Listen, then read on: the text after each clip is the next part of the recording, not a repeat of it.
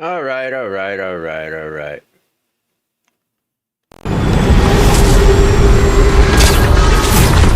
Hello, everybody. Hello, hello, hello, hello. Okay, okay.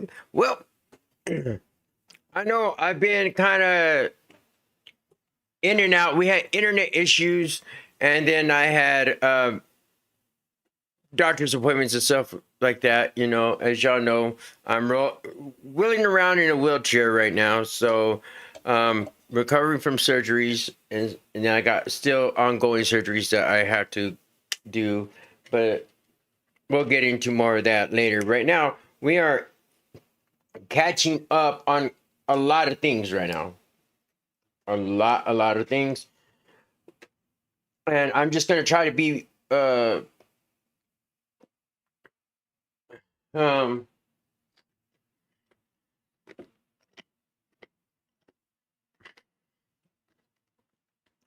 try to just skim through it as much as possible because there's a lot. From the Tupac murder trial against TPD, that's this gentleman right here. Let me see here. Let me see. You all can see my pointer over here. I don't know if y'all can see it.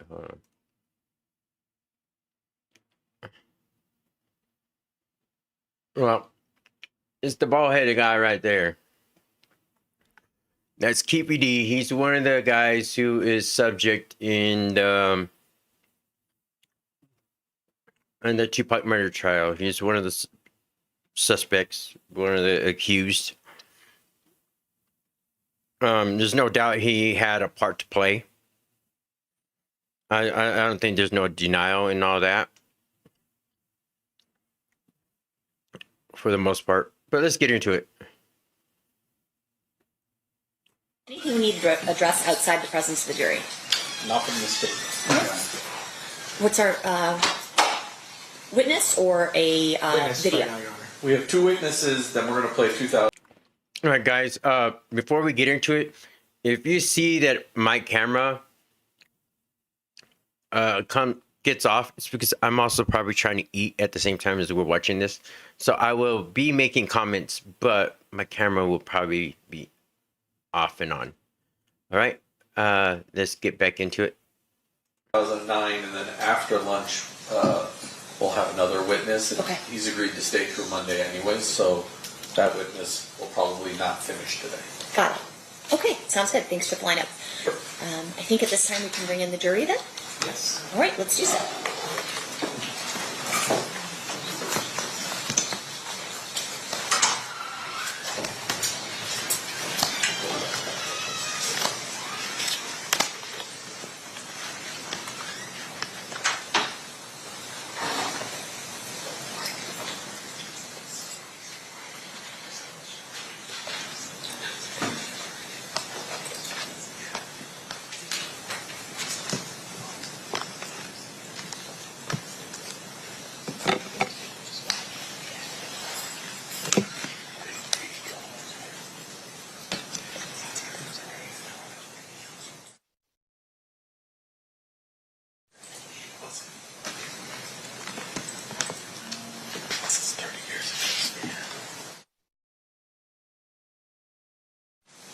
Yeah, I'm gonna go ahead and speed up the speed over here.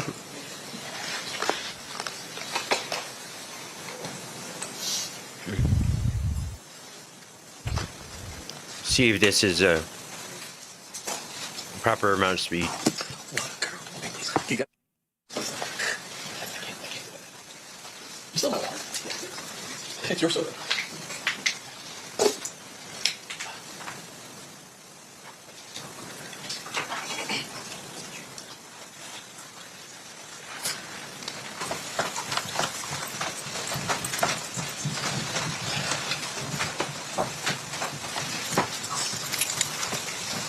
Judge with a smile. Does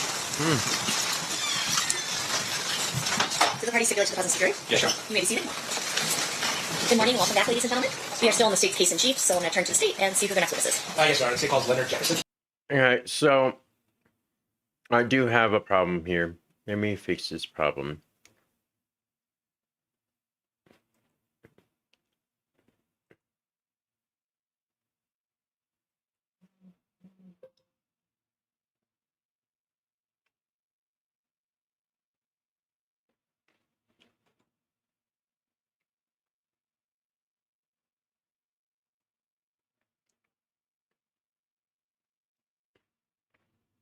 Okay.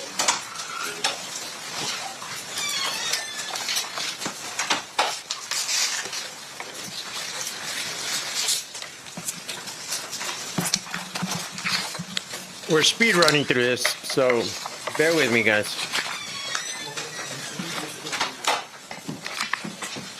You do solemnly swear the testimony you're about to give in this action shall be the truth, the whole truth, and nothing but the truth, so help you God? Yes, ma'am. You may be seated.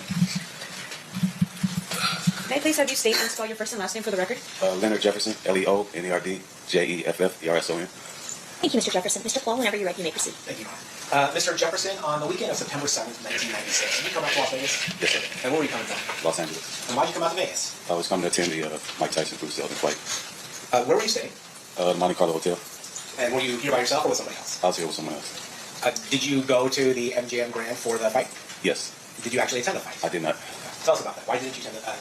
I was just in the lobby, people watching, and normally when we come to the flights, we just hang out for a little while. And a couple people were asking were they selling tickets, were we selling tickets. Turned them down, and then a couple, I remember were from Detroit, had they were matching green suit, and the guy offered us $2,500 each for our tickets, and we didn't pass it up, and we sold our tickets. I guess you didn't miss much, right? Only a minute, 30-second fight. So. Yes, sir. And that's what we talked about on the way coming down. Might be another quick fight. Yeah. In the lobby area while you were watching people, did you see somebody relevant to this case? Yeah, I saw Tupac and his entourage come in. And then was that before the fight? Yes. How did you know that was Tupac and his entourage? I just recognized him, just knew who he was. And had you had previous interactions with Mr. Shakur? Briefly, yes, back in Los Angeles. Can you tell us about what those interactions were about? Back in those days, I used to sell cars, and a couple people that worked for Death Row Records, I sold them a couple of cars, and I delivered them to Can-Am Studios in the Valley. And I just happened to meet him, or they introduced me to him, and we talked about cars, and that was it. Nothing major. So let's go back to Las Vegas on September 7th, 1996. You sell your tickets for a pretty good amount. What do you do afterwards? Continue people watching.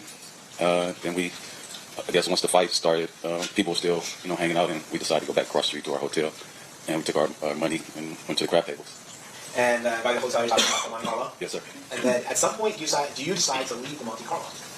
Yeah, after a couple hours of being there, I got hungry, and I wanted to I called California Pizza Kitchen to place an order, and they told me it would be like 20, 30 minutes. And I told my buddy I was about to leave to go to pick up my order. And I walked outside to the valet, gave him my ticket, get my truck, I had Suburban back in. And once they brought it up, I drove out and went to the strip, went to Las Vegas Boulevard. And you had said you were driving a Suburban? Yes, sir. What color was that Suburban? White. So, and just for the folks that don't know, a white Suburban is a big white SUV. Yes, yes, sir. Then when you were driving down Las Vegas Boulevard, were you headed driving north towards the stratosphere, I guess, as a marker? Yeah, I was headed north, yes. And while you were driving north on Las Vegas Boulevard, did you see anybody that you had met earlier? Yeah, I was stopped at a light, and a car rolled up, or really the wheels really caught my attention, and then I looked up and I saw it was Tupac and Suge sitting in the car. Well, did you try to interact with Mr. Shakur or Mr. Knight? With Tupac, I did. And what happened? Can you tell us about that? Yeah, I said, hey, what up, Pop? And then he kind of looked and kind of took like a double take. He said, oh, what up, man? And I said, hey, where you guys headed? He said, we're headed to the club. You should follow us. I said, all right, cool. And then, I don't know, I said, man, let me get a picture real quick. And I had my camera in my center console, so I just grabbed my camera and snapped the picture. So this was before iPhone, so you actually had a physical camera with you? Yeah, I had a 35mm camera. I'm going to show you what's been previously admitted as State's Exhibit Number 3. Do you recognize what's being shown to you? Yes, sir. What is that? That's the picture that I took. Now, after taking this picture, so you took this picture at a red light. Yes, sir. And I'm assuming the light turns green at some point. Yes, it does. What do you do? After I took the picture, the light changed green, and they took off, and I recognized like one or two of the cars that were behind them from LA. So I let them go by, and then they got in front of me, and then I got 3 cars behind them, behind the BMW, and then we're just driving down Las Vegas Boulevard. At some point, do you make a right turn? Yes. Can you tell us about that? Yeah. So I don't guess the street is. I remember this Flamingo. we get to Flamingo, and as we're making the right turn, I get on the phone. I was calling California Pizza Kitchen to cancel my food order. Because you're into the club, right? You don't need a CPK. Yeah, I don't need CPK. So while I was on the phone with him, like 30 seconds or so, and then all of a sudden I just hear pop, pop, pop, and I kind of like like looking around, and then I see the cars are stopped, and I see the people in front that were in the cars. They got out of the car and ran to the front. They ran to the BMW. So you hear gunshots. Yes. But you don't. Do you see where the gunshots are coming from? I did not know. And do you see who's doing the shooting? I did not know. You just hear the I gunshots. just hear them. Yes. And then when you are looking up, after it looks like you were kind of ducking down a little bit. Yeah, 'cause I didn't know where they were coming from. After you look up, you see people from the other parts of the caravan get out of their vehicles. Yes, sir. And which vehicle are they going towards? They went towards the BMW. And then what happens after the people start going towards the BMW? When they started running there, all of a sudden I see the BMW make a big wide U-turn going back towards Las Vegas Boulevard. And the BMW, I don't know that we've established this yet. The BMW, is that the car that Suge was driving that Tupac was in? Yes, sir. Okay, so Suge or Mr. Knight makes a wide U-turn, Yeah. and then what happens after that? The people, they run back to their cars, and actually one of the guys, I didn't know who he was. He tried to get in my car, and I didn't know dude, so I guess he realized he was getting in the wrong car or whatever. I don't know what it was. So I got caught up in the little situation. I made a big wide U-turn as well. Now I made the U-turn. I catch up to, I'm behind the Lexus. It was a green Lexus. So I'm behind him, and we see Suge make a wide left turn back onto the strip, and he went up on the curb and came back down, and then we all went through the intersection. It was traffic coming through, we just all made it through. And then we got to, I guess, Harmon. We got back to Harmon, and Suge makes another left turn, and now it's like cross traffic. He couldn't get through. And by this time, now we see the bicycle cops. There's a bicycle cop rolls up, and Suge is kind of like stop here. This is Las Vegas. This is the street he turns on. So he just stopped. And then the cop drops his bike, and I start to get out. Then I got back in once I saw the cops were there. And then So so you're in the middle of Harmon in Las Vegas. Yes, sir. And Mr. Knight's car is just stopped at this point. Yes. And you stop as well. Yes. Are there any other cars that stop along with Mr. Knight's car? Yeah, I'm stopped behind the green Lexus. Okay, so I'm literally right behind it in the turning lane. So there's the BMW that Mr. Knight's driving. Yes. You have a green Lexus, and you have a white Suburban that you're aware of. And then you said you were going to get out of your car. You see bike cops, and then you decide to stay in your car. Got back in. Yes. What do you see as you're inside your car? Do you look at the BMW at all? I look at it, and then I see like I said, the bicycle cop rolled up, and then he drops his bike, and then I see Suge getting out the car. And now the officer is yelling commands to him, get down, lay down. And you hear Suge saying, my man, pocket shot, we need help, pocket shot. And then the cops, I kind of blanked out, I didn't really hear what he said. And then the cop, for whatever, walked over there to Suge. Suge got up, and they walked over to the passenger side of the car.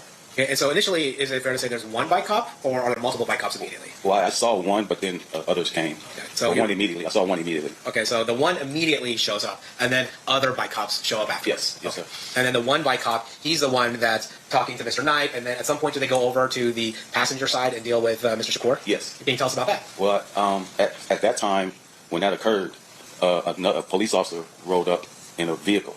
He ran up and pulled a gun on me and ordered me out of the car. He opened my door and then threw me down, snatched me out of the car and threw me down on the ground. Now I'm like prone down on the ground. I'm in the direction I'm facing. I can see what's going on with the police and shit. Did the officer give you an explanation as to why he was treating you in such a manner? Yeah, I said, hey, what's going on? He said, we have witnesses saying that you were part of their entourage. Okay. And at that point, when you're prone and looking at what's going on at the BMW, what do you do? I see that they were kind of like struggling with the door. They get the door open, and then they pull Tupac out of the car. And were you able to observe Mr. Shakur? Not really. I saw the movement, but I didn't see what happened after he got out the car. All right, so what happens after that? The cop is, he sits me up now. He's asking me for my ID, where I'm from, what am I doing here, where am I staying, and he's writing down information. The other is like, I don't know if it was his partner or just another cop is searching my Suburban, looking at whatever they do. Yeah.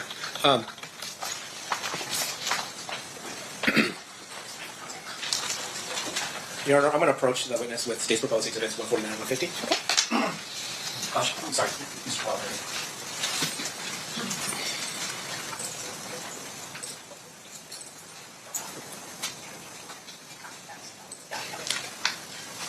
I'm going to show you State's Exhibit 150. Do you recognize the people in State's 150? I don't know. At the time, I didn't know their names. That's me sitting here, had the black pants with a tuxedo type vest, Okay. white T-shirt, and I learned this is Edie Mean, and I don't know at the time I didn't know their names. Okay. All right. Have you subsequently met or learned their names since then? I learned their names and I met Edie a couple times just out and about. I'm going to show you what's been marked as State's Exhibit 149. Since that night, have you learned who these people's names are? Yes. And does this accurately reflect who their names are? It says their names. I can't say if it's them or not, but yes. Okay. That's- I'm going to move State's 149, 115 evidence. Any objection? One moment.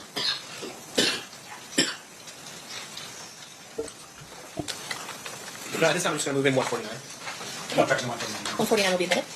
I'm sorry, 150. He meant 150. 149 will not be admitted. 150 will be admitted. Can you, can we publish 150? Yeah. All right. Mr. Jefferson, do you have the mouse in front of you right there? To your... Oh, right here? Yeah. Okay, yeah. All right. Can you use the mouse and show us if you see yourself in this? Yeah, this is me right here. And then you said there's somebody next to you that you came to know? Yeah, Man. I learned this was Edie Mean. Okay. Pictures back then. When was, approximately Not when like this night today. is this photo taken from? I don't know the exact time, but Like in a sequence of events. I don't need time, but this is after you get pulled out of your vehicle? no. When is this? The When you come back? when I come back, yes. Okay. All right, so then we'll get to that. Yes. So at some point, are you released from the scene told you can go? Yes. And where do you go? I go back to my hotel. And what do you do at the hotel? I go back to the craft table where my buddy was, and I'm talking to him, telling him what's going on, and I'm sure it's a hell of a story you're oh telling yeah, me, it right? was, yeah. And then what, does anything happen that draws you back to the scene? Yeah, well, while I was there, I guess I was there maybe 15, 20 minutes or so, and while I'm standing there talking to him, I get a tap on my shoulder, and it's a police officer. It's the same police officer that snatched me out of my car, and he said, "We fucked up. The detectives want you back at the scene, so we need to get you back at the scene." And had you at the scene told police officers where you were staying? Yes, I did. Now, when you get back to the scene, how does that happen? Excuse me. The officer said that we see your Suburban still outside. We need your Suburban back on the scene, and we need you as well. He said, "Okay, well, I'll drive it back." He said, "No, my partner will drive your Suburban back, and you'll ride in the car with me." Now, where did you sit in the car riding? I sat in the front seat. Okay, so you're sitting in the front seat of a police vehicle? Yes, sir. And it's another officer is driving your Suburban back? Yes. At some point, do they become aware that you actually took a photo of Mr. Shakur and Mr. Knight just minutes before the shooting? Yes. And how does that happen? Well, once I got back to the scene, the officer said a detective will come and talk to you. So I sat in the car 20, 30 minutes or so, and a detective came over, talked to me, introduced himself to me, and he just asked me, what happened, describe what happened. And did you tell him, to the best of your recollection, what happened? Yes. And then at some point, did they ask for your camera? Yeah, well, I told him that I was in the intersection. I took a picture, and then he like, "Oh, really?" And I said, "Yeah." And he asked me, "Do I still have the camera?" I said, "Yeah, the camera's in my truck." And so, do you give it over to the police? Yeah, I back then we had the 35 millimeter where they had the self rewind, because I think I had either 24 or 36 exposures, but I hadn't taken all the pictures. So the camera has like a self rewind where you can rewind the film. So I rewound it and I gave him the cartridge. Okay. So back then, there was a roll of film, right? Yes, sir. And then you would load the camera by stretching the film across the bottom of it. Well, it wasn't that kind. Oh, okay. You just put it in, and then it Automatically. Yeah. Okay. Yeah. And then when it was done, it would automatically rewind the film into the canister. Yeah, unless you did the self rewind and you didn't want to do the whole 24, 36 or whatever it was. And so you did the self rewind and then handed over the film to the police. Yes. At some point, do they give you back the film? Yeah, a couple weeks later. And then do you develop that film? Yes. And it's at that point that you realize, oh, I have this photo. Yes. Since that time, obviously, that photo had become pretty famous. Is that fair to say? Yeah. Yes, it has. And as a result of it being associated with this case and the night of this particular murder, has there been some accusations of a conspiracy theory of you somehow staging the scene? Oh yeah. Yes. And can you tell us a little bit about that? Well, I mean, the internet does what it does. People, it was set up. It was a movie scene. Yeah. That you had staged the Yeah. scene? Yeah, I staged it. I currently work in the movie industry as a picture art coordinator, so they put that all together. Let me ask you this, or did you stage the scene? I did not. Nothing further. Thank you, Mr. Palal. Cross-examination, Mr. Sand. Thank you, Your Honor. Mr. Jefferson, are you aware that the picture that you took ended up on the cover of a book written by Kathy Scott? Yes. Did you allow for permission for that to happen? Yeah, she licensed it through my agency. I see. And with regard to that picture, I'm assuming at some point that you were able to sell the rights to that picture to people who needed to use that picture in furtherance of whatever project they had. Yeah, the agency that represented it, they did. They licensed it to different. And then with regards to the night, so your testimony is you're coming out of the Monte Carlo, you're on Las Vegas Boulevard, and you see Suge's BMW on Las Vegas Boulevard. Is that right? I didn't see it when I first got there. Yeah. it pulled up next to me. All right. So if I could just show you State's Exhibit number 1. I have it right here. That's one. Okay, I'm going to show you what's been marked and as State's Exhibit number 1 first. And I'm assuming you're not from Las Vegas. No, sir. All right. So this, you just tell me if you can recognize this from this aerial view what we're looking at here with State's Exhibit number 1. I mean, based on what it says, MTM, Garage House, Harmon, Cobalt, Flamingo. Right. In terms of where the Monte Carlo is or was at the time when you were there, can you point out on this map where it would have been? Is this Las Vegas Boulevard right here? So Where if you take the that cursor? Oh, you know what? That must doesn't work. Oh, yeah, it's not working right now. If you could do me a Where favor. it says MGM Grand, is that the Las Vegas Boulevard? Yes, but if you could just get up, sir, you could point to the screen up there if you want Want to me do to that. get up? Yeah. Okay. Absolutely. All right, so is this Las Vegas Boulevard? Yes, sir. Well, how's Harmon over there?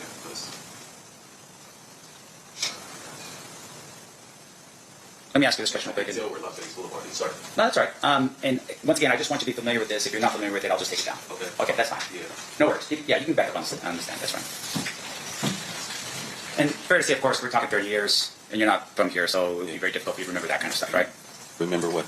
He tells about, on an aerial map where Las Vegas Boulevard is, maybe Well, where it's like, Canada. I mean, I could, if I had a actual map to show where the street is, because it said Harmon Right. on one area. If you could put it back up, that would. You want to jump back down and? No, I could do it from Harmon. Well, it says Harmon, so Harmon. Oh, okay, I see. So the red dot is Harmon in Las Vegas. Yes. Okay, yes, that's where I took the picture at. Okay. Yes, gotcha. All right, and that's where the cars eventually ended up anyhow on the way back. Yes. Okay. Now we see on State's Exhibit number 1 you have this Flamingo and this right here. Yes. Any reason to dispute that that's Flamingo? No. Okay. From what it says, Flamingo. Sure. Got to follow the back to it, you know what I'm saying? So let me ask you this. So I'm going to scroll in here real quick. You said you see them over off of Harmon, meaning Suge and Tupac over on Harmon in Las Vegas Boulevard. We were on and Las that's Vegas Boulevard. in the beginning. Yes, sir. And that's where you took the picture of Tupac and Suge. Yes, sir. And you're doing it from your Suburban. Yes. And then at some point they're saying, hey, come with us to the club. And I'm assuming at that point, you tell me if I'm wrong, you didn't know where 662 was. I did not. All right, so you're just following the procession. Just following. Yes. So at some point, you Suge's in vehicle number 1. There's 2 other vehicles behind it, and then you slip in as vehicle number, I guess, 4 in the line or 3 behind I Suge. think it was 3 cars back. Okay, behind Suge's vehicle. Yes, sir. Okay. And then you are driving down at this particular point, and you're going down Las Vegas Boulevard, heading north, as you said before. Yes. And then you make a right-hand turn on Flamingo. Yes. And then you head down. Now, I just want to be very clear. When you get to that intersection, which would be the intersection where everyone stops, it was a red light. Yeah, I didn't make it all the way to the intersection to Cobalt. I didn't make it all the way there Why not?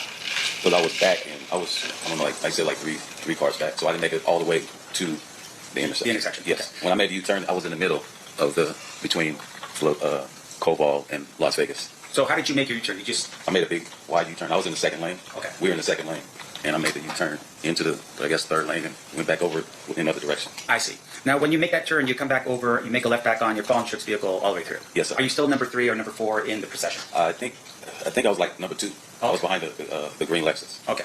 And then when you get to this intersection, that's That's Harmon. that's Harmon right there. So Yes. that's when you stop your vehicle, you get out of your vehicle at that point. Where they pulled me out the vehicle. Yeah. Oh, yeah, they pull you out of the vehicle. And fair to say, there's a lot of confusion going on that night. For who? I would imagine with police officers, they arrive on scene, they don't know what's going on or who's who, right? Oh yeah, yes. But that night, can you describe for us the traffic when you were stopped? I mean, were the cars on the road, or the people on the sidewalks, anything like Yeah, that? there was traffic. It was like I guess we say medium traffic. And people on the streets? Yes. All right. Now, when you first arrived and you had seen Suge and Tupac, can you describe for us a little bit about, I mean, there is a vehicle, and you recognize the vehicle, right? Because you. I didn't know the vehicle. No. Oh, did you see Suge and Tupac in the vehicle? That's what I saw. The wheels is what caught my attention. The wheels. And then I looked back and I saw Tupac and shit. Okay. And were people running up to the car? No. And so when you ran up, Tupac, was he hanging out of the window or was he sitting in his chair? He was sitting in the seat. Okay. And when you have that conversation with him, of course, you're having a conversation, and it's not like, I mean, you're not hearing people screaming out Tupac's name or anything like that. No. that- No. Now, in addition to that, you said that that when you were summoned back to the area by the police, they told you to take your vehicle and actually put it back into the area? No. Was it before? No. No. They just drive over to the area in your They, Suburban. yeah. The officer drove it back. I see. He didn't put it back where it was. You know any reason why they would have just driven your vehicle back? They did drive it back. I know, but why did they? You know? Oh no, I don't know. Okay. I don't know. And when you were there, you had made mention that your film was taken. You had given your film over to Metro, To the detective. and when you got it back, it still was not developed. It was in strips. Ah, I see. So they had developed it. They and was- developed it, yes. Gotcha. So what you had was the negative. Yes, sir. And then you printed from the negative. I took it to a photo, a 1 hour photo, and they developed it. Okay. 1 hour Sorry, photos. 1 hour photos. Remember those. Remember Ladies and those. gentlemen of the jury, any questions for this witness? Okay, you have one.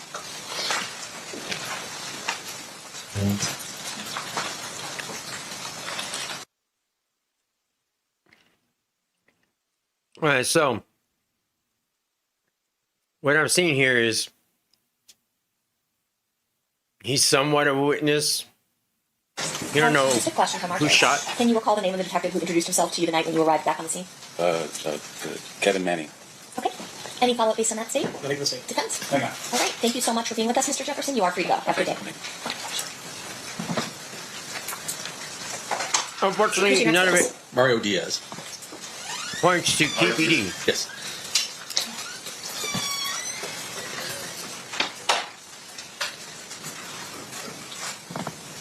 I mean, we got to be direct. I mean, he's a guy on trial for murder.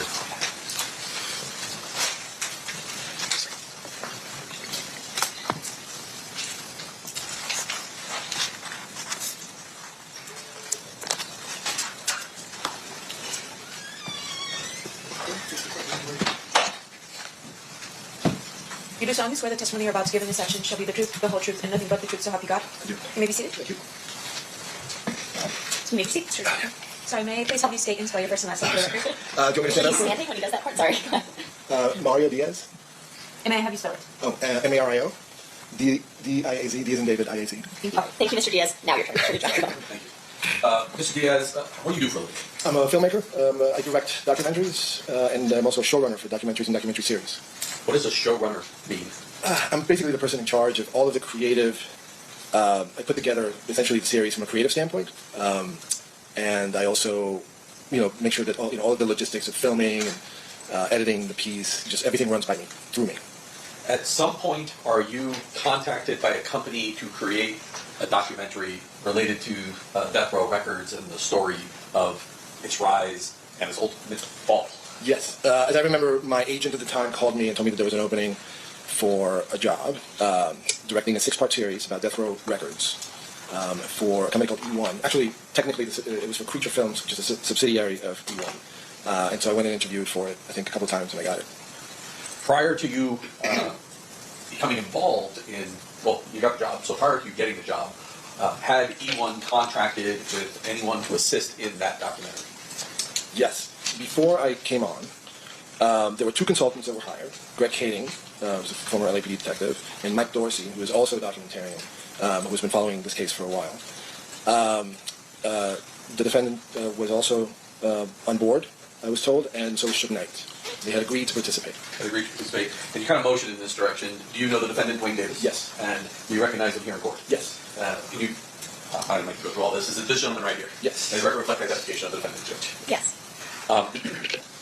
Well, let me ask you this. Once you actually took over the job, did you learn whether or not the defendant was being compensated for his role in participating in this documentary? I was made aware that he was being paid, yes. And ultimately, at the end of the day, who's the person who finally provided him the money?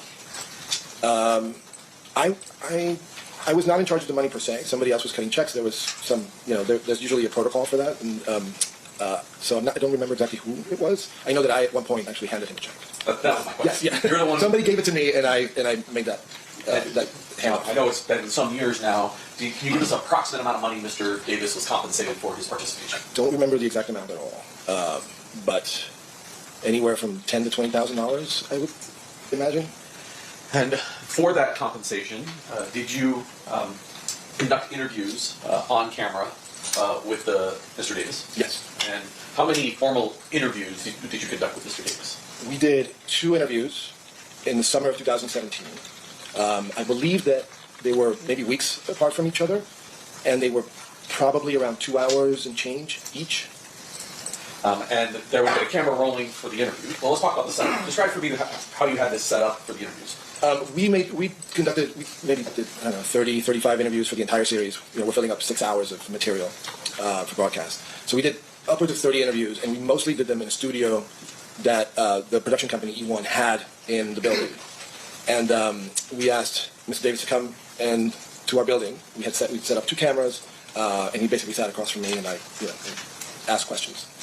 Did you have anybody to, Did you have a subject matter expert as well that you were able to communicate with during the interview? So yes, the aforementioned Mike Dorsey was who was there during the interview. He wasn't in the room; he was in a separate room, and I had him in my ear. So he would sometimes, we would communicate. I would sometimes text while the interview was happening, just to corroborate certain things that Mr. Davis was saying. And Mr. Dorsey, did he have the ability to hear what was going on inside the room? Yes, yeah, he had his own speaker setup. And did you subsequently learn that he had his own recordings of your interviews that were audio only? Yes. At some point, you wind up making this documentary. Is that fair? Yeah.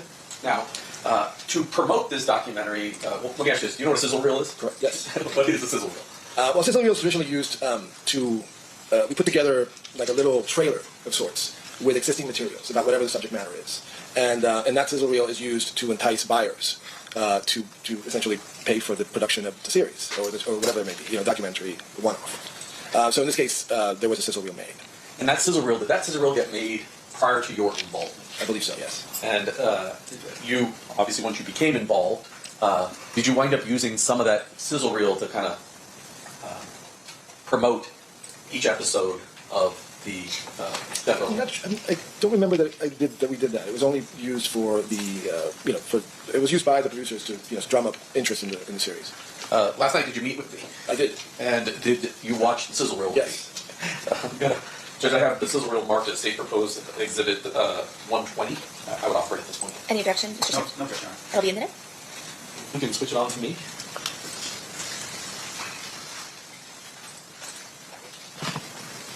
Anyway, TBD days, I was a copy, kingpin drug dealer. I'm the only one alive that really can tell you the story about the Tupac tale. People have been pursuing me for 20 years. Newspapers, magazines. I'm coming out now to tell the story because I've got cancer. I got nothing else to lose. All I care about now is the truth. This story starts in the streets of Compton, all the way to the streets of Las Vegas. Tupac was killed that night.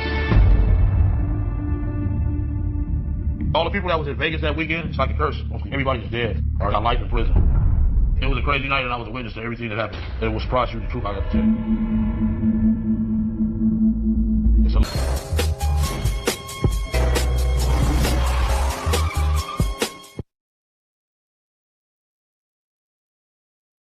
Episodes of Death Row Chronicles did you, who named it Death Row Chronicles? I think I did. Okay. So the documentary you wound up creating was Death Row Chronicles? Yes. And did it air on a station? Yeah, it was on BET. And BET is a network? Yes. Black Entertainment Television. And how many episodes ran? We did 6 episodes, roughly an hour each. And prior to episode 5, is there any audio or video that was produced or shown to the public of Mr. Davis? I think he's in it very briefly in a little promo that we show at the very beginning of the series, perhaps. I don't remember exactly. And he was also there to talk a little bit about Suge. They grew up together. Do you, when you get to episode 5, is that the point where you're about to tell, I guess episode 6, is that when you tell the story of... Right, so the series really looks at the entirety of the Death Row Records history, from the very beginning with Suge Knight. We introduce different characters, Dr. Dre, Snoop Dogg, etc. And then when we get to episode 5, we really delve into, a little bit in episode 5, but mostly in episode 6, we really delve into the investigation. We wanted to update the public as to where the investigation had been up to that point. And within those, episode 5 and episode 6, is Mr. Davis seen, or some of his interviews with you released to the public? Yes. In addition to the fact that Mr. Davis is on there, did you have access to the 2008 proffer recording? I did. And so when you produced episode, in particular 6, are there times when Mr. Davis is on the screen and other times when you're using the proffer to tell the story? Yes, yeah, we alternated between the interview that I conducted with him and the audio from the proffer that he did in 2008. Judge, I have marked as State Proposed Exhibit number 123 just the clips that involve Mr. Davis, either face or voice, from episodes 5 and episode 6. Okay. I offer those at this time. Any objection? Maybe You may.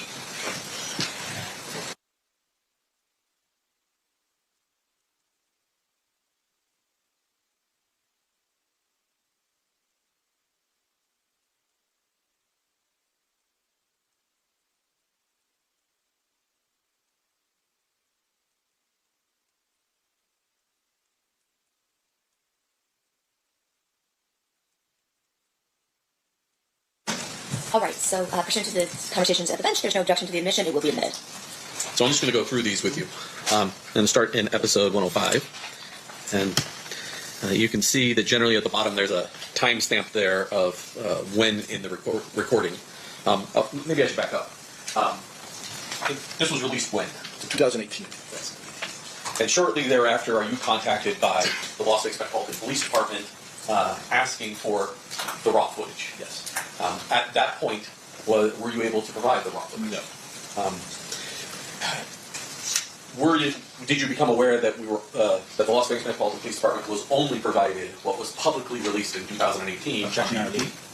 What's your response? I'll ask it a different way. Okay. What was the only thing BET was willing to give us? What was aired publicly? And so now I want to go through episode 5 and episode 6 with you. So the first one. Did you hear someone say, words to the effect of, hey man, let's get out of here? Nope. I seen him pulling people up on me. That's all I see. Orlando testified on Chip's behalf. Why'd he do that? He paid it off. Paid us off. He gave us $60,000 to say that he didn't do anything. But it didn't work because the next day the judge said, I can see him kick you in the head right fucking now. So Mr. Davis told you a story about Mr. Anderson's probation, or sorry, Mr. Anderson at Suge Knight's probation violation hearing. Yes. And then the next clip. Why are you now telling me what you're telling me? Because I wanted to get the truth out. Now in that clip, he's not in a studio. Where are you guys? Here in Las Vegas. And that is well, why were you here in Las Vegas? We thought it would be interesting to film him where the shooting occurred, so that he could walk us through it at the actual site. Now I'm going to go to episode 6. And I'm just going to go with these each in order. Now, I feel like I still go to jail with that, man. Because this is federal. So in this video, you can see Mr. Davis walking, but is that him actually speaking to you, or is that cut in from the 2008 proffer? I believe that's the 2000. Want me to play it again? Yes. I probably can tell that. Now, I feel like I still go to jail with that, man. Because this is federal. That's from the interview with me. Can you say the interview with you? The sound is not the same as when he's walking down the street. I guess you should ask that question. Yes, correct. So he's there. It's like a little preview, what you're going to get later, essentially. So we keep it's just his feet to create a sense of mystery. The audio comes from the actual interview that I conducted. In 2017. Correct. Okay. You want to get the truth out or what, huh? That's clearly in the studio, both with the two different backgrounds. Yeah. Is it the same studio? Yeah. Is it the same interview? Yeah.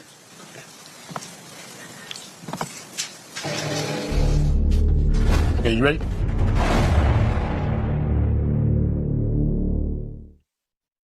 I can tell you why we did that technically, but it'll bore you. The two different backgrounds? Yeah. The very next one. Okay, you ready? I am. Okay.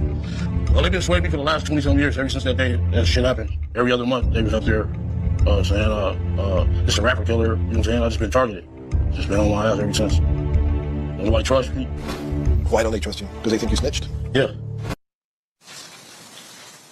Obviously, that's all studio. Yes, correct. So in this clip, it's sort of the last clip, but now you've led into and cut some of the proffering. Correct. Yeah. This is where we first introduced it.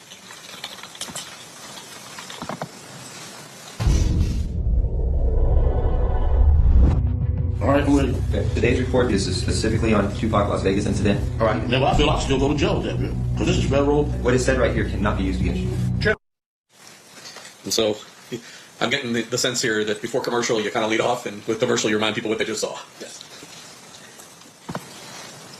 Next one. Don't bullshit me, and I won't bullshit y'all. You know what I'm saying? That one's completely the Don't problem. bullshit me, and I won't bullshit y'all. That's, You know what I'm saying? That's the problem. We tried to identify it up top so that people would know the difference. That's a combination of both. Correct. I forgot to ask this question. You said you were there. You said Mike Dorsey was there. You said Dwayne Davis was there. Is there any other person in that room as well? Mr. Davis brought his lawyer, You remember his name? Wayne Higgins. So he had a lawyer with him while doing this with you. Yes. And now I can't remember. It's this one. What's the partner? For the most part, Aldo, I think you hear Greg Caden's voice. Is that right? Yeah, a little bit, yeah. That's Mr. Davis himself in the interview. When he asked me, we need some help. I got some gym to do. Like, yeah, okay, cool. All right. Where does he get the gun from in the car? A little secret department. Was it a block? Zip pulls out. That flashed up on Greg Kading's face, and do you recognize the person that's depicted in the photograph now here in front of you? Eric Martin. Eric Martin. It says AKA Equan Williams. People refer to him in this case as Zip or Von Zip. Yeah.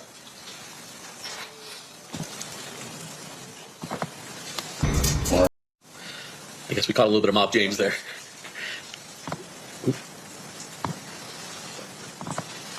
Tupac and Suge, they never show up, so we left. That's in studio. Yes. That's a mixture of It's both. a combination. Yeah. I mean, honest. Studio interview. Dre was like, no. And Lane's like, dude. Obviously the proper. Yes. I think we only got a few more left down here.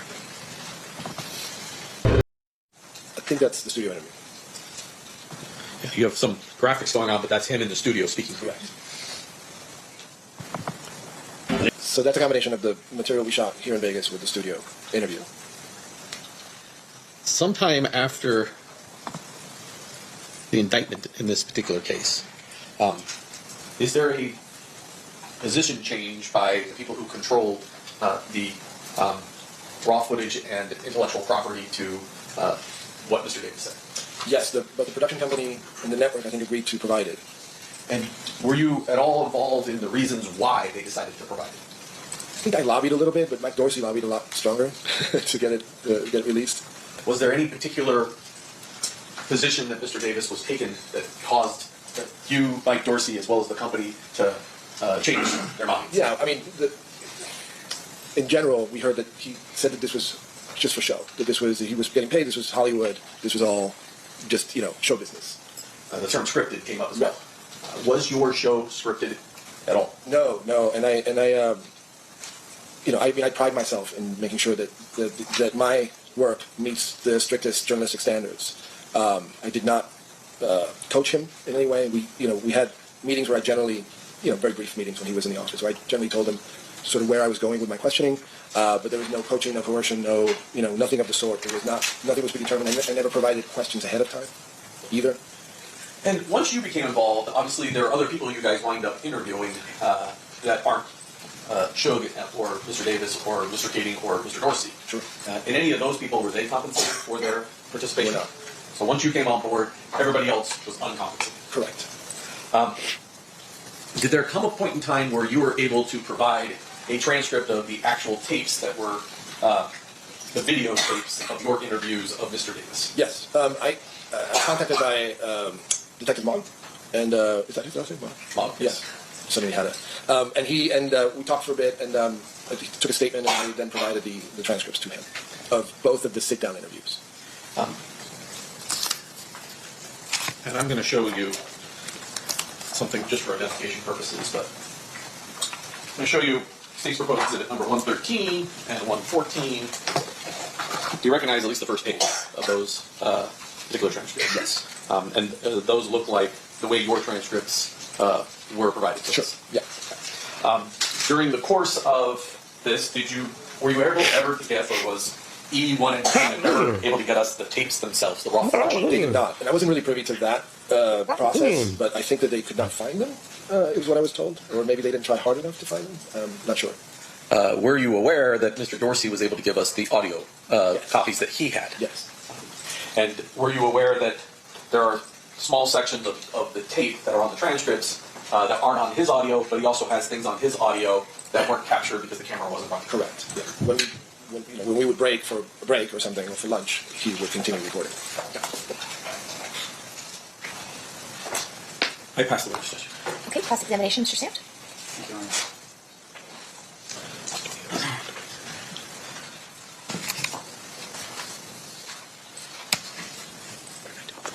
Mr. Diaz, good morning. Good morning. Have you ever testified in a criminal case before? First time. Congratulations. I would imagine it's a little bit of an experience for you. Let me ask you these questions real quick. So, in terms of what you do for work, you are a producer or a director? I'm a showrunner is a technical term. I basically run the entire production. Right. And obviously, when we say production, it's something that would be considered maybe geared towards entertainment value, right? Yes. Now, in your career as and is it considered Hollywood what you do? Not necessarily. No. Okay. Yeah. But in terms of what you do, for instance, have you ever had to take a deposition before? No. All right. And in terms of what we're looking at here on this particular night, you were the director and the producer of this particular project? Yeah. Okay. And you were working for, not Entertainment One, but for another company that was a subsidiary of Entertainment One? Feature films. Okay, Creature Films. Now, your testimony to us is that, hey, I'm just there, Dwayne Davis shows up for the interview. Is that right? Yes. Who reached out to him from your company to do the interview? I'm not quite sure who did the initial reach out. Just want to make sure I'm clear here. In terms of your work was just only to ask the questions and sort of verify the information that you had prior to the interview with Mr. Davis? Yeah, I mean, generally speaking, yes. I was there to ask the questions, make sure I got the material in order to build the series. Right. And with what you were doing, though, obviously there would have been a team of people with you, right? Yes. Now, the series itself, there's an individual that's named in your series by the name of Greg Cady. Yes. Who was he?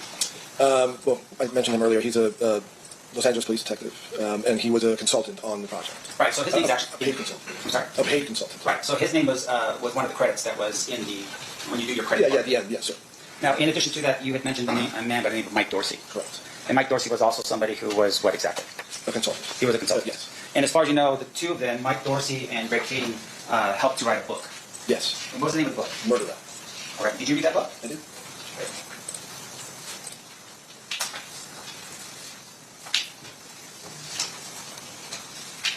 A lot of books, a lot of talking. You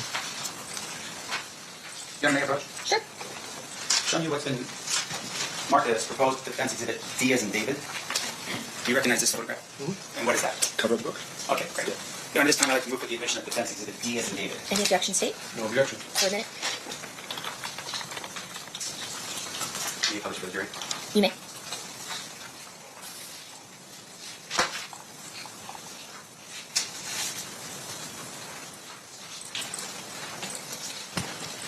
That's the book, correct? Or at least the cover of the book. The cover, yeah. Right. And I appreciate you being specific about this. Now, fair to say though, the book was really sort of the core of what you were doing in terms of the information you received, right? So we had both Kading and Dorsey as consultants, but I also interviewed other authors who also wrote books, and I read those books as well. So Great. it wasn't, in other words, this was not my only source. Okay. And so can you tell us who your other sources were that you read? I think there's a book, it was the first one I read called Original Gangsters, which was written by Ben Westhoff, I believe. And then there was another book, and I'm not going to remember the title, by a woman called Cassie. Yeah, I don't remember exactly. Okay. A very seminal book about You gonna make a West Coast rap and gangster blues. Yeah, you can move your way.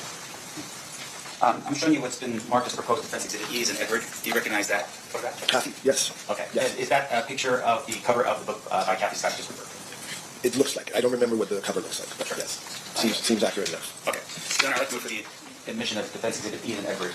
Any objection, State? What was that? No objection. Okay, so a minute. Sorry, just in here. Publishing for the jury. Is that the picture, or is that the book? What other books did you review prior to your documentary? Those are the only three I remember. Okay. Now, fair to say, of course, you're in the business of drawing people to your work, right? You want people to purchase your work, view your work. Is that right? Sure. Yeah. Okay. Now, in terms I'm of... sorry, can I amend that? I'm not in the business of drawing people to my work. I'm in the business of creating compelling television or television programming or films. Okay, so your... Different standard. Can you explain to me what the difference in standards are? I don't do. Okay, so the best distinction I can draw is like I don't necessarily do reality television, where it's just it's somewhat manufactured, it's bombastic, it's anything goes. I make documentaries which are traditionally based in journalism. I'm out there trying to get to the truth of something, and that truth I believe is compelling enough to draw an audience. Yeah, I think a lot of us are trying to get the the direction truth. that you have with the project. In this particular case, there was a direction, right? The direction was we're here to document the rise and fall of the death row record label, right? Absolutely. And in terms of how Mr. Davis would fit into the idea behind it, is that it's with the death of Tupac Shakur and the shooting of Marion Shigman. Yes. Okay. Now, in terms of what you were doing, though, fair to say that you had a direction. This is where you wanted to go with the project, right? It's an important element of the story. But Right. it's not my final destination. My final destination is revealing the entire story of Death Row Records, which includes this unfortunate chapter. Sure. And you want to be accurate about what you're presenting in your presentation. Yeah, to the best of my ability. Right. And so in this case, you turn to Greg Kading and this other person, I'm sorry, what was his name again? Mike Dorsey. Mike Dorsey, for their verification of what was accurate and what was not, right? Yes. Now, do you recall a person by the name of Tara Long? Yes. Who's Tara? Tara was the head of E1 at the time. Okay. And she was involved with the project on some level, right? Yeah, I mean, now that you mention it, I think she was maybe pivotal in bringing Keefe in.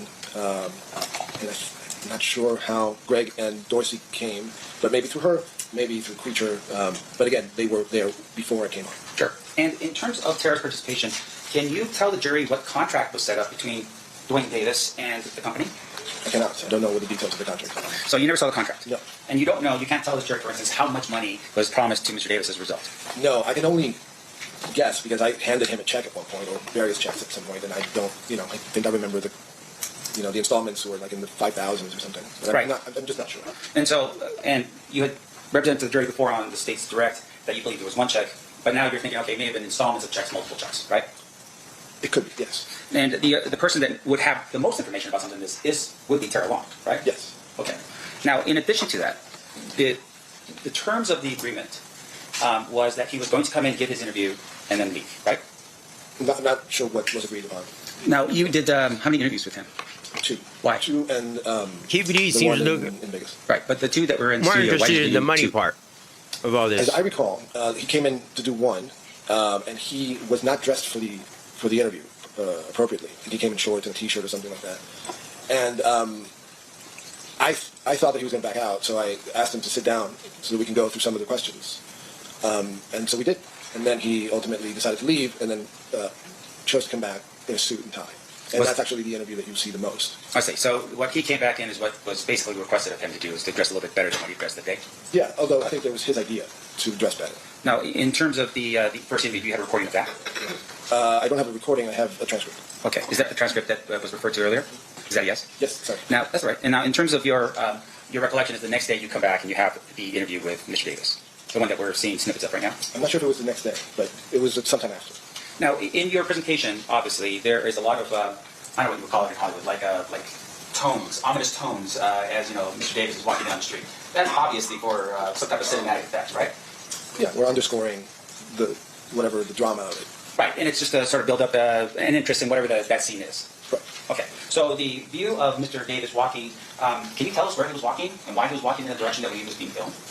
The one in Vegas, you mean? Yeah. He says it on the clip. He was a co-vol in Flamingo, and he was there to kind of walk us through what happened that night. Okay, in terms of walking us through, for instance, do you film him being exactly in the lane, pointing to the other lane and saying, this is the lane where this happened, this is the lane where the women were, or anything like that? Do you have that? I don't remember exactly. So he's standing on the corner of Koval and Flamingo on some corner and saying, this is where my life changed. Yeah, Something like that, yes, right? correct. But in terms of specifics of where it was that everyone was located on the street, did you film him pointing to exactly where this was, exactly where that was, here I was there? I think we did.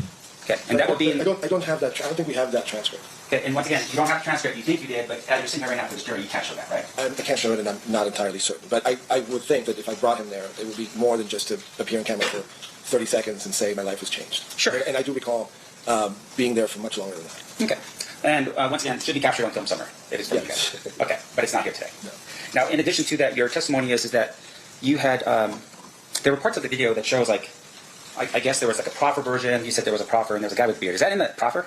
There's a guy with a beard? Yeah, there was, I saw a snippet and there was a glance, but there was a guy with a beard and you said it was the proffer. Is it just the audio recording with a backdrop of some guy with a beard? So what we did was we had the proffer audio. We had the interview that I conducted in the studio, and then we had some recreations where we brought an actor and some actors to kind of recreate the setting of the proffer. And in that, Greg Kading appears. He's visibly in the room, listening to the actor who's playing Mr. Davis. Oh, I see. So it was just it was like a a reenactment. dramatization. Correct. Okay.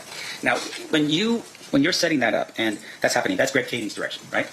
Direction? Meaning that he's telling you here's how everything was, or this is how the room looked, or something along those lines. To some degree, yeah. Okay. Yeah. Now, There were some camera considerations there too.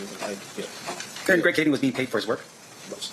Now, he also at some point shares with you, I would assume, and you tell me if I'm wrong, that there was a proffer, and the proffer was done in 2008. Yes. Now, your project was when again? I'm sorry. So there, When was your project? When was 2017 is when we filmed. 2018 is when it aired. it? Okay. And your you're hearing this from Greg Kading, and you understood, I was imagining based on the proffer, that there was an agreement that, hey, he's going to give information, and on that information, he was not going to be prosecuted, right? Yes.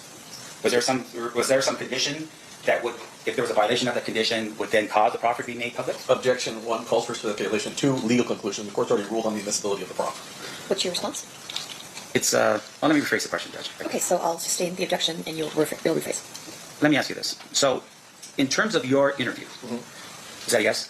No, I'm listening. I know, but once again, when you say, I just have to make sure it's clear for the record. I'm just listening to the question, so it's not a yes. Okay.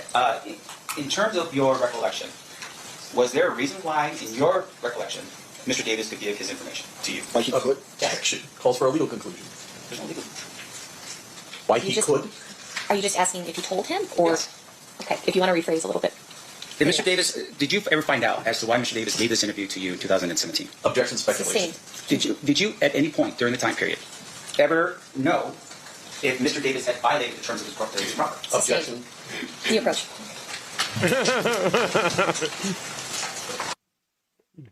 All right, so this is where you get where the lawyers. This is where this wonderful lawyer battle right here. Defense wants to address a certain situation, but they had to legally come across to that situation with proper wording, proper terms, and proper procedurals. And the prosecution is actually countering them, by objecting to their way and the terms of the way they're trying to do it. Even though that they want to get a certain point across, that you got to do it within a certain way. Now, defense, if I'm seeing this the way I'm seeing it, I'm trying to bring up the point to where they can exclude a certain point of this. So when you set up, or at least was the director or the producer of the project, at that particular point, all you know is that Mr. Davis is in front of you to give an interview. Yes. And when you had an opportunity to sit down with Mr. Davis, you went through an interview, and I want to make sure I'm clear here. Was the interview done in a way where he promised to tell you the truth? No. I mean, I would assume that he would tell me the truth. Sure. And but once again, though, it's not like you're sitting here right now where you swore to tell the truth. You have your own. Correct. And with regard to the information you did receive from Mr. Davis, did you at any point verify any of it? Yes, of course. I mean, that's partly why I had Mike Dorsey in another room. Sure. So it would be Mike Dorsey and or Greg Kading confirming the information that you are getting from Mr. Davis. Correct. Now, in the event, though, that you believe that Mr. Davis was not giving you the information that was consistent with Mr. Kading or Mr. Dorsey's interpretation, what would have to happen at that particular point? Well, I mean, I also conducted 30-plus interviews, so some of those other interviews in the show would corroborate what he said or not. But once again, I'm asking you specifically about Mr. Davis. No, I'm saying, I'm talking about Mr. Davis's interview. Sure. He provided some details in that interview that I not only did I corroborate those with Mr. Dorsey or Kading, but I interviewed people like Mob James. I interviewed other people who could corroborate certain aspects of his story as well. Okay, so Mob James, you relied on his credibility, what you learned from him in order to determine that guy's credibility? No, I'm just saying there's just a big picture. I can't specifically say, this little aspect of it was corroborated by Mob James. I'm just bringing him up as an example. Sure. There are many other people that I interviewed as well. And once again, I want to make sure, including the two authors of the books that I cited earlier. right, and that would have been Kathy Scott, Yeah. and then also Ben Westholm. I think his last name. okay. And what you're telling us is that their books corroborated what parts, what details of his representation. It's too general a question to answer right now from memory. Well, is there any other way for you to remember it? I mean, did you write anything down in preparation for your testimony here today? No, but I did prepare for the interview based on what I had read. Now, in once again, so your recollection is you used Kathy Scott's book and you used the other book as a way for you to determine whether or not Mr. Davis was accurate in what he said? No, just the circumstances of the murder, like who the players were, et cetera, et cetera. Yeah, and what he's trying to say also is that those aren't his only sources. Okay, so that's not the only sources he's getting to corroborate and to tell whether the person is bullshit or not, or he's telling lies or not. I mean, he's got a pretty decent foundation from multiple sources, and multiple sources who have even done their investigative views about things. And the deal with this is like, guys, you see me now doing this, and I'm sure you've seen the Associated Press or the Law and Crime or everybody else who is reporting this is exact same thing I am doing right now. But they might skip this whole part, and I'm the only one that is speaking on this particular part. And then if I do my investigation on this particular part, and then somebody else does that investigation, that particular part, and somebody else does that other investigation on another particular part that corroborates this part, that corroborates this part. Just imagine how many people have had to talk to get this whole full story put together. You know, I'm not saying KBD is guilty, but I'm not saying he's not innocent either. Is there a bigger player than Keefe? Yeah, there is. You know, it's already said. He's already admitted it. You know, somebody offered money, but let's go. And fair to say, again, I'm speaking very generally. Fine, but in terms of the books themselves, were they books in which only you can get a hold of, or were these books accessible by the public? Accessible. You purchased these books, of course. And in terms of the information that you had before you, was readily available information either through Greg Kading's book, or in terms of Kathy Scott's book, or this other person's book? Could you repeat the question? The information that you were comparing was information that was readily available in Greg Kading's book, Kathy Scott's book, or this other book you had mentioned before. Ben, something, Original Gangsters, the name of the book. Is that yes? Yes. Now, after the series had been put together, did you at any point ever ask Mr. Davis to come back and just double check the series before you published it? No. It's not common practice. Sure. It's not common practice, meaning you are the one at the end to determine in which direction you want the presentation to go, yes. right? And that's, I would imagine, some type of artistic license given to you and your people. Sure. Yeah. The subject of the interview agrees to the interview with those conditions generally. Right. And there's a release form that that person signs. And do you know where the whereabouts of Tara Long now? I do not. Do you know if she's still working in the industry? Not sure.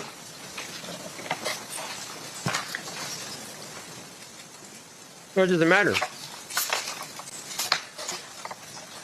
Hold on, please, sorry. Of course.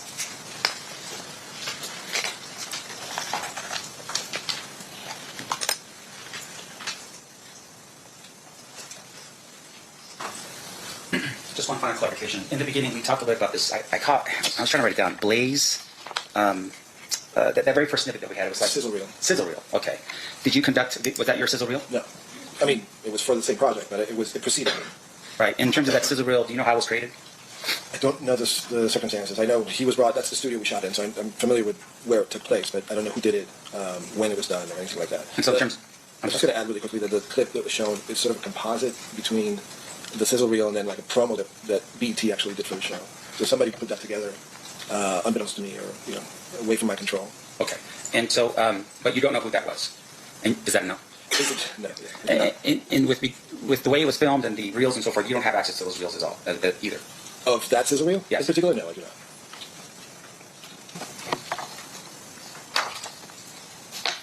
And I'm sorry, I don't know if I had asked you this question. I just want to make sure I did or not. The actual contract itself, did you ever see it for yourself? I did not. And is it something that you would have signed as the producer or what do they call that? Producer or showrunner? Yes. Is that something that I would have done? Yes. In some cases, I have. But in this case, you did not. No. These are the terms that sort of came with the job. Right. Was there any residuals here given to Mr. Davis as a result of his interview? Residuals? Meaning that did he get any type of like percentages if Not that I know of, and that's unlikely for this type of show or project. Can you tell us how much money was made from the creation of this particular project? No idea. I'm just a conduit. I make the show, I get paid for my part, and then it gets delivered, and then whatever happens with it, just let it go. Do you get a percentage of whatever is made in the future on the project? Not.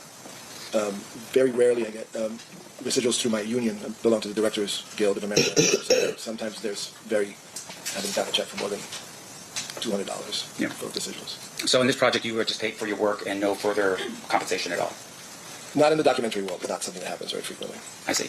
And can you tell us the difference between, like, say, for instance, a documentary on Shark Week versus one that you do? I mean, those are very different things. I don't work with animals. No,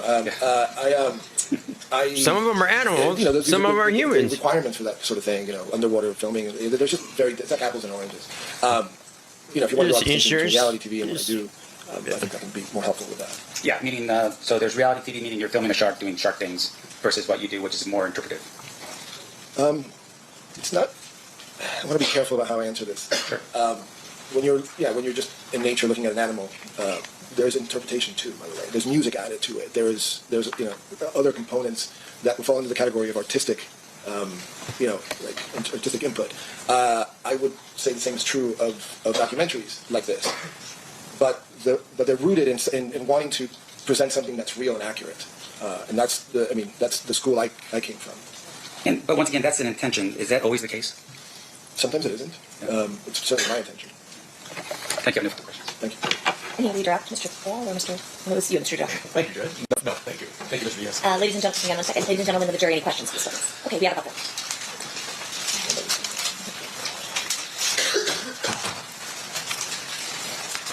Parties approach. Okay, so now we're going to the jury. Jury questions. I love jury questions. I love jury questions. When juries have questions, I see more of a fair bit on the justice system. Honestly, the jurors are the ones that are going to be, you know, finding whether this person is guilty or not. You know, the questions of the lawyers are some things, but the jurors having those questions is one thing. You know, the whole deal is I still don't like the fact that okay, every time there's a jury question, they have to run by both of the lawyers like this, and you know, that eliminates some questions that the jurors can ask because they can just, you know, take away that question, and I think that's kind of bullarchy, bull butter, whatever you want to call it, because I think that if a juror is going to be sentencing somebody to prison for life or jail or prison or whatever or death, you know. Okay, a couple questions from our jurors, if you can answer. Did you hand him the 10 to 20K check before the interviews for the series? No. How did the film studio obtain the audio recording of the 2008 proffer? It was given to me by either Mike Dorsey or Rick Hating. I can't remember which. Did Dwayne Davis have any right to approve or edit what recordings or edits were included in the docuseries? No. Was the proffer used to compare or confirm the story Mr. Davis was telling for TV? Yes. How was the decision made to use the proffer for TV? In my case, I just wanted to present as complete a picture as possible, so I used elements that perhaps were missing from the interview that I conducted from the proffer. So I just, you know, it's just little bits that perhaps were not quite clear in what I did, or vice versa. And so the decision was yours, I think is what The you're decision saying. was mine, yes. Okay. Correct. State, follow-up questions? Defense? So I just want to start with your last answer. When you felt like something was completely covered, you used the proffer to help you with that presentation? But I felt that something was not completely covered, yes. Okay. I used the proffer. So not necessarily his own words in the interview, but rather something that was in the proffer recording? It's the same thing, it's his own words. I understand, but I'm just saying that the timeline here, you're talking about the interview that occurs in 2017 versus the proffer that was given in 2008. Correct. Okay. Yeah. No further questions. Okay, thank you so much, Mr. Diaz, for being with us. Have a good day. You're excused. Yeah, it's the cooperation of. I think the next thing we're going to do is listen to the 2000, which year? 2009. The 2009 interview. Does anyone need to take a restroom break before we do that from the jury? Yes, We do. Okay. So this time we will take a restroom break. We'll do 15 minutes. During this recess, you are admonished not to talk or converse amongst yourselves with anyone else on any subject connected to the trial, or read, watch, or listen to any report or commentary on the trial of any person connected with this case by any medium of information, including without limitation, newspaper, television, internet, radio, or form or express any opinion on any subject connected with the trial until the case is submitted to you. Thanks for waiting for that. The Nevada Supreme Court says I have to do it. So we'll see you guys back here now at 11:05. Please rise for the jury. All right, so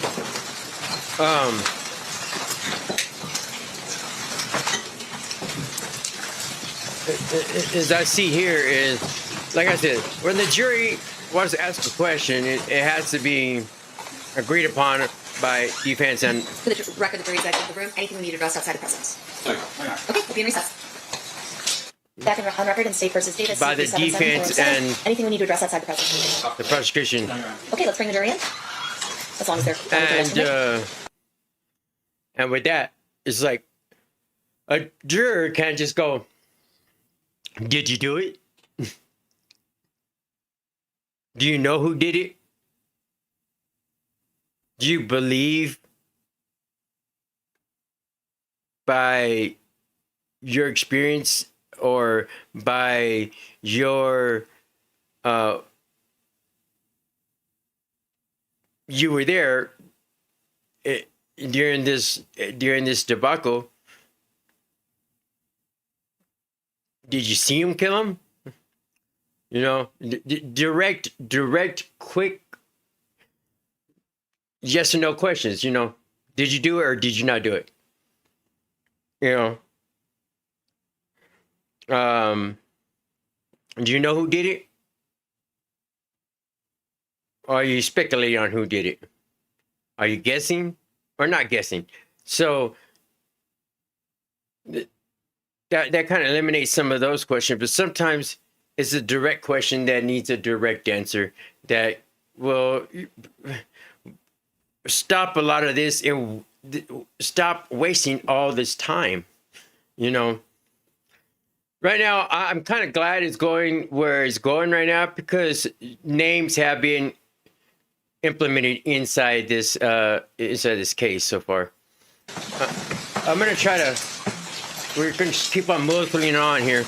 I still got to hit up Bricks and Minifigs and Reckless Man and Brian Mansell. We got to hit all that up today. So I apologize. I'm trying to catch up. Internet's been down. I've had doctor's appointments. I've been ill. I've been recovering from surgery. I got all the excuses in the world, and they're legit. The last stipulation to the presence of the jury. Yes, sir. Yes, sir. You may be seated. At this time, the state is going to play Exhibit 118, which was previously admitted, correct? Correct. You may begin. This is Detective Belong from 3969. I'll be recording a voluntary statement under the number 960907-2063. Investigation of the murder of Tupac. Date and time of occurrence is 9/9/09 at 12:20 hours. We're in an LAPD office called LA HIDA, HIDTA. With me is Detective Dupree with LAPD. Going into the interview. The person who is last name Davis, first name of Wayne, also known as Tupac.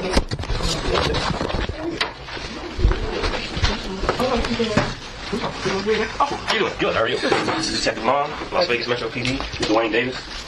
This is Attorney Wayne. Hey, nice to meet you. Just one? Yeah, just me. Oh, shoot. This got one? All right. Oh, okay. So you're one of the investigating officers? Yeah. The original investigating officers were Detective Becker and Detective Franks. Okay. I was at the original crime scene, and they're no longer in homicide, so I've taken the case over. Oh, okay. I've had it since 2000. Okay. Okay. Mr. Davis, you go by... you can call him Mr. Davis, or you can call him Keefy. Keefy D?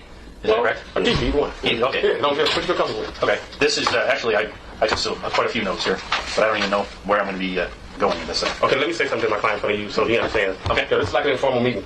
He's just trying to get some information. You know, there's no trick questions. If there's something you don't understand, just say you don't understand it for a second. You know, but his intent is not trying to be crafty. He just wants to ask you questions and try to answer them truthful, and we'll be out of here, and that's it. Right. Okay. I have absolutely no intent of arresting you today. Yeah. You understand that? All I want to give you is some information. Yeah, that's not what he's not here. He's not saying he's going to arrest you, but he's saying... No. Yeah, but he's saying he's not here, but he's here to make sure everything's clear. Right. You know, he wants you to be honest with him. It's not clear if you're not honest. Okay. That's exactly right. You understand everything? Yeah. Okay. What's your name? Dwayne Davis. His real name is Dwayne Davis, yeah. Okay. And what's your birthday? 6/14/63. How old are you? 46. Is it D-W-A-Y? D-U-A-C. D-U-A-N-E. Middle name is Keith? Yeah. And where do you currently live? 9193 Lantana. Lantana? Yeah. And Drive? Corona? Yeah. Do you have a telephone number? It works. It works. Or just, do you have a landline? Yeah, 951. 603-3474. Okay. And who do you live there with? My wife. What's her name? Paula. Paula Davis? Yeah. Does she go by any other name? Clemens. Clemens. Okay. Now, we're going to be talking about Tupac. Is that right? Yeah. Well, whatever you want to talk about, he didn't actually, I didn't brief him, so. Oh, okay. You're telling him.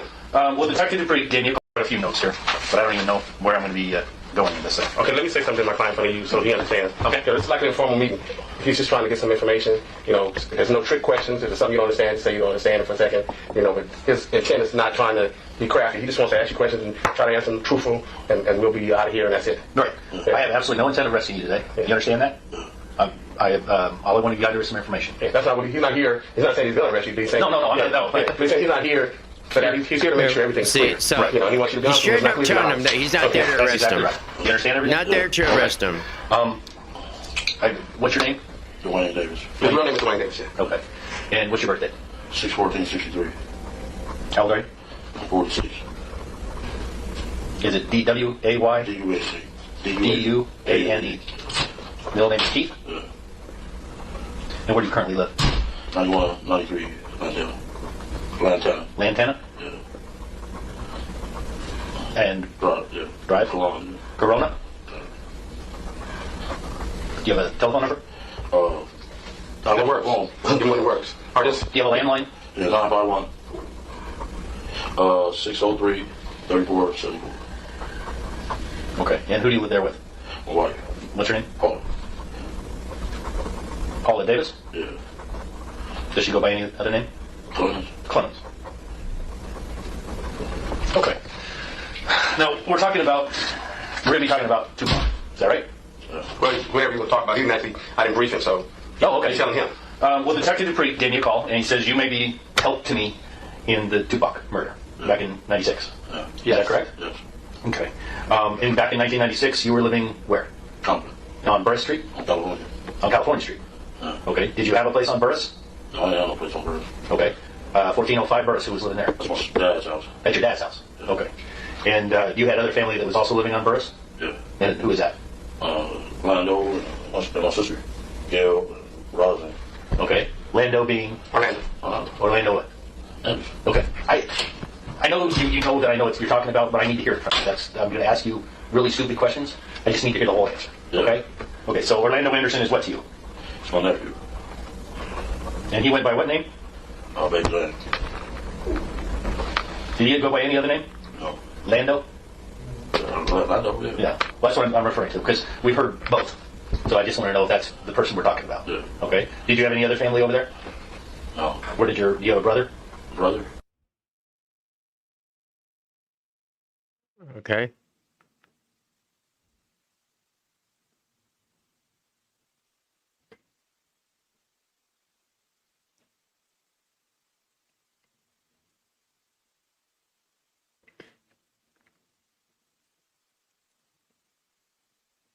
All right, so there apparently there's been an objection during this play.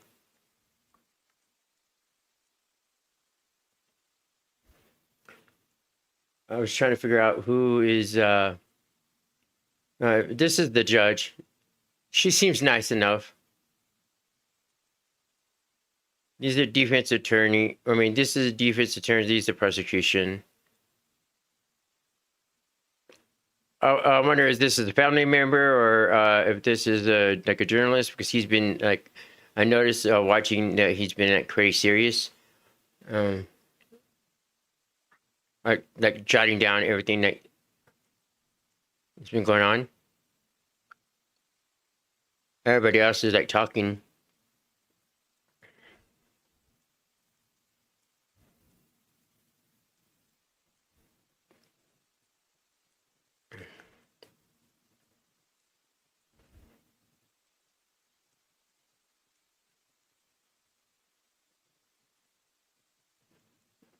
QVD, it's a little upset right here for some particular reason.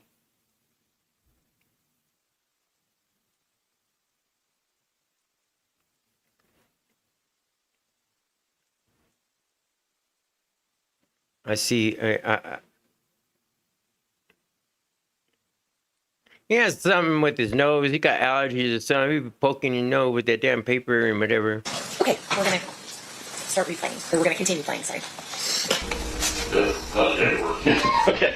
Specifically living on births. Kevin? No, he wasn't on birth, maybe. No, he wasn't? Okay, where did Kevin live? In 96, you're saying? Yeah, in 1996. He lived in Norwalk. Norwalk? Okay. Back in 1996, you were affiliated with a... Gang. Okay, thank you. Okay. You were affiliated with a street gang? Yeah. Which street gang would that be? Southside. Southside? Crips. Crips. And what name? You went by the name KPD? Yeah. Okay. I'm being told that you were running things for Southside. Is that correct? What do you think about that, Keith? What do you think running things? Okay, let's say were you a shot caller? He's using street terms. Just tell him I was the boss. You were the boss. Okay, that makes it easy. All right. Yeah, I just need to understand how things work. That's it. Okay. Now, Southside, were they affiliated or were they assisting anybody What do you at mean? that time? Assisting like what? Assisting. Now I understand Death Row was hooked up. Death Row Records was actually hooked up with Pyrus. Yeah. Was Southside assisting anybody on the other side? You understand what I'm He was asking? just friends. Friends with who? With Bad Boy. Bad Boy Records. Yeah. Okay, that's what I was asking. Yeah. And Bad Boy Records included who? Tell him who you knew a Bad Boy in relationship with that stuff. Like that. Pop Daddy, Biggie, all them. Okay. Biggie Smalls, Yeah. Combs, that's who you said, Puppy Combs. Yeah. Okay. I'm sorry. Well, I didn't get your name. Oh, Wayne. Call me Wayne. Wayne Higgins. Wayne Higgins? Yes. And you're his attorney? Of course. Okay. Very good. Okay. But you said something that stuck in my mind. You said, I'm not here to arrest you today. Yeah. I'm not here to arrest you. I am not here to arrest you. I am not going to arrest you. Keith, You understand me? Yeah. He just wants some facts that maybe we have previously discussed. Just straight facts. Because once you tell straight facts, it really, I don't think it's going to be much of a basis for that discussion. The reason I said that, I just want you to know that you're free to leave. I'm not arresting you. That's what I'm trying to tell you. That's all I was trying to tell you. My wording was poor. Okay? I'm sorry. Okay? Yeah, I'm going to leave. I'm going to go back to Las Vegas. You're going to leave and go wherever you want to go. Yeah. Okay? We're good on that? Yeah. All right. Okay. I'm still building up to the night in September, and I'm trying to get some of the background information put together. That's what I'm doing. Okay. I understand that Kevin was there, Orlando was there. Who else went to California? Las Vegas with you, or met with you in Las Vegas? How should I put it that way? Tell him the people he was around when he was in Vegas. Corey Overs. What did Corey go by? C-Ray. C-Ray? Yeah. Okay. And he's Southside? Yeah. And, okay. Is he still alive now? Yeah. Okay. Who else? DeAndre Smith. I remember DeAndre. That's Big Dre? Okay. Who else? Wendell Prince. Wendell Prince? Yeah. What did Wendell go by? Win. Win? Or Wen? Win. W-E-N or W-I-N? W-Y-N-N. W-Y-N-N. Okay. Who else? T. Brown. That's Terrence? No, Terry Brown. Terry Brown. Okay. Tracy Session. Spelled like that? Yeah. S-E-S-S-I-O-N? Yeah. And what did he go by? Trey Dog. Trey Dog. And Southside also? No. Who is he? He's from Long Beach. He's the street shooter. Okay. He's Long Beach, what? Inside. Inside. Okay. Anybody else go down there with you? Katie. Me? No, nephew. Yeah, he already said us three. Yeah, I got Orlando, I got Kevin, Corey, DeAndre, Wendell, Terry, Tracy. Your wife was down there too, right? Yeah. Anybody else? And Kevin's wife. Yeah. What was her name? Gina. Dina what? Davis.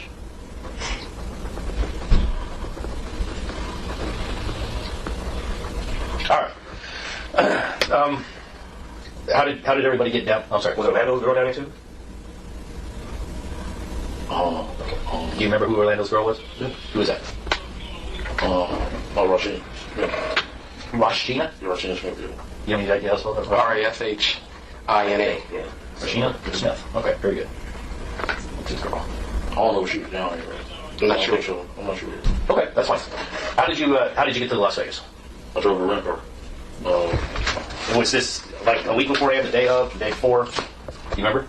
We came down there like a couple of days before. A couple of days before? And you were in a rent-a-car? Yeah. Do you remember where you rented it? Davis and all of you. Did you know anybody at the Avis? Or just walk in and rent it? Okay, what kind of car did you rent? I think it was Cutlass or Buick Regal. Regal or Cutlass, one of the two. Just random.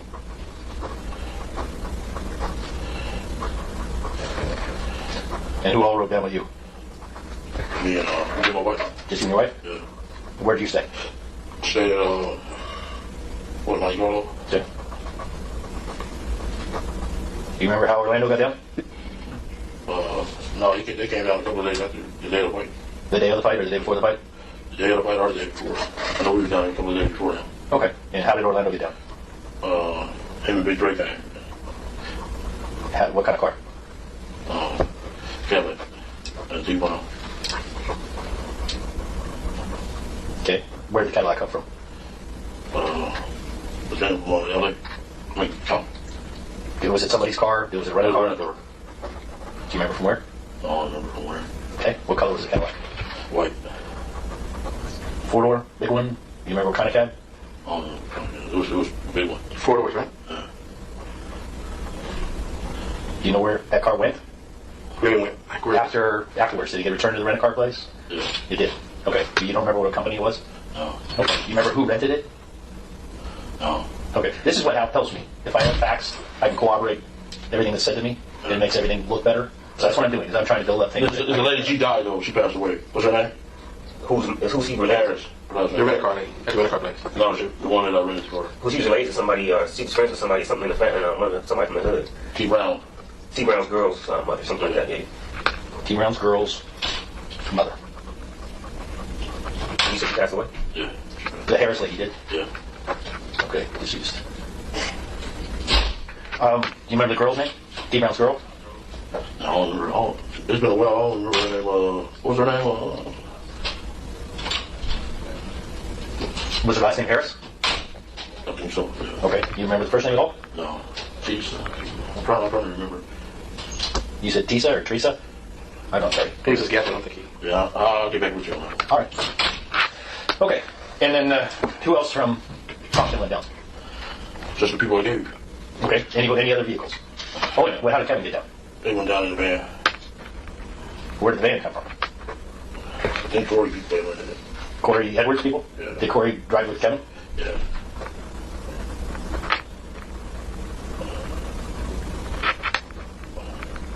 What color was the van? I think it was bluish or green. Bluish green. Do you remember what kind of van? It was Astro or something. Okay. And you think Corey Edwards' people rented it? Yeah, I think so. Any idea who? I don't know. Okay. And so Kevin Davis, Corey Edwards, who else were in that car, in the van? When Tracy. Wendell Prince and Tracy Sessions. Okay. Did they go down the day before also, or do you remember? The same day I went. Okay. Or do you remember where Orlando, Big Dre, and T Brown where they stayed? No, we was mostly all of us in that room. At the Monte Carlo. Yeah. Okay. What about your brother Corey, Wendell, and Tracy? Where did they stay? Monte Carlo. Monte Carlo. Okay. All right. Tell me a little bit about what the problem was between Bad Boy and Death Row. Can you give me any history on the problems they had? They had one Big Jake in Atlanta. Big Jake in Atlanta? Yeah. What happened to Big Jake? I came by Wolfie. Okay, who is Big Jake affiliated with? Capital Park. Pyros. He was with Pirates? Yeah. Which park? Capital. Okay. And Wolfie was with who? He was New York. Bad Boys. Okay. And that murder occurred when? It was a murder, right? Yeah. Was it 95 or 94? 95. 1995? Yeah. So this had been approximately a year before anything happened. Yeah. Is this what started all the problems? No, at the Source Award. The Source Awards? Yeah. Shug got up on stage and said, you know, disrespected the dude, Puppy. Shug Knight got up and disrespected Puffy. Real bad, yeah. Somebody, you don't want everybody dancing all on your videos. Come to Death Row. Woo, woo, woo.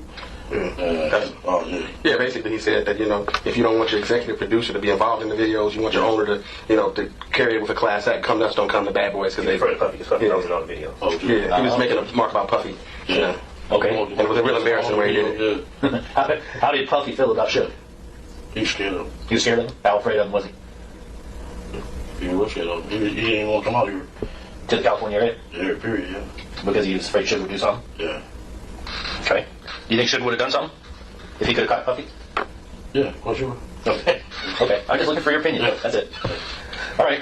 Do you know anything about an incident that occurred at the Lakewood Mall? Yeah. Okay. Can you tell me about that? Our little homeboy, he was going to college to play football. He was in the mall. Okay. Who was your little homeboy? His name Marcus. He got killed though. Marcus what? Marcus last name.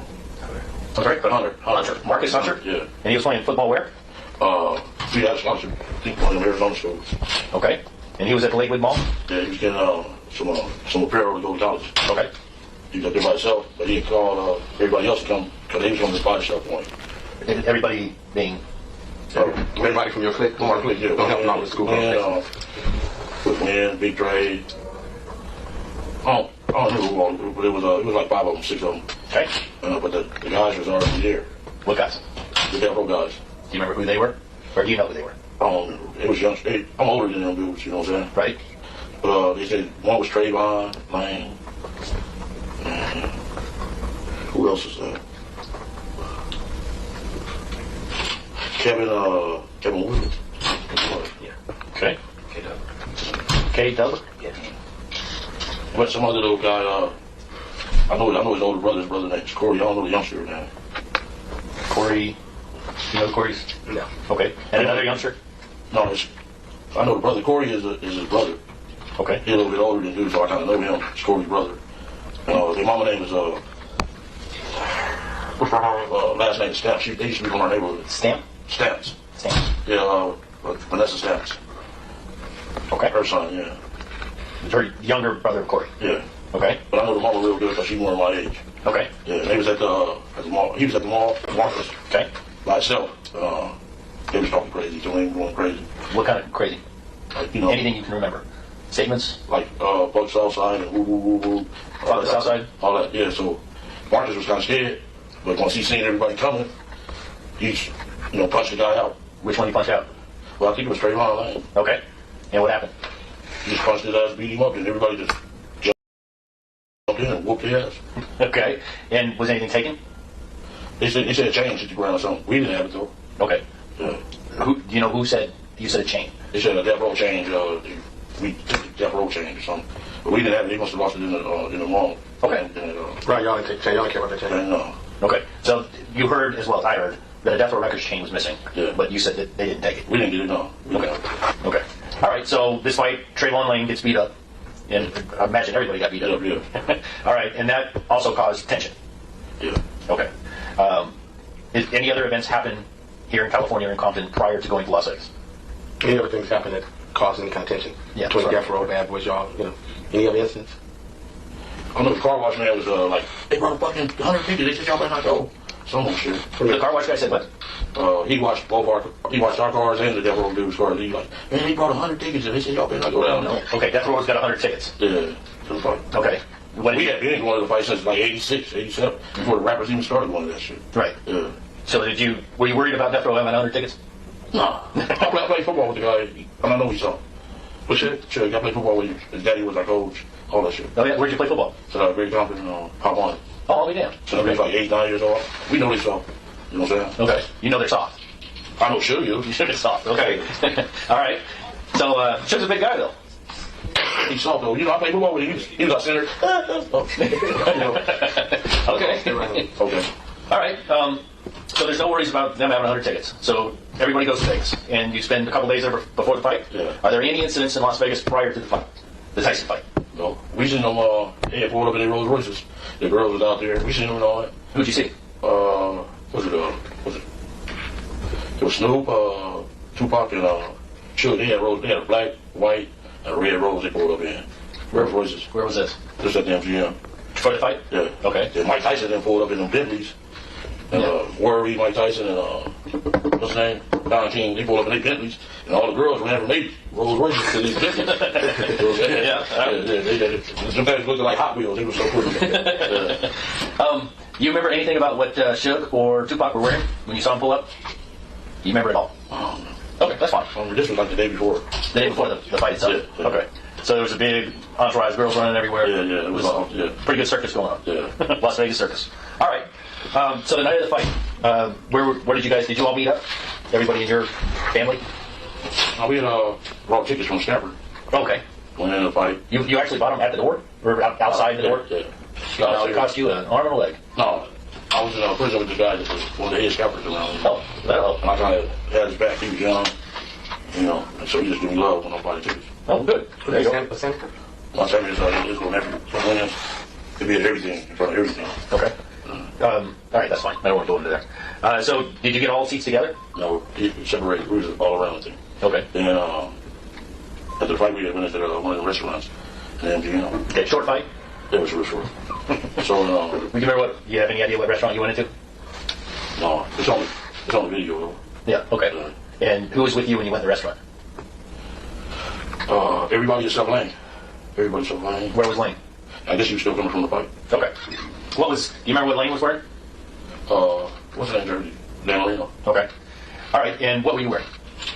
Oh, shit. You don't remember? That's fine, that's fine. So were you present when Baby Lane had the problems? No. Okay.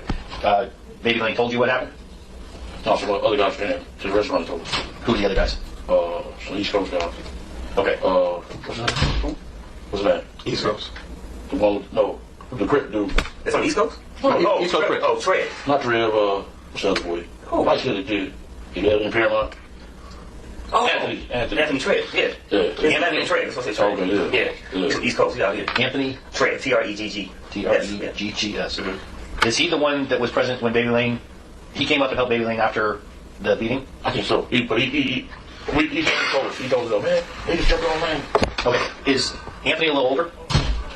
Was he a little older in 1996 is what I'm saying? Nah. Older guy. No. There's a male, a little older, wearing a white shirt that comes and helps Baby Lane after the beating, right after the beating. He stands there with him, helps him get his Zip? I don't know. Does the Zip come over to you guys after that? Was he with Lane when they walked up? Or was he with... We walked up, we seen him. Okay, maybe it was it. Okay, who's Zip?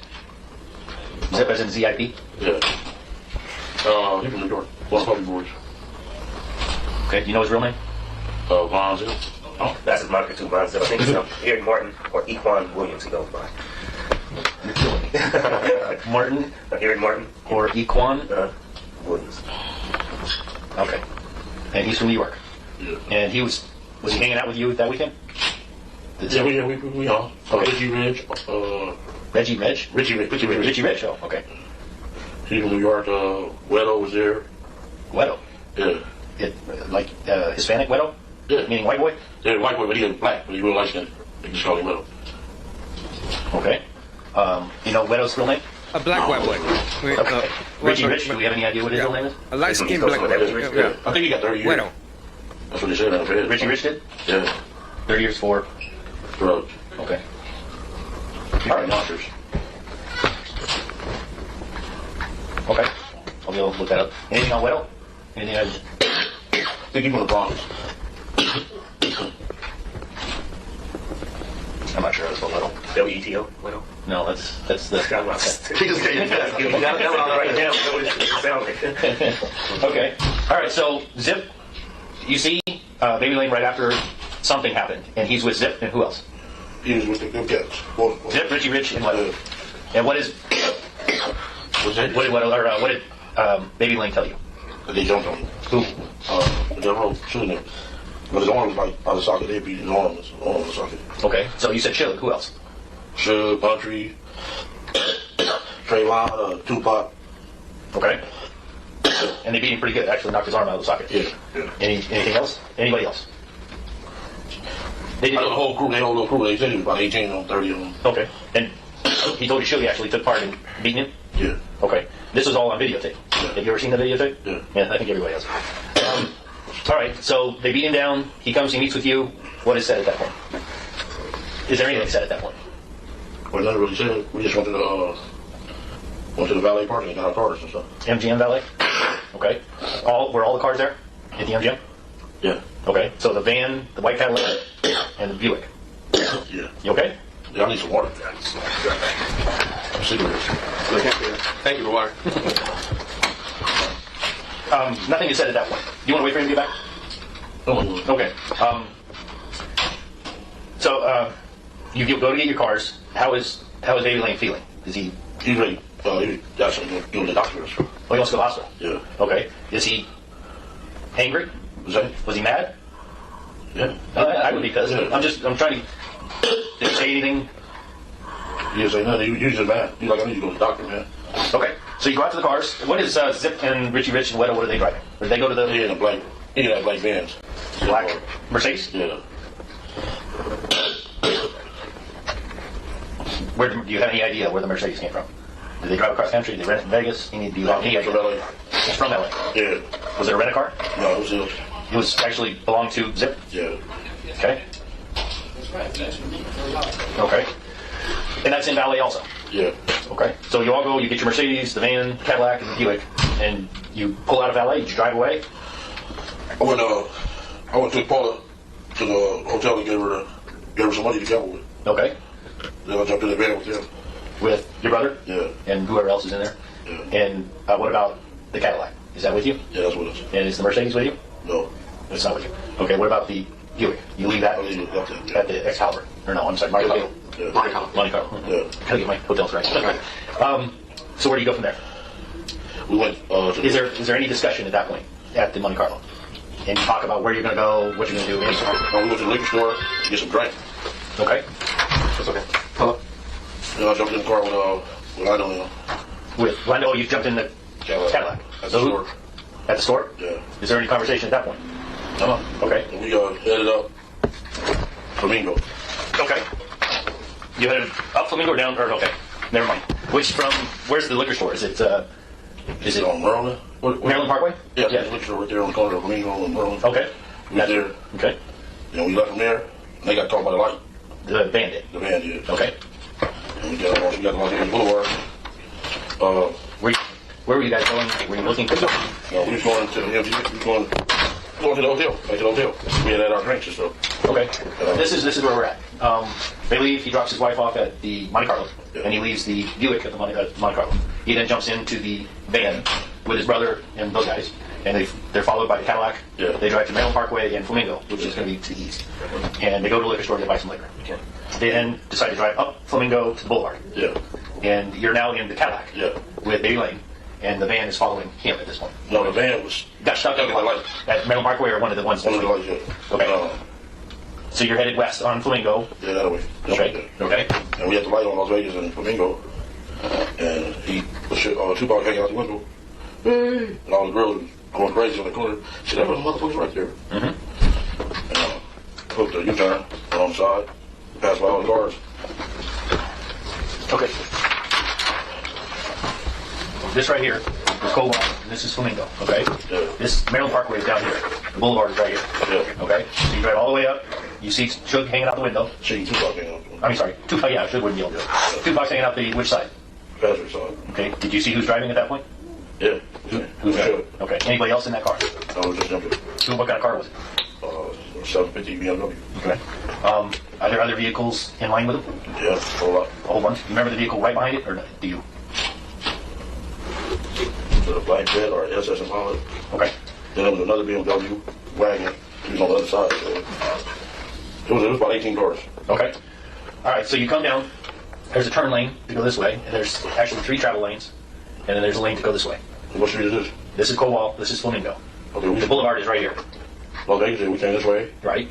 Made the U-turn. Okay. And you're now behind the entourage. Yeah. Okay. Then we pulled up on the gutter lane.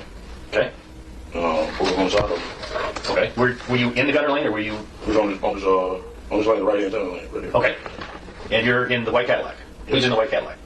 E.T., Lando, and Drake. Okay. Let's start with you. What seat are you in? On the passenger seat. Which passenger seat? Front passenger seat. Who's driving? T-Brown.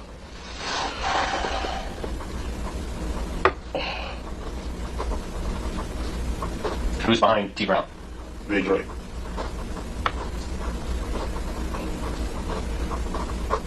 And I guess Orlando would be behind him. Yeah.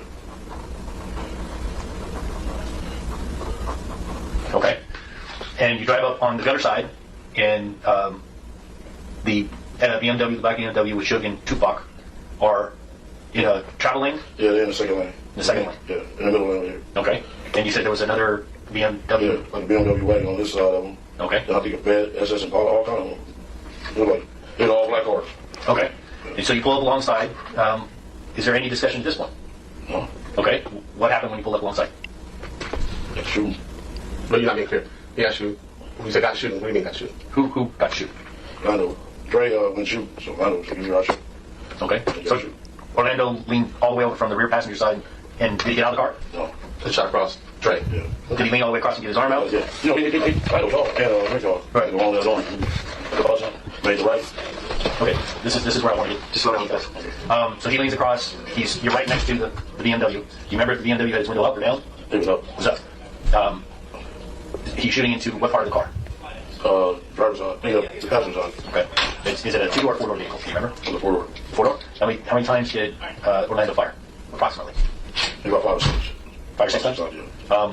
Did he empty the gun? Do you know what kind of gun was it? Was it a revolver or was it a semi-automatic? Semi-automatic. Do you know what kind of gun it was? Yeah, from the newspaper reports. No, just tell him. Okay, he's telling you what you. A 40 Glock. 40 Glock, okay. What color was it? Silver, black? Black. When he finished firing that 40 Glock, did the slide stay back? Was it empty? It wasn't empty. Okay. And you think 5 or 6 rounds? Yeah. How fast did he take him to fire 5 or 6 rounds? That was pretty fast. Maybe about 3-4 seconds. Okay. Were you watching the BMW when this occurred? Yeah. What did you see? I seen the bullet like going to Suge's head. I seen the boy jump up and down. I tried to get in the back seat. The boy being? Tupac. Okay. And you actually saw something hit Suge in the head? You think you saw something hit his head? Yeah, I thought he was dead. Okay. What part of you indicated the top of the head? Yeah, because they've been over like this. Trying to get into the back also, or leaning towards the back? Oh, into the passenger side. Okay, I got it. And then you saw Tupac bouncing around. Did Tupac try to do anything? No, he was trying to get in the back seat, trying to duck, trying to hide. Okay. And you're pretty sure he was hit? No, I thought just the wolf was hit. Just Suge? Yeah. Okay. And, all right, so you're in this gutter side lane on Flamingo. Yeah. They're on this side. Did you see what they did? They was that. Suge and Tupac. Did you see what their vehicle did? No, he kept driving the right again. Made a U-turn. We made it right. So you made a right, you went down Cobalt to the south, and you said Suge made a U-turn? Yeah, he made a U-turn. He was driving the right. Okay. He made a U-turn, and we went this way. Okay. Did you see? Were there any? I don't know how to ask this. Did anything happen from Suge's vehicle or any of the entourage towards you? Did anything occur? You understand this question? Did they shoot back? Is that what you're going to say? Did they talk crazy to us? Did they throw anything at you? Did they shoot at you? Did anything? Anything you remember? I can't remember. Okay, so you don't think anybody fired any weapons at you? The point is, do you know or recall anything like that? No. Okay. I knew they had some police with him because we had seen him. Where were the police? He just right a couple cars behind, right behind him. Reggie, the two Alexander, 3 boys dudes. Yeah, Frank Alexander? Yeah. Okay. They were in the entourage somewhere? Yeah. Okay. Okay, but as far as you know, nobody shot at you, nobody threw anything at you, nobody did anything towards you? No, that's what we know. Okay. You make your right-hand turn. Yeah. Okay, I'll get to this in a minute. What happened then? You make your right-hand turn. Does anybody say anything? Did you do anything right at that time? Yeah, some girls got to chasing us. I'm sorry? Some girls got to chasing us. You remember what they were driving? Or were they on foot? He was on a white car. Little white car? You remember what kind of car? He like a sea breeze. Okay. How far did they chase you? They ain't go far, too far. Okay. Do you know who the girls were? I don't know who he was. You don't know. The question was, do you know who the girls was? Yes or no? No. Okay. Never. Were they black females? Think so. Okay. Do you know how many were in the car? Think so, or they could have been? Could have been. Could have been. I don't know what they was. I know they was in a white car. They was these stupid bitches. Don't pay no shit. Just pay attention to the question. Yeah. All that other. Yeah, you're right. I'm sorry. That's okay. No, I'm fine. So they don't chase you very far. Yeah. Is anything said between the girls in your car? Anybody in your car? No. Okay. But they quit chasing you pretty quick. Yeah. You know why? Well, Why did they stop chasing you? Okay. So, I shot it. Did somebody fired around? Yeah. Okay. Who fired around? Nephew. Orlando. Orlando. Okay. And he fired from what window at that time? On his side. From his side. So it would have been the passenger side. Yeah. Did he shoot at him? Or do you know? In their direction. That's what you're saying. I guess he just scared them off. They got scared and we got on. Okay. All right. You had no idea where he was aiming. No idea. Okay. That's fine. Where do you go from there? It's a little side street. It was that street, carriage house is on. You know the carriage house? Yeah. You talking about? Yeah. Okay. You went into the carriage house? Yeah, we went back to that back park. Okay. Tell me what happens then. Then we was walk back to the Monte Carlo. You parked the car and just leave it there? Yeah.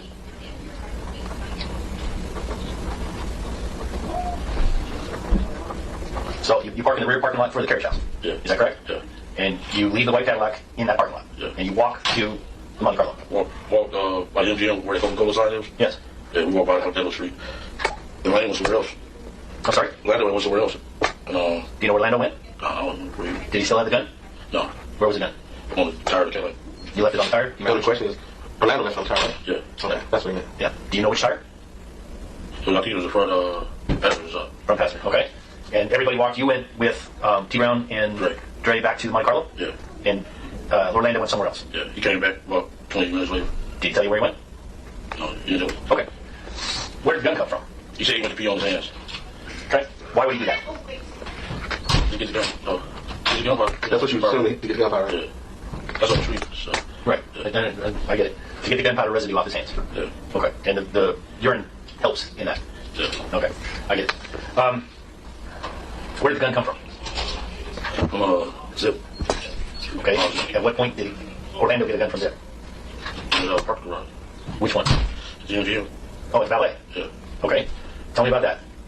You come out of the fight. Orlando's been beat up. Yeah. Oh, why does Zip give Orlando a gun? I mean, you want him to assume what happened? Anything you heard at this point. I want to know what specifically what you heard.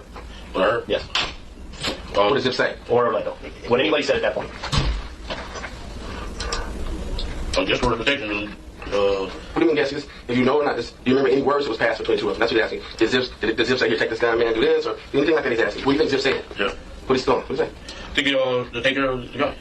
You think that's what Zip was telling Orlando to do? Yeah, to take care of really show. Okay. What, just specifically, what did you hear Zip say, specifically? Here's your opportunity to get back. Yes, he's handing him the gun. He's saying, here's your opportunity to get back. Yeah. That meant to you to get back at Suge. Yeah. Or Tupac. Yeah. Or anybody that was in the entourage that stomped on him. Is that the way you took it, or was it specific? No, he just gave him a gun. Gave him a gun. Okay, and said, here's your opportunity to get back at him. Yeah, he probably didn't say it like that nicely, but probably something Give me a quote. Something like probably in regular street language where like, yeah, home, we're handling your business, something like that, something like that. Handle your business, yeah. Was that, do you remember that quote, or was it something else? Just like that. Just like that. Somewhere closer to that. Yeah. Can I talk to Diddy for a second? Sure, go ahead. I'm talking about without you. Oh, yeah, absolutely. Absolutely. I'll step out. Yeah, oh, okay, that's what you clarify. What's up, man? Okay, I want to say this real quick. Look, you're doing a pretty good job. I know it's kind of hard, but you know, you ain't supposed to be getting in anything like you was involved in murder. You gotta keep it real. But you told us to stay consistent. What you told us. He gave me the gun. He gave me the gun. That's right. No, You want to say that? Okay. okay. See, He said you're going to say okay, Keith. Did you hear what I told you? I already told you before we started. Yeah. There's no reason for you to ask him or me anything. If you want to try to do not what I say, do it. You know better than to ask him that question.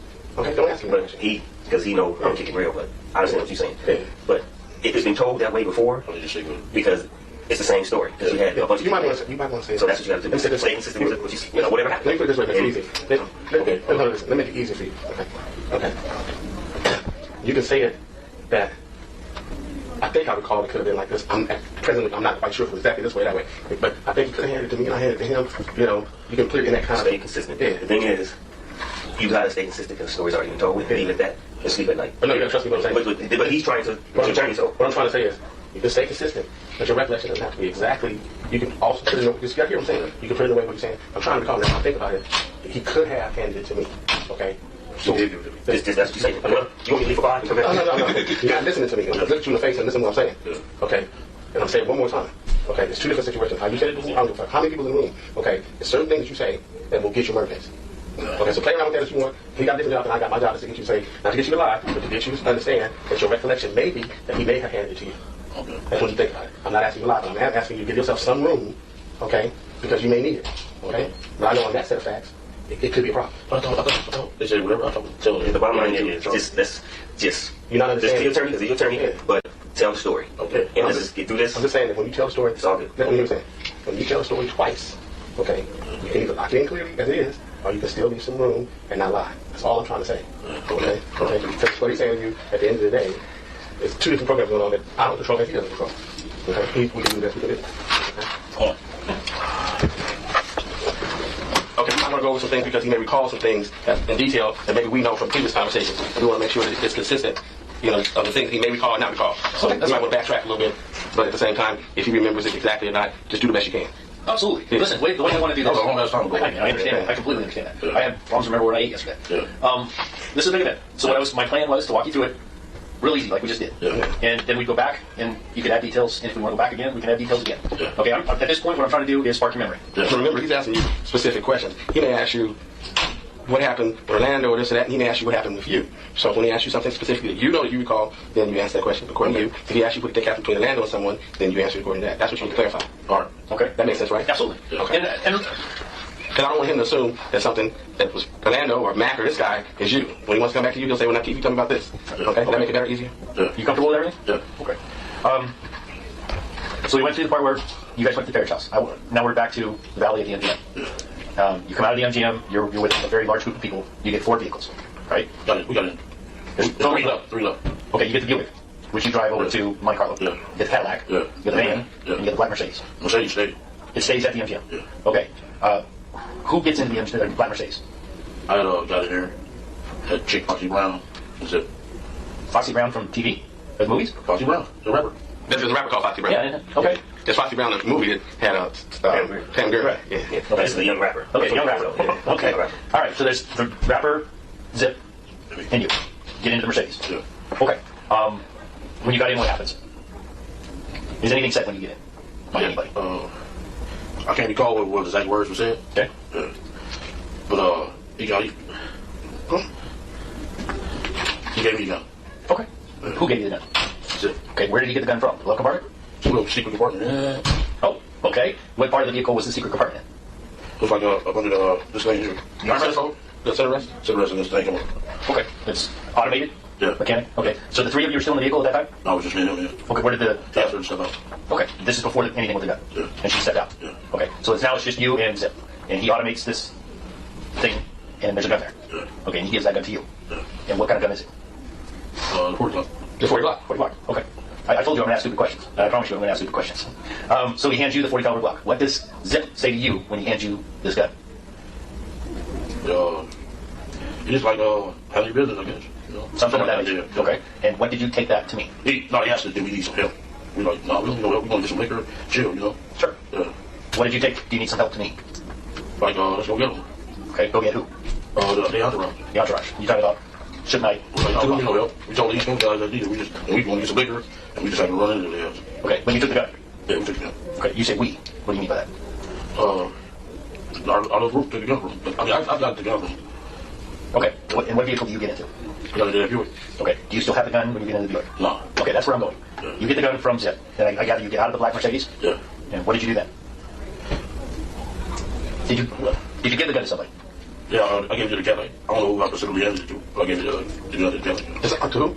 The cat, somebody in the Cadillac, you saying? Yeah. The white Cadillac. Yeah. And the people in the white Cadillac are Orlando Anderson, Yeah. T. Brown, The Big Drake. and Big Ray. But you handed it to one of those 3 guys. Yeah. And then the Big Drake to be exact. Okay, so you handed it to DeAndre Smith. Yeah.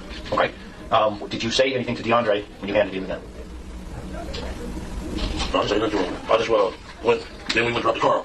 And we, Well, if he hands me a gun, I'm going to say, what the fuck? Why are you handing me a gun? If you don't, just stop. Okay, I got you. Okay, stop. Keep going. When you ask your question, answer the question. Now, whatever he says don't mean nothing right now. So just ask him a question, he's going to answer the question. What's the specific question you have to answer? Did you say anything to DeAndre, or anybody else in the car when you handed DeAndre the gun? I didn't say nothing. You just handed him the gun? You handed it to him, if you recall saying something, did you recall saying anything, you know? I don't know. But I gave him the gun and he took it. Then we went to drop all off at the thing. And we took up, went up there and looked at the liquor. Got the liquor. Okay. I'm going to slow you down again, okay? So you drop off Paula, you leave the Buick at the Monte Carlo. Then you get in what vehicle? The van. You get in the van. Is there any discussion prior to going looking for liquor about the entourage? He's asking specifically. Did you tell anybody anything to do or anything related to that gun? So do what did you recall? The gun or the entourage? Yeah. Might get them motherfuckers we get ready to do whatever. Any of that kind of shit. You remember that? No. Okay. Are there any other weapons? Yeah, I think it was a 9. Who had the 9? I was in the van. Okay. I don't know who had the 9. That's okay. Anything else? I said, when we went to the MGM, I mean, after we walked by the Coca-Cola place, I was in the middle of me, Dre, and what's his name was at the stoplight. I mean, at the crosswalk. They pulled up in that, they pulled up in the alley right next to us. I'm like, damn. That's after you shot. Okay, I'm still. Yeah, I got you. Okay, I know this is difficult. I completely understand it. Yeah. What I'm looking for specifically is Orlando or anybody else say anything about looking for the entourage. No, we just got lucky. You're talking about before anything happens. Yeah. Me and y'all looking for them, or did you happen to bump into them? That's what he's really We asking. happened to bump into them. Okay, but you weren't looking for them. Did you guys go to the club or anything with them? Yeah, we went to the club. Which club? 626. That was after the incident? Just before the incident. Okay, so take the time. Okay, so you leave. Let's start. Okay, you leave the MGM. You drop Paula off at the Monte Carlo, and you leave the Buick there. Yeah. Okay, Now this is before you go get liquor. Yeah. Did you go to the 662 Club from Monte Carlo? Yeah. What does 662 mean? I think blood on here, mob, whatever. Mob? If you dial a phone, comes out as mob? Okay. What's your bloods? What's your blood? And then we went to the store, got the liquor, and we got to run into the Okay, go back to that. Yeah. When you went to the 662 Club, did you see anything? Or did you go inside? No. Okay, did you see anything? What were you looking for at the 662 Club? We were saying it wasn't here. Who? The mob. The mob dudes, Death Row. Death Row, meaning who? The dudes that beat Orlando. Okay, specifically, who? Sure. Suge Knight and... Sure.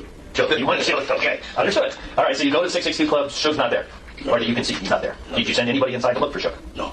You just went up and saw that his vehicles weren't there, or did you ask if he was there? How did you determine he was not there? There you go. The vehicles weren't there. Their vehicles were not there. Okay, so were you going to wait at the 662 Club for Suge to show up? No, that would be too dangerous. Okay, so you leave the 662 Club and you decide you're going to go get some liquor. Yeah. And you go find the liquor store at Maryland Parkway in Flamingo. Yeah. And the liquor store here.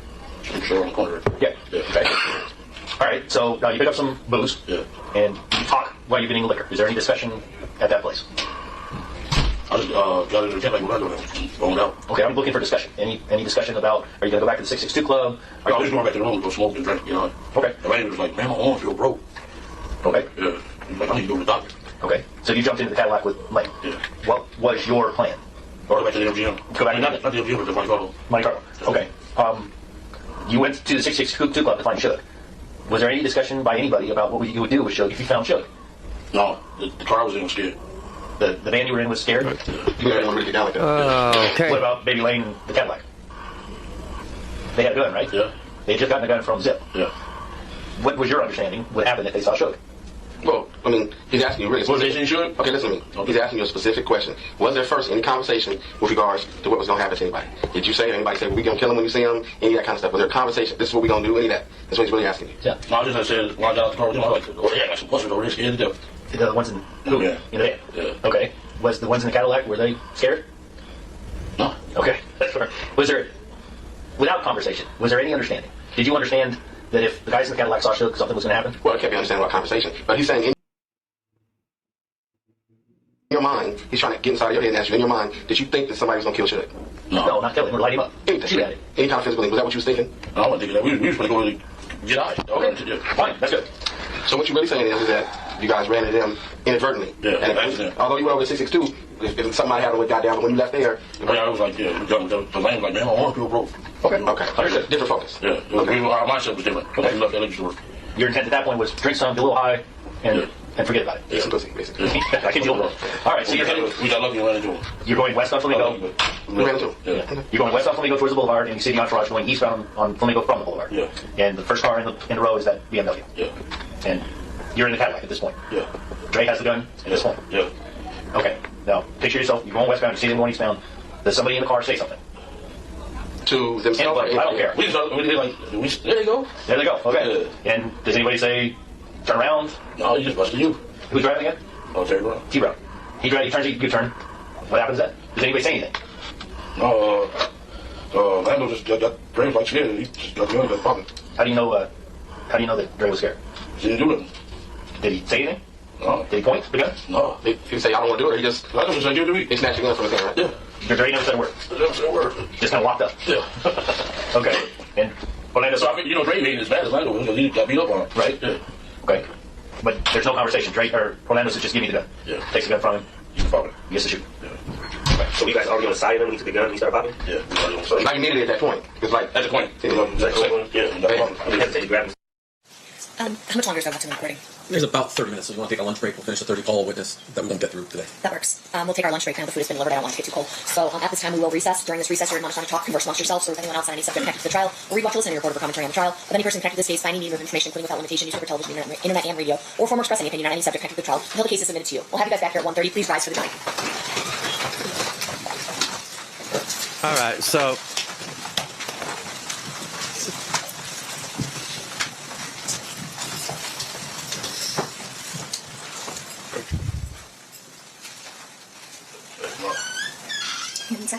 For the record, the jury.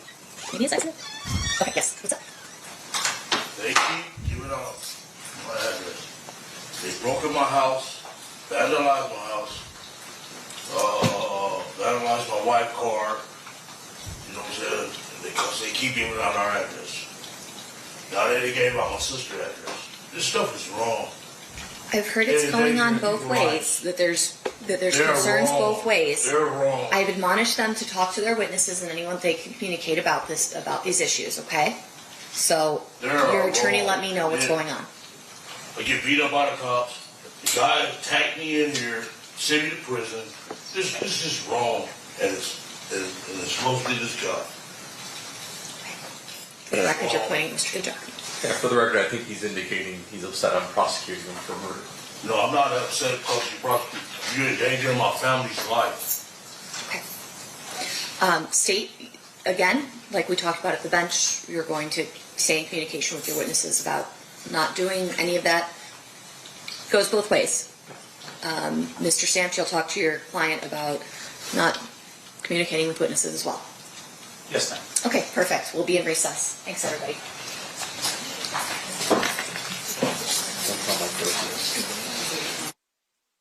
All right, we're back. All right, so that's that. So far, that's pretty much. It goes longer and longer and longer with the Tupac trial, a Tupac murder trial against KPD. There's a whole lot more.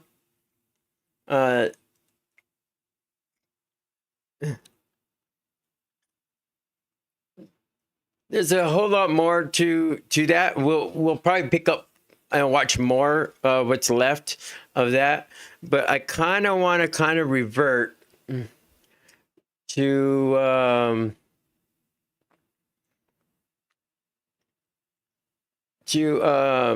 the bricks and minifigs. All right. We were talking about the last time I was talking about bricks and minifigs was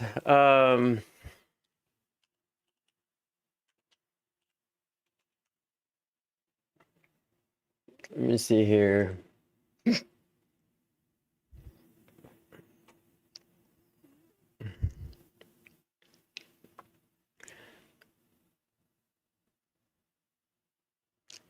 Yeah, it was the bricks and minifigs settled with the Mansell family, right? And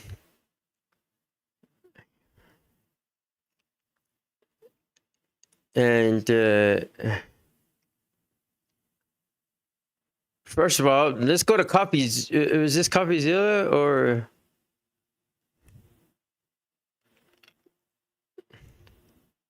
About it. My behind the scenes work with the Mansell family, bricks and minifigs, the settlement that finally happened. Although the story is not over, I'm going to give you the behind the scenes look to show you how self-inflicted this wound for bricks and minifigs really was. It's unbelievable. As bad as you think it is, it's so much worse. I literally, behind the scenes, nobody knew until now, was secretly trying to talk myself out of an 8 million viewed video, guys, that I did 2 months ago. The saga is still going on. Thousands of YouTubers are paying their rent every month with the Lego drama checks, and we tried to stop it early on. I mean, we tried to put an end to this thing. It was obvious what the solution always was, and I want to show you some of the behind the scenes work. It wasn't just me, by the way, and ultimately I wasn't successful, okay? You know, obviously lawyers had to get involved. It got super expensive. Months went on where the obvious thing didn't happen. But my point is, this got so dragged out. This is a story that should have lasted exactly 6 seconds, that seemingly has been going on for months now and will probably take, you know, over a year longer. I mean, we have still litigation ongoing. So I want to break all of that down for you today. I've been holding on to this, knowing that eventually I really want to talk about it. I didn't sooner because I didn't want to. Okay, so I mean, this CopyZilla, right? He did some investigative parts on. I kind of want to hear what he has to say. Apparently, he can talk about it now. I guess I don't know what that was justified or what was that part. Maybe they put a little gag order on him too. We're going further. Let's see what else he has to say. But I mean, we're going back into the whole Lego bricks and minifigs and the whole torch Controversy. the chance of any deal. Obviously, we now saw one come to light, and so that's why I feel comfortable talking about it now. And I'm only going to show just a few of the messages to prove the point, which is that everyone knew the solution literally months ago, and rather than doing that, the hard way has been chosen every step of the way. Like, the worst possible decision has been chosen repeatedly to the point you start to wonder if this is some sadistic need to be dunked on by the internet. We have to learn from what might be one of the greatest corporate fiascos of all time. Otherwise, what was it really worth, guys? I mean, yes, finally, the Mansells are being paid, and I am happy about that. Here's the official story. The Mansells confirmed they've been compensated by BAM for the losses associated with their consignment arrangement. We don't get an exact dollar figure, but it's probably somewhere in the realm of what would make the Mansell family feel good. But bear in mind, this is all under the context of they were also sort of being sued in a like RICO lawsuit during that time. So it does feel a bit under duress. Again, I want to discuss this in more detail, but before I do, I want to take you back to when all of this started for me personally. All right, so now we're gonna go back to see what it did for CopyZilla and how this went down for CopyZilla in his sense, and they were going to swamp fallen over by to other creators that are either involved or have reported on this case, and we're gonna kind of look into this. Now, this is an email exchange with Reckless Ben, who of course is the guy who started the whole saga and, you know, basically caused the Mansells to get kind of compensated in the first place because he's the one who applied the pressure to Bricks and Minifigs. He contacted me on May 26th, 2026 to just kind of, you know, pitch the idea of me covering this story.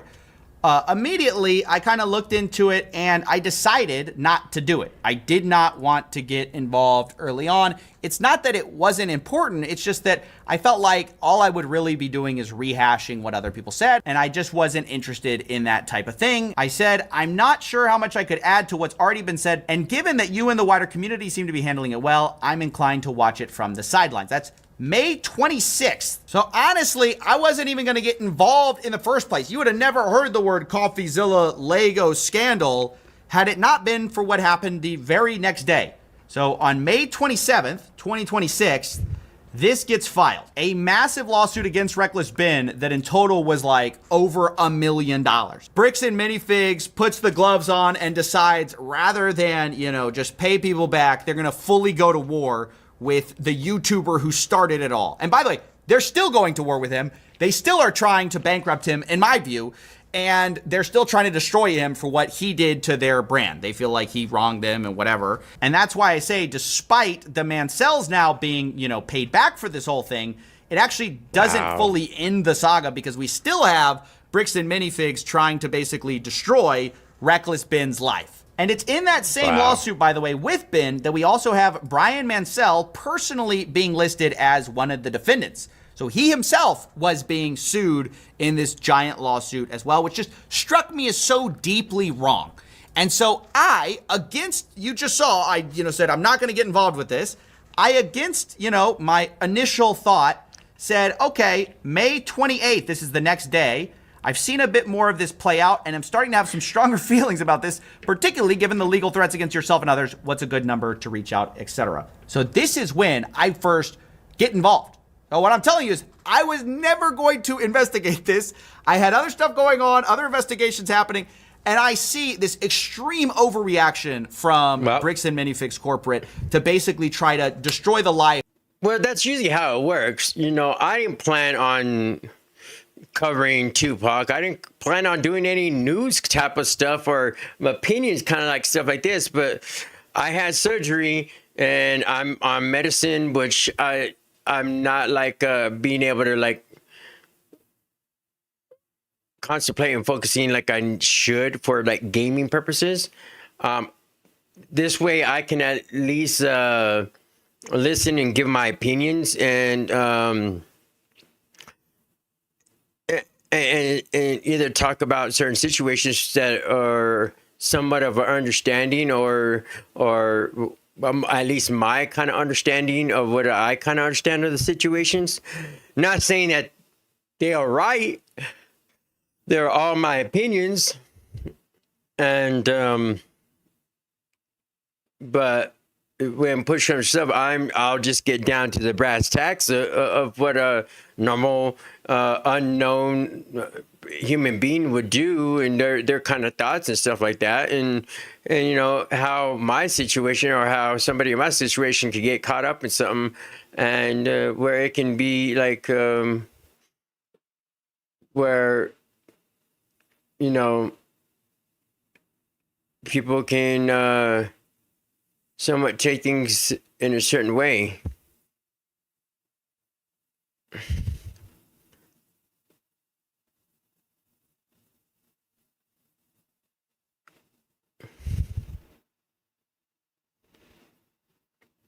I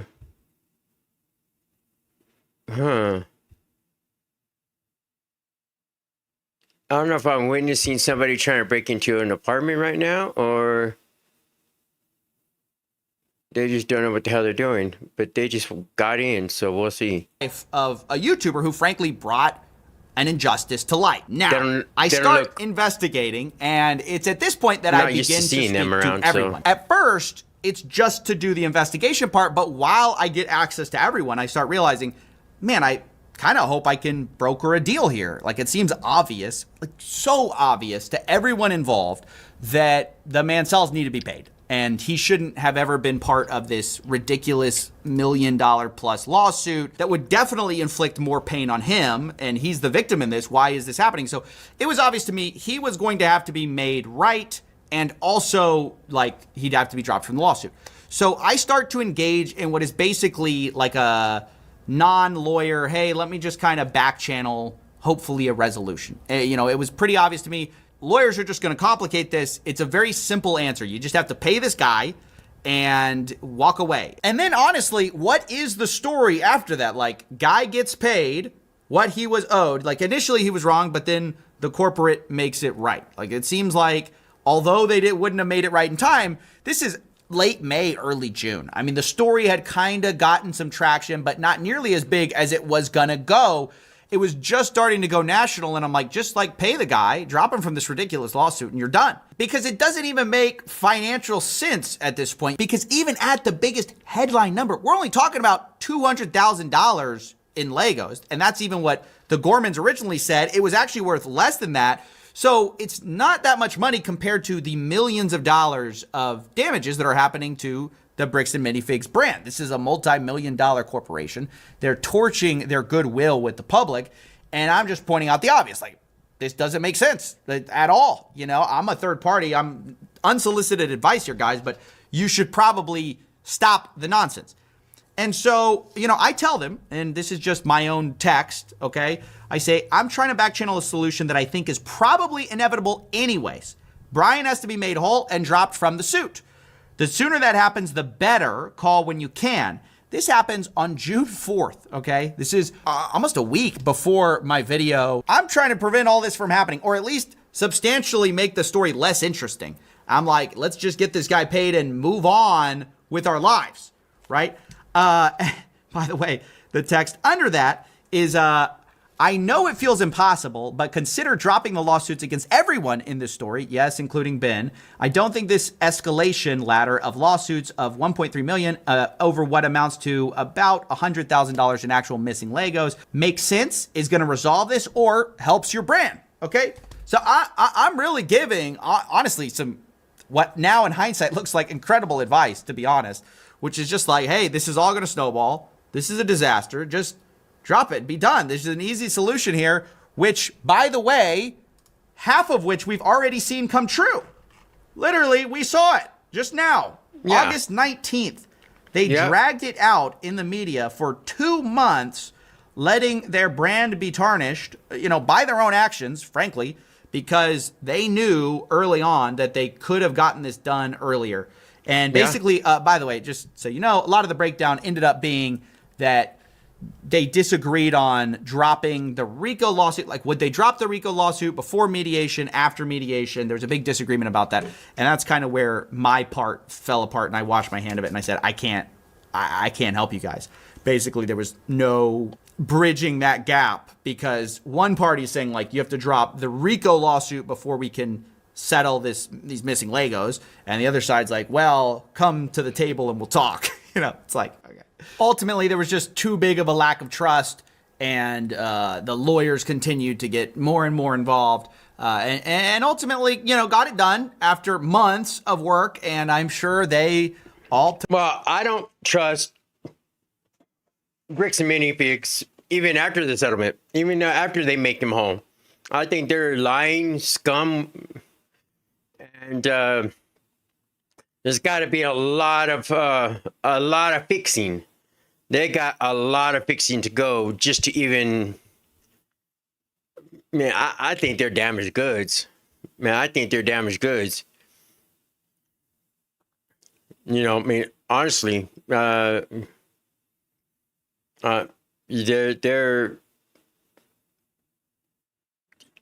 there's no word for how scummy these people are. I know people with cancer, with AIDS, with COVID,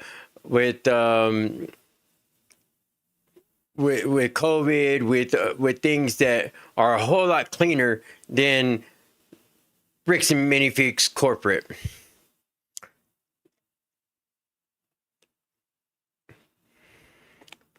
That's this.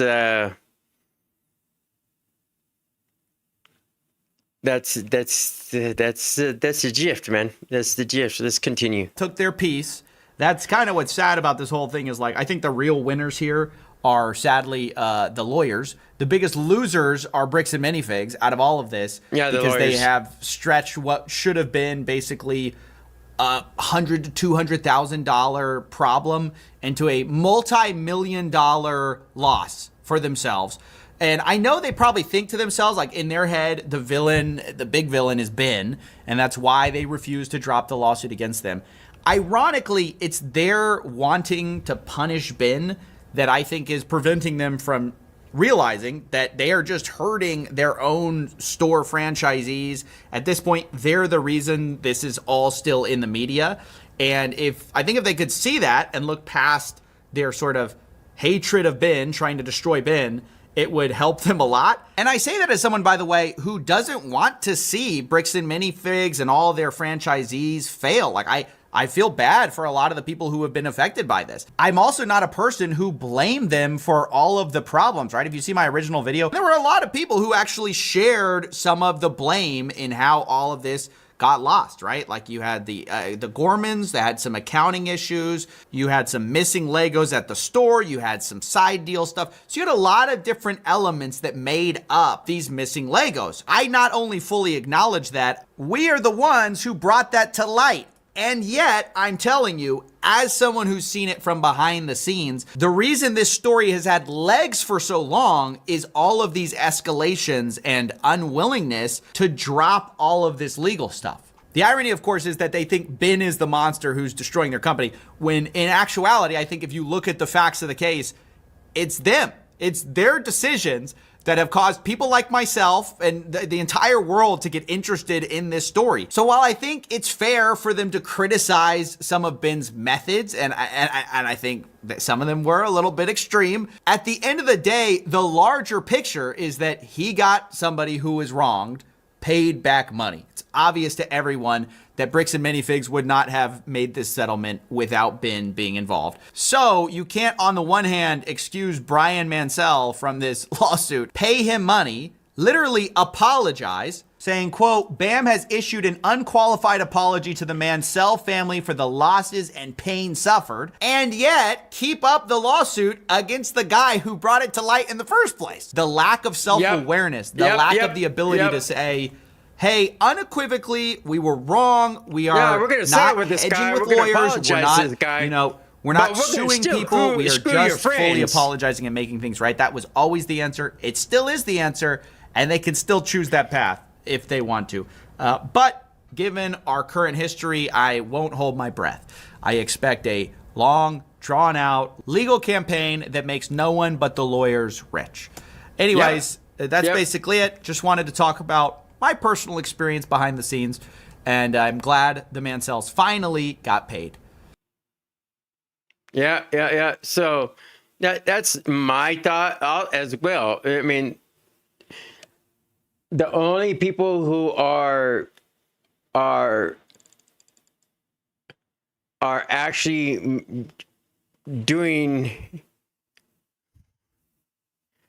any well out of the whole thing is the lawyers. And I mean, the government, the justice system, they're sucking up so much money for all this stuff. And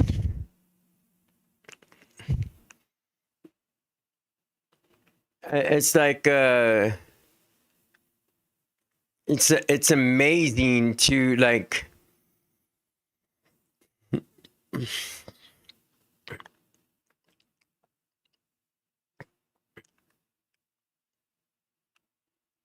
to see like mean to myself, but I'm not gonna say that. I'm gonna be nice. to see like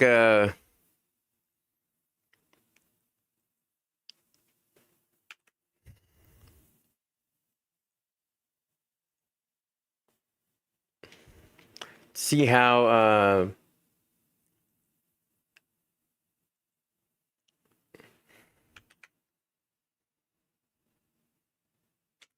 how it's changed from. I can finally talk about it. You know, from you know,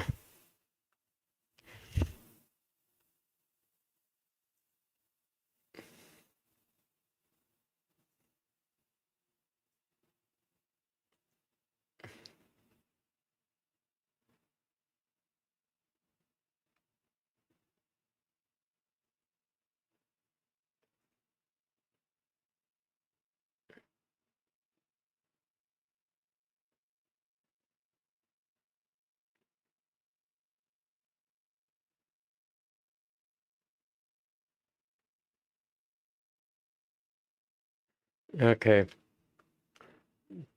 Anyways, just in case y'all didn't know, this is CoffeeZilla over here. He basically investigates a lot of stuff, man. Yeah, he even talked about Logan Paul suing Mr. Beast.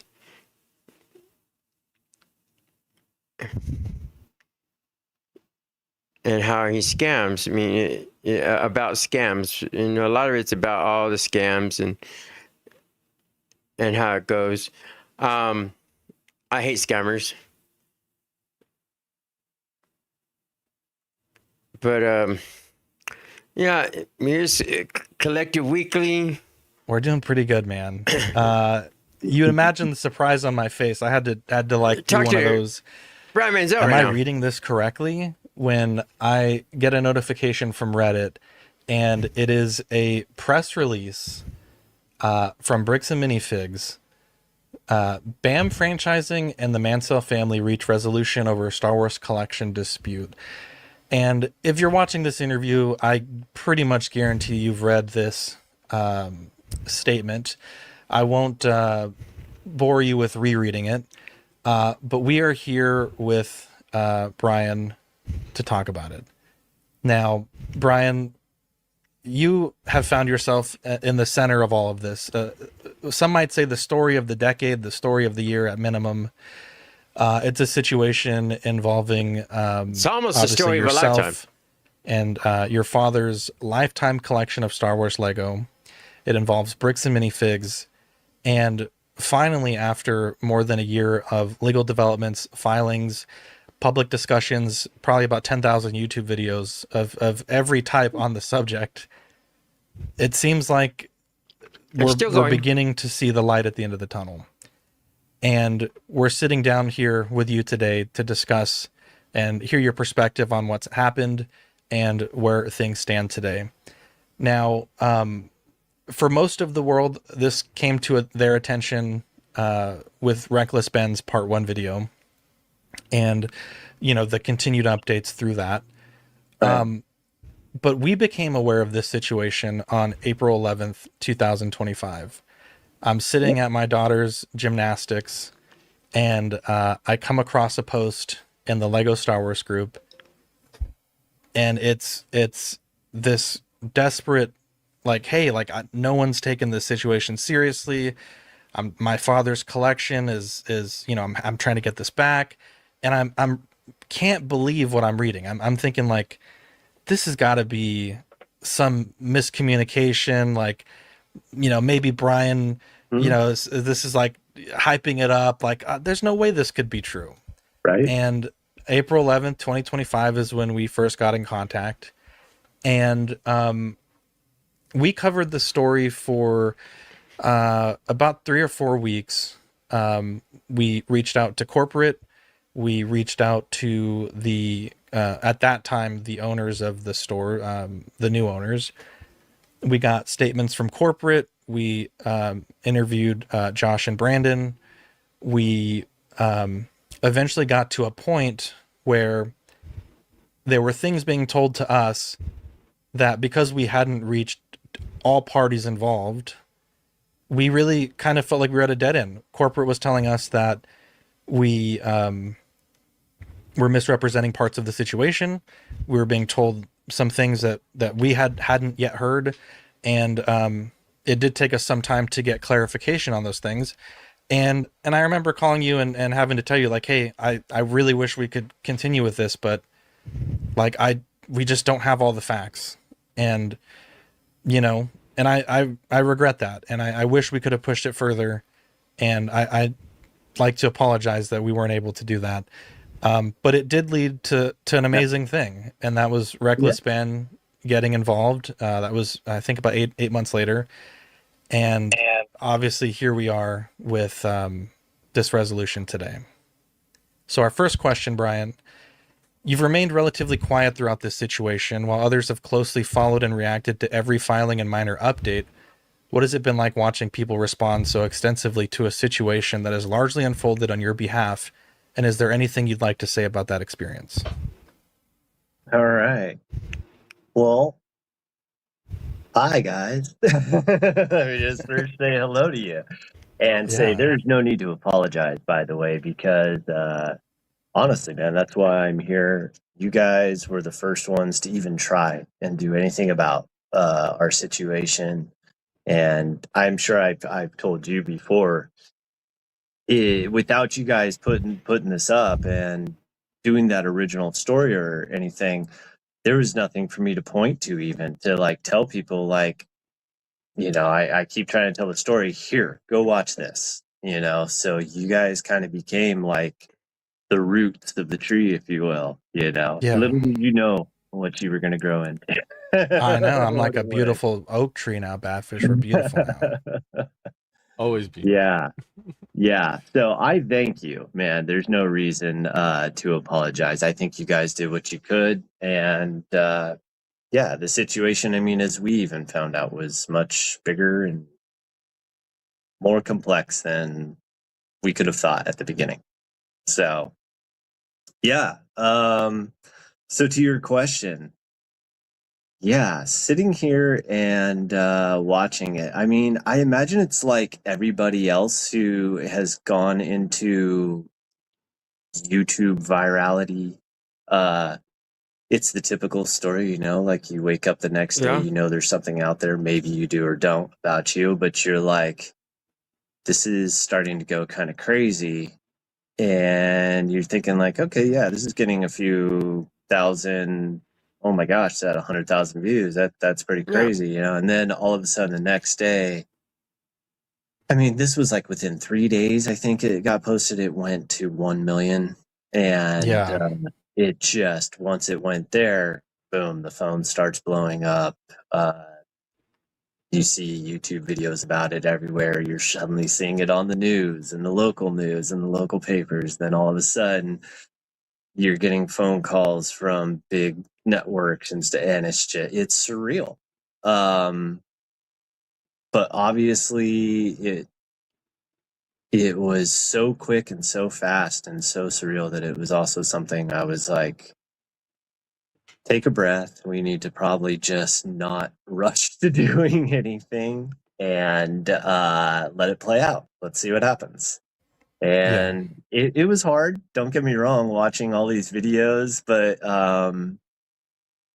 at times I would also say it was, I've told some friends it was kind of like digital therapy, digital Xanax for the soul, because you're talking almost 2 years of just anxiety, stress, like, yeah, man. And before that, like when even you guys did the story, there was a lot of, when I would try to put it out there or try to tell somebody, there'd be a lot of negativity thrown back my way.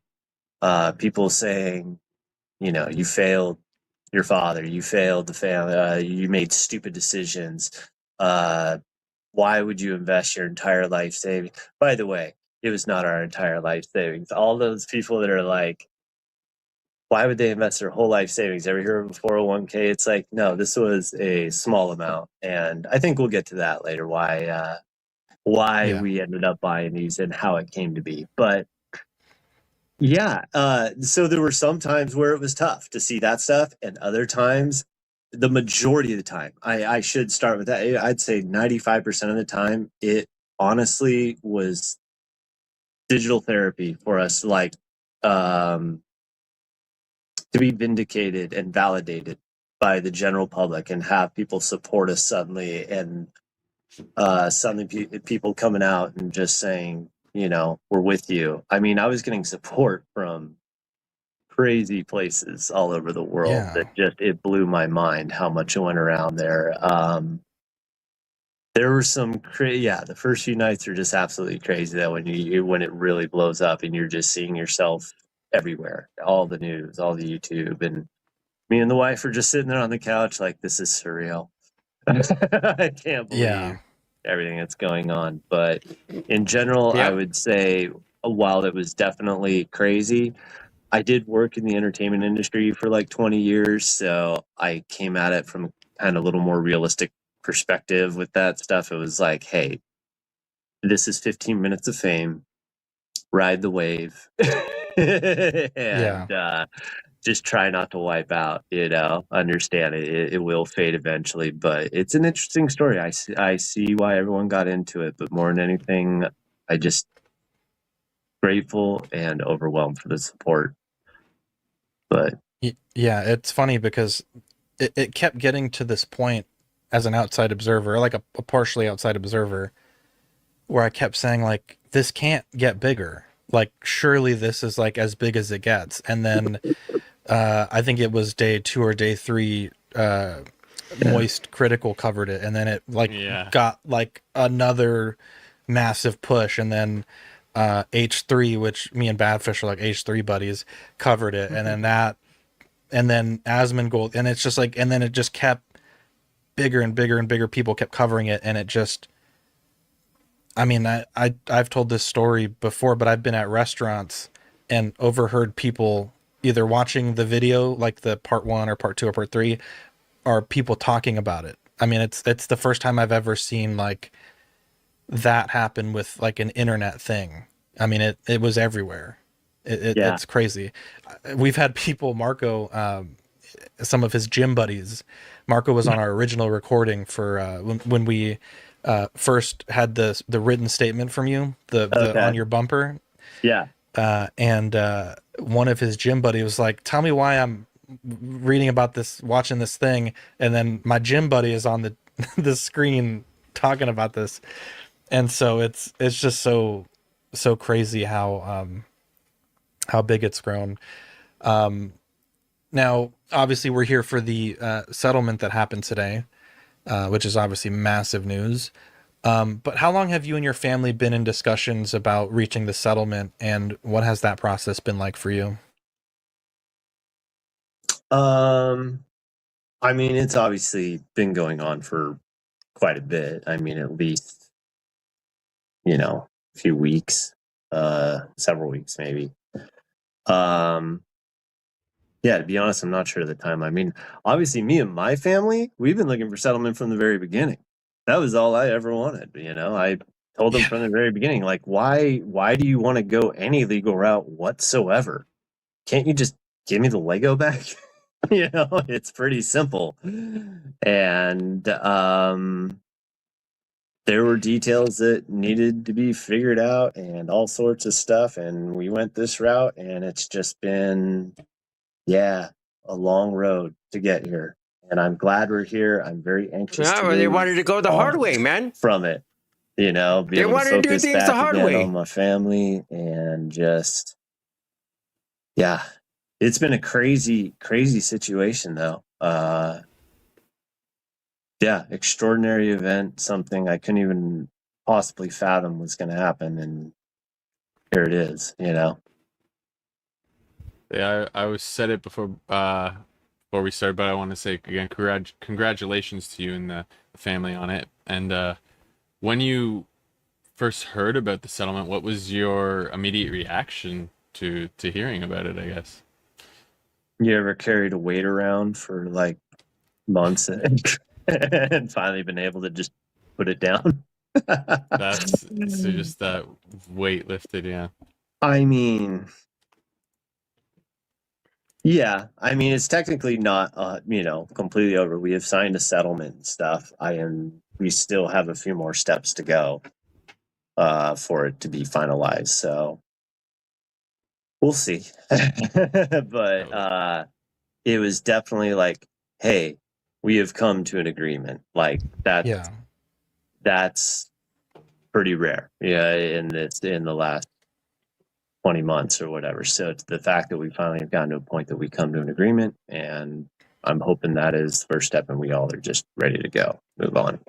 Yeah, and especially how things kind of started to see the way the direction has gone now, and especially in the last few weeks, as you said. So yeah, it's again not what I expected by any means.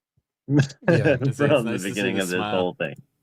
I know, looking at me, smile on your face, smiling and everything. You love to see it. I know, man. It's rare. It's been a rare sight. We've had a lot. I mean, I keep thinking too, it's funny because like you guys mentioned, Penguin Zero, Charlie, and, like Asman and all the different, the different legal channels, BJC. I'm not going to shout them all out. At some point in time, I have a list of YouTubers that I definitely want to like thank at some point. But it's funny because my father, who is like completely technically challenged, I believe I've talked to you about this before, that this is kind of why I didn't want to go to local news or anything about it. 'Cause I was like, if he finds out about this, it could stress him out and put him in, health risks and stuff like that. And so I was like, I think my only route is to go digital. Well, when we finally had to tell him, because I was like, geez, this is getting beyond, he is not going to be able to avoid knowing about this. And he's going to have neighbors calling him about this and stuff. So we went up to tell him, and I sat down with him and called my brother on speakerphone, and my wife came up, and we all just, calmly told him, I said, I just want you to know something very extraordinary has happened. And it's a very private conversation, but we got through talking to him about it. And he was like, well, where do I see some of this stuff? And so I showed him on his TV, you have a smart TV I bought you here. It's got an app called YouTube. And I showed him YouTube and everything like that. This whole thing has turned my father into a YouTube junkie. Wow. He knows you all go. these guys' names now. He knows their channels. He knows when they post things, and he'll call me up and be like, "Did you see what so and so posted today?" Wow, that's Yeah. hilarious. So good. Is he subscribed to Collecting Weekly? Just kidding. Right? That's He so saw your funny. video too. I was like, "This is the first one ever that first told the Wow. story." So we watched that, There you go. and Yeah. Shout out and then to we watched Mr. Mansell. Yeah, I'm sure he'll be watching this. So That is so cool. That is Yeah. so cool. So Pop, I mean, I pop, assume obviously Mansell, that your man. father's aware as well It's of nice. the settlement from today. yeah, we called him actually when it happened. So That's yeah. wonderful. That's wonderful. Yeah, honestly, when I don't recall where it was that you shared about telling your father, but that was incredibly like touching to me that, you know, that you were able to like, hey, this thing happened. It was awful, but quite literally the whole world is in support of your family, and that was incredibly touching. Well, I to mean hear. that was what I was kind of. I wouldn't say I was waiting for that because technically I had gotten to a point. I mean, because of his health and his issues, we didn't want to tell him because, like, any stress, overexertion, those types of things would put him at risk. And plus, by bringing it to him at the beginning, it's like, hey, here's a big problem. Let me just dump it on your shoulders with no solution inside or anywhere to. That's just not fair. And there were too many things left to be figured out. You know what I mean? And I Yeah. just didn't want him dealing with it, any of it. He had enough on his plate. Still does. Yeah. So I'm like, Of course. I'm just gonna take this on, and it literally got to a point where, I took the money that I had made from the store during the months that Crystal was there. I took what I had left in storage, that were like duplicate sets or whatever that had always been kept there in storage. So that was all I had left. It was like a small amount, but probably about 20K worth, And I say small amount in regards to the collection. I know 20K is no chump change amount, but I took that and sold it to M&R Productions down in Florida. Who shout out to him, man. Like at that point, I didn't trust anybody with any collections or anything. He sent a guy out to meet me. I went and took him over to the storage unit, videoed everything to him and ours. Like, here's what it looks like. His buddy's like, dude, this is all legit. Looks perfectly clean, brand new. Bagged everything up, and he paid me legit, just like that. I heard he was able to auction it off for exactly what I thought it was worth, and so maybe even a little bit more, which is great. And he did it in like 4 hours. So I was like, that is amazing. It was a win-win for everybody. And shout out to him for being straight up, paying it straight up, and helping a bro out who was hurting and needed to get rid of that stuff. So I took that money that he paid me, and I took the money Crystal gave me, and I gave that to the kids as their. It was supposed to go to their college fund. That's really why we started selling it. They were at that point. That's wonderful. The statement says that the Mansell family has been compensated by Bricks and Minifigs for their losses associated with the consignment arrangement.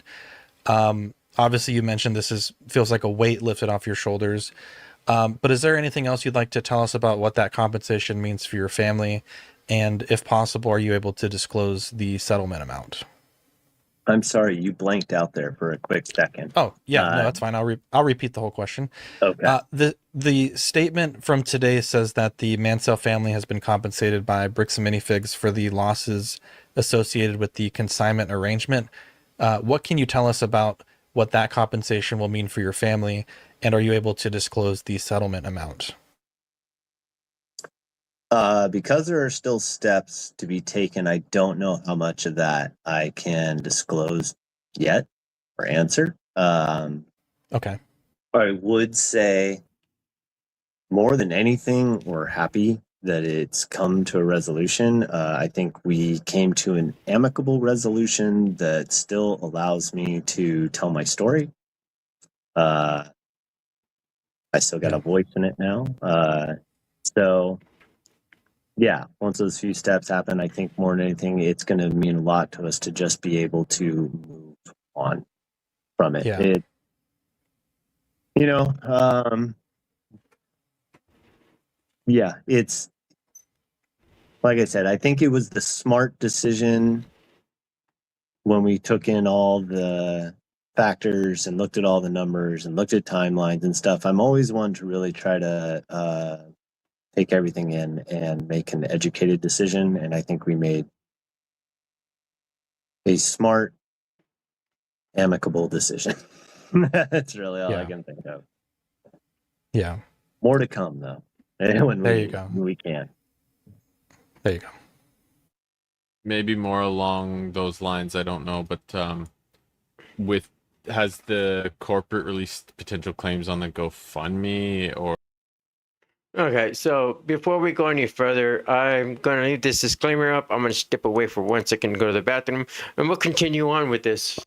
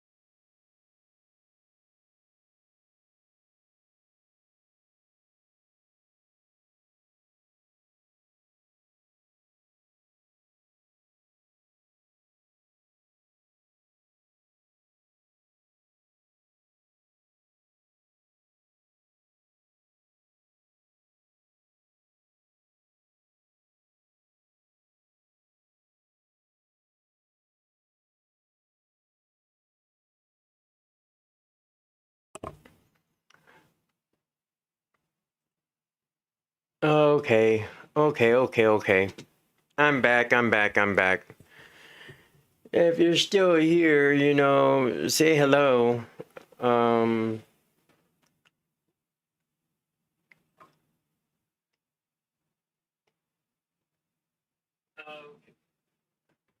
And let's try to get into the next part of this. Or No. No, they can't touch that. And besides, we had to use a ton of that for legal fees. So Yeah. Oh, okay. Yeah. it So we went to weren't sure if you had exactly what it was access or... supposed to, Okay. and a big chunk of it it's all sitting in like legal trusts and war chests ready to go type of stuff. So yeah, no one's bought a car yet or anything. If we see Brian driving around in the Lambo, we know Yeah, if we're doing some our next tomfoolery is chat, afoot. if our next chat is me lying on a yacht somewhere in the sun, something's up, man. Hey man, you deserve it, bro. You deserve the yacht, bro. It was never society's debt to pay, so I mean, we'll see. I'm just kidding. Yeah, and it's got to be amazing for you guys though to see. I mean, that I've never seen a go. All right, so with that said, yeah, I mean, first of all, yachts are millions of dollars. I mean, millions of dollars. And who's to say that he didn't get a settlement that would get him a yacht? You know what I mean? Just saying. But yeah, he deserves it after all this. I mean, by all means, he is deserving of, through all this fight, the stress. And I'm sorry. When it comes down to legal battles, it is stressful. Financially, mentally, psychologically, and not including what it does to your day-to-day life and the panic and the anguish that you're going through. I mean, it is. People don't realize that going through the legal and going through court to court is the punishment. It's actually a punishment just to accomplish this. So, I mean, it is a punishment that you must bear just to even get some kind of, some kind of relief. And, he is going through that right now. Regulus Ben is going through that. Crystal Law, Ben Gorman are going through that. Everybody who is involved are going through these legal things, and the legal process is it is a punishment. And the crazy thing is the only people winning here, as CoffeeZilla said, is the lawyers in the courts. They're making their money, and they really don't give a good god darn about where the money came from. Really, for the most part, as long as it's legal, and they don't care, as long as you're paying your dues. But I mean, the crazy thing is this is the courts and the lawyers are the ones that are profiting from this. It's not necessarily a bad thing. You got to get paid for what you're worth, but I mean, some of those documents are like $1,000 or $800 or $500 just to file these certain things, certain injunctions, certain TROs, certain things. These cost money, and then you want to get printouts that cost even more, or even get the release of them cost more. At one on top of another, on top of another, on top of another. There is so much money in the court system. For the cost of a piece of paper with writing on it, $800. Thank you very much. It comes down to the whole government saying, hey, we paid, that coffee pot was $1 million coffee pot. Just saying. Fund me like keep resetting the goals because it was just the virality of everything. I mean, it was just like boom, boom, boom, boom. It was I mean, incredible. honestly, the legal situation in this country, that's what it costs nowadays. Man, And I that's was- what we talked about in the very beginning. It's like, hey, this collection is worth, whatever amount it is, but to get back what is remaining, you're going to spend, I think you might have said something along the lines of like 2 or 3 times the value.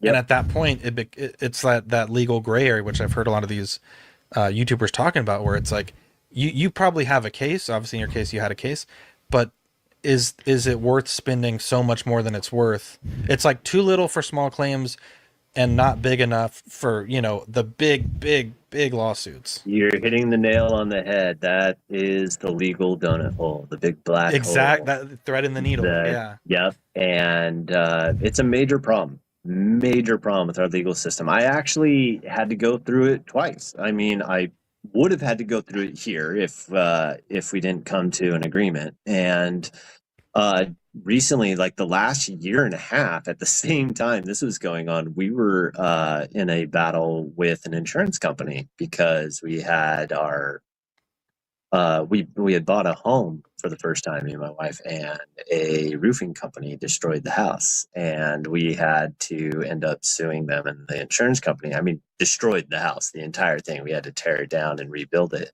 and that was like a year and a half of litigation. And I recognized that, just like, man, they just deny, delay, defer. They're just trying to drag it out and bleed you dry. And think about that. Like, how many people have $100,000 or whatever to fight those big fights, just liquid, ready to go? There's a reason. Nobody. I see some people out there on the homeless street corner who you're just like, wait, they're dressed well, they got the sign or anything like that, but their sign says one bad break. Like, that's all it takes. Something like that, man. I mean, it's just crazy. You nailed it right on the head. One bad break. It honestly is like you can get screwed, and then you're like, okay, well, I mean, I'm gonna go the legal route, and I'm gonna go and take them to court because I don't deserve this. But then you realize that the court is gonna cost you more. And just like me, at this particular point in time, I have something on my credit report that should not be there because of a property manager that decided to lie and say that there was like damages to the rental I moved out of, and that they didn't have ample amount of notice, and that I did not give them notice that I was moving, and blah, blah, blah, blah, cleaning expenses, all kinds of stuff. All right.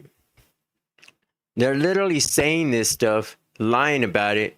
And then they report that I owe them like $2,000, just saying, approximately. All right. And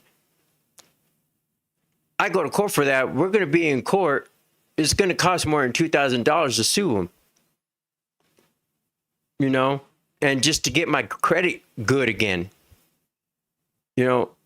My credit was in the 800s. Now it's in shambles just because of this one big, hard, bad report. It's hard to rent a place because of this report. They kind of badmouth it. Me as a tenant, I'm disabled, and now I'm in a wheelchair. So, they make it seem like a big deal. And I had movers help me move because I could not lift. I can't lift things. I had movers move me. I had cleaners clean. I had people who are witness to how that house was, or that apartment. Let me be legit. How that apartment was when I left. I had plenty of witnesses, and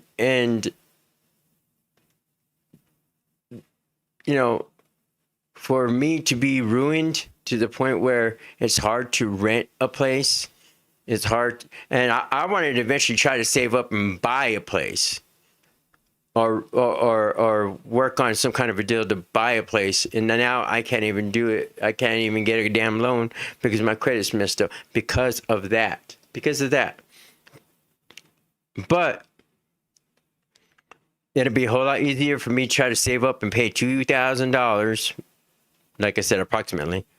I don't even remember how much it was, to be honest with you. I haven't even looked at it. It disgusted me that I had to go through that.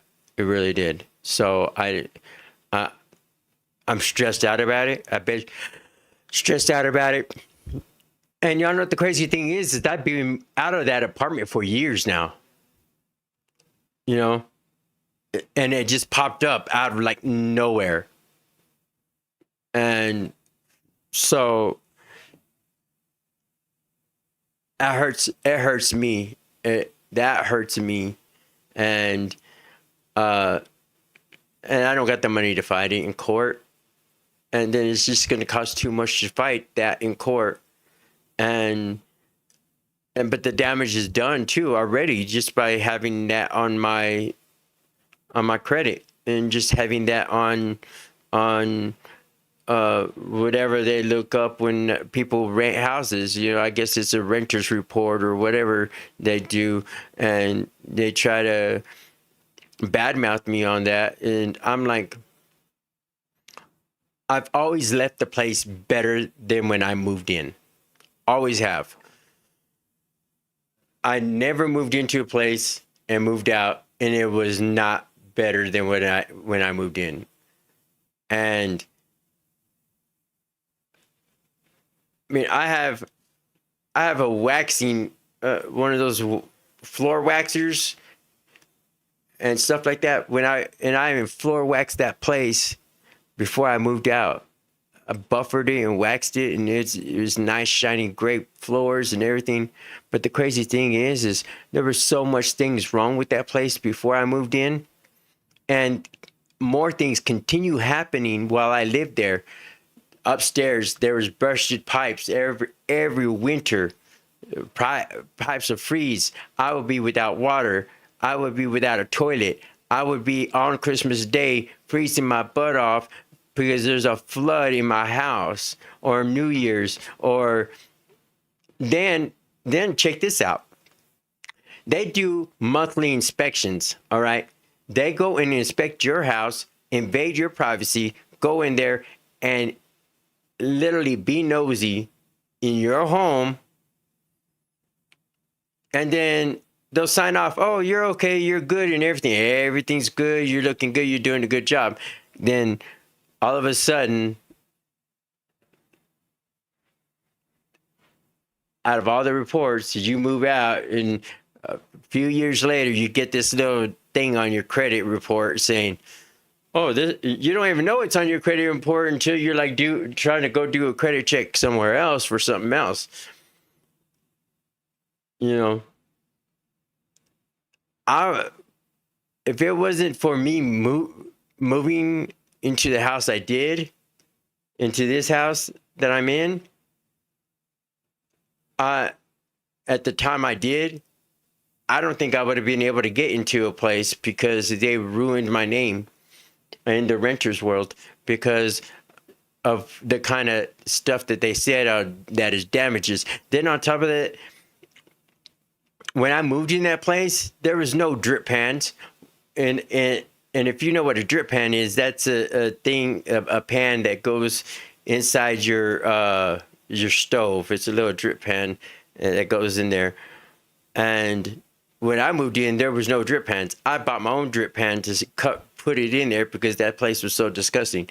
And when I moved in there, there was no water stoppers for the sinks.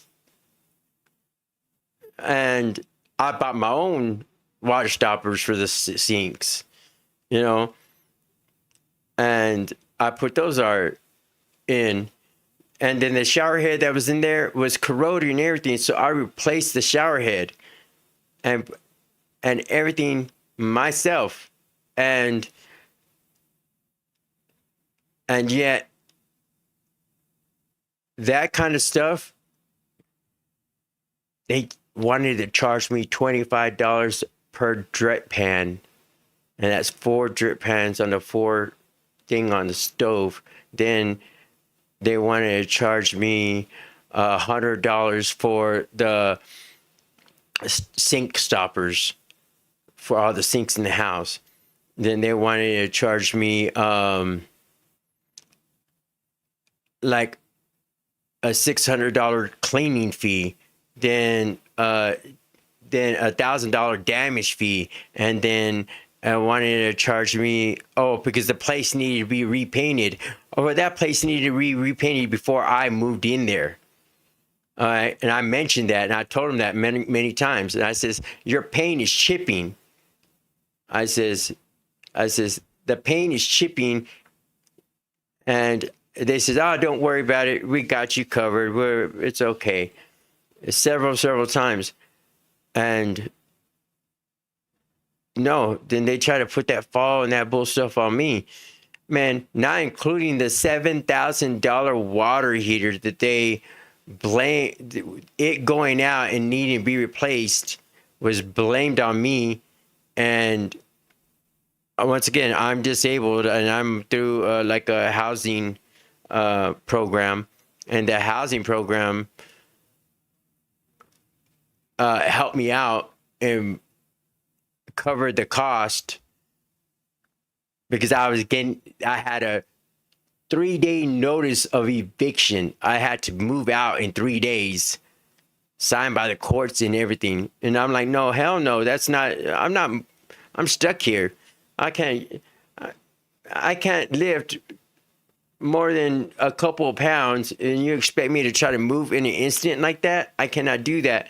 Then you give me the notice on a Friday, and you want me to be out by a Monday? No businesses are open. I cannot even get help during the weekends. I cannot even get things solved in that amount of time. Y'all trying to screw me. So, when push came to shove, that the housing program that I was with, they went in and they helped me out, but they don't realize how bad that situation was. And that's not including the shooting I witnessed there, and the dead body that was killed and shot at the corner, and that's not including the kind of crime and the kind of stuff that has gone bad in that area, and not including the property manager was embezzling the renters' money that we were paying rent, and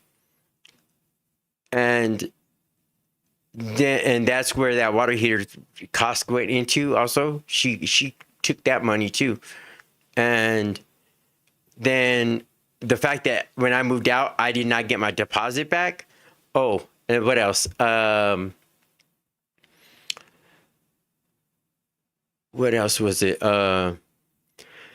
The property manager's daughter was living in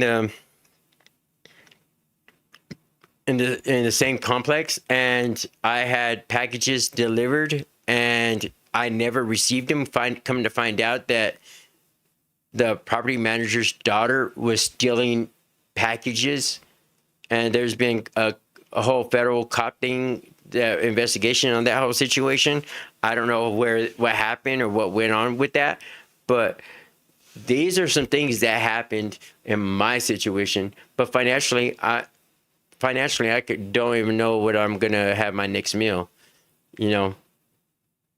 Honestly, I don't know how I'm gonna pay for my next medications, or I don't even have a ramp for my wheelchair outside this house so I can roll down the steps. I could contact my insurance, I'm sure, and we can figure that out. But I'm not. That's a lot of work. That's a lot of work, and it's not fair.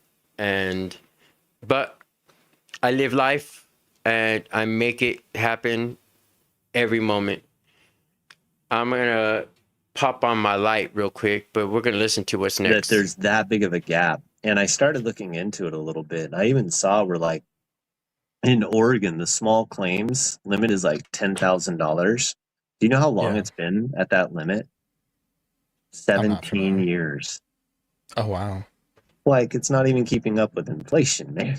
You know, Give me so 1250, bro. Yeah. it's just, yeah, when you got that big of a gap, I mean, how many people have something in between there? And with how much the legal system costs, you're easily spending whatever it is you're suing for at this point. Yeah. So Yeah, it's just, yeah, bad. Yeah, we ran into a similar situation with a comic store in Asheville, and it was the same thing. I think their comics were worth something like, 30 to 50 grand.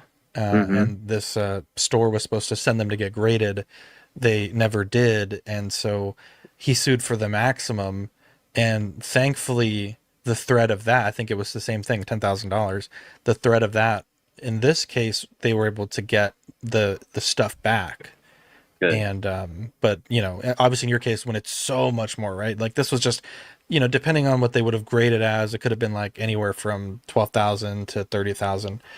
In your case, obviously this was not an appropriate amount to settle only for the 10,000 in terms of the small claims. So yeah, yeah, we had that conversation in the episode 1. Yeah, exactly. That was actually pretty funny. Yeah, we'll just do this. No. Yeah. We can't do that. So when you guys went through the process of this negotiation, what were the most important things for you that you wanted to see come out as resolution for your family? I mean, I'd say the same thing we've always wanted. We just wanted to either get our Lego back or be made whole for what we should have gotten for the Lego. Whether that was going to happen or not, I think more than anything, we just wanted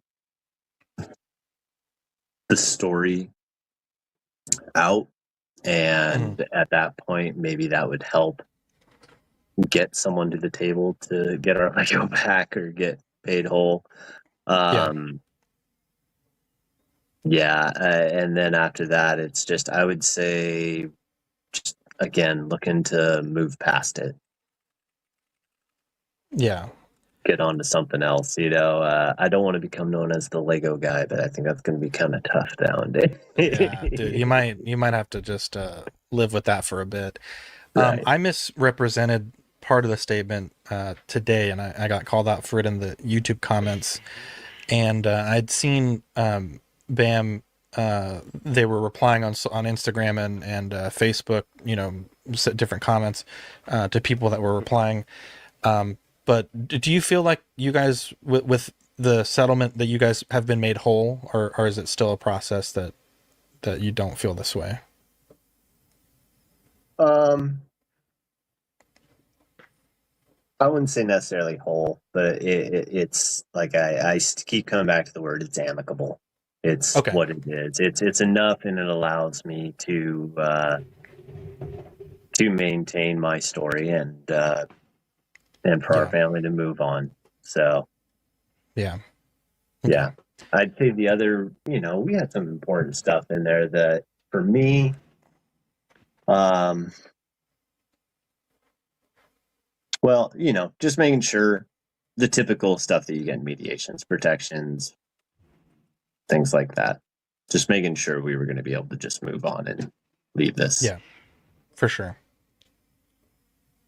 I imagine most of that stuff will come out eventually. Like people will just be able to see the documents. I don't know how long they stay. It's so funny. Like I'll wake up and there's like this 40-page document from this guy Chris on Reddit, who's an amazing person. I've talked to him numerous times, but I'm like, dude, like I don't understand how like this was filed like not more than like an hour ago, and you got it all like PDF'd and like parsed out for the layperson. That guy's an amazing Chris on Reddit's an amazing part of this story that I feel like he doesn't get enough credit, but he's an amazing person for that.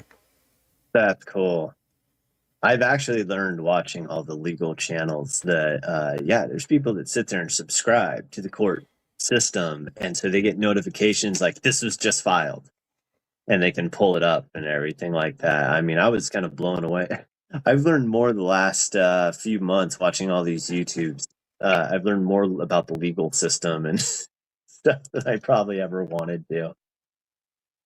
Yeah, it's fascinating seeing how some of the research that these people are able to do, because just it's a lot of hard work, obviously, but the information's out there. Just I guess sometimes you got to know where to look for it. So that's very interesting to me as well, because I've obviously kept up on other channels talking about it, like as well. So like, and some channels were doing like daily updates on it almost. For Oh quite a yeah, while. there's a few of them out there.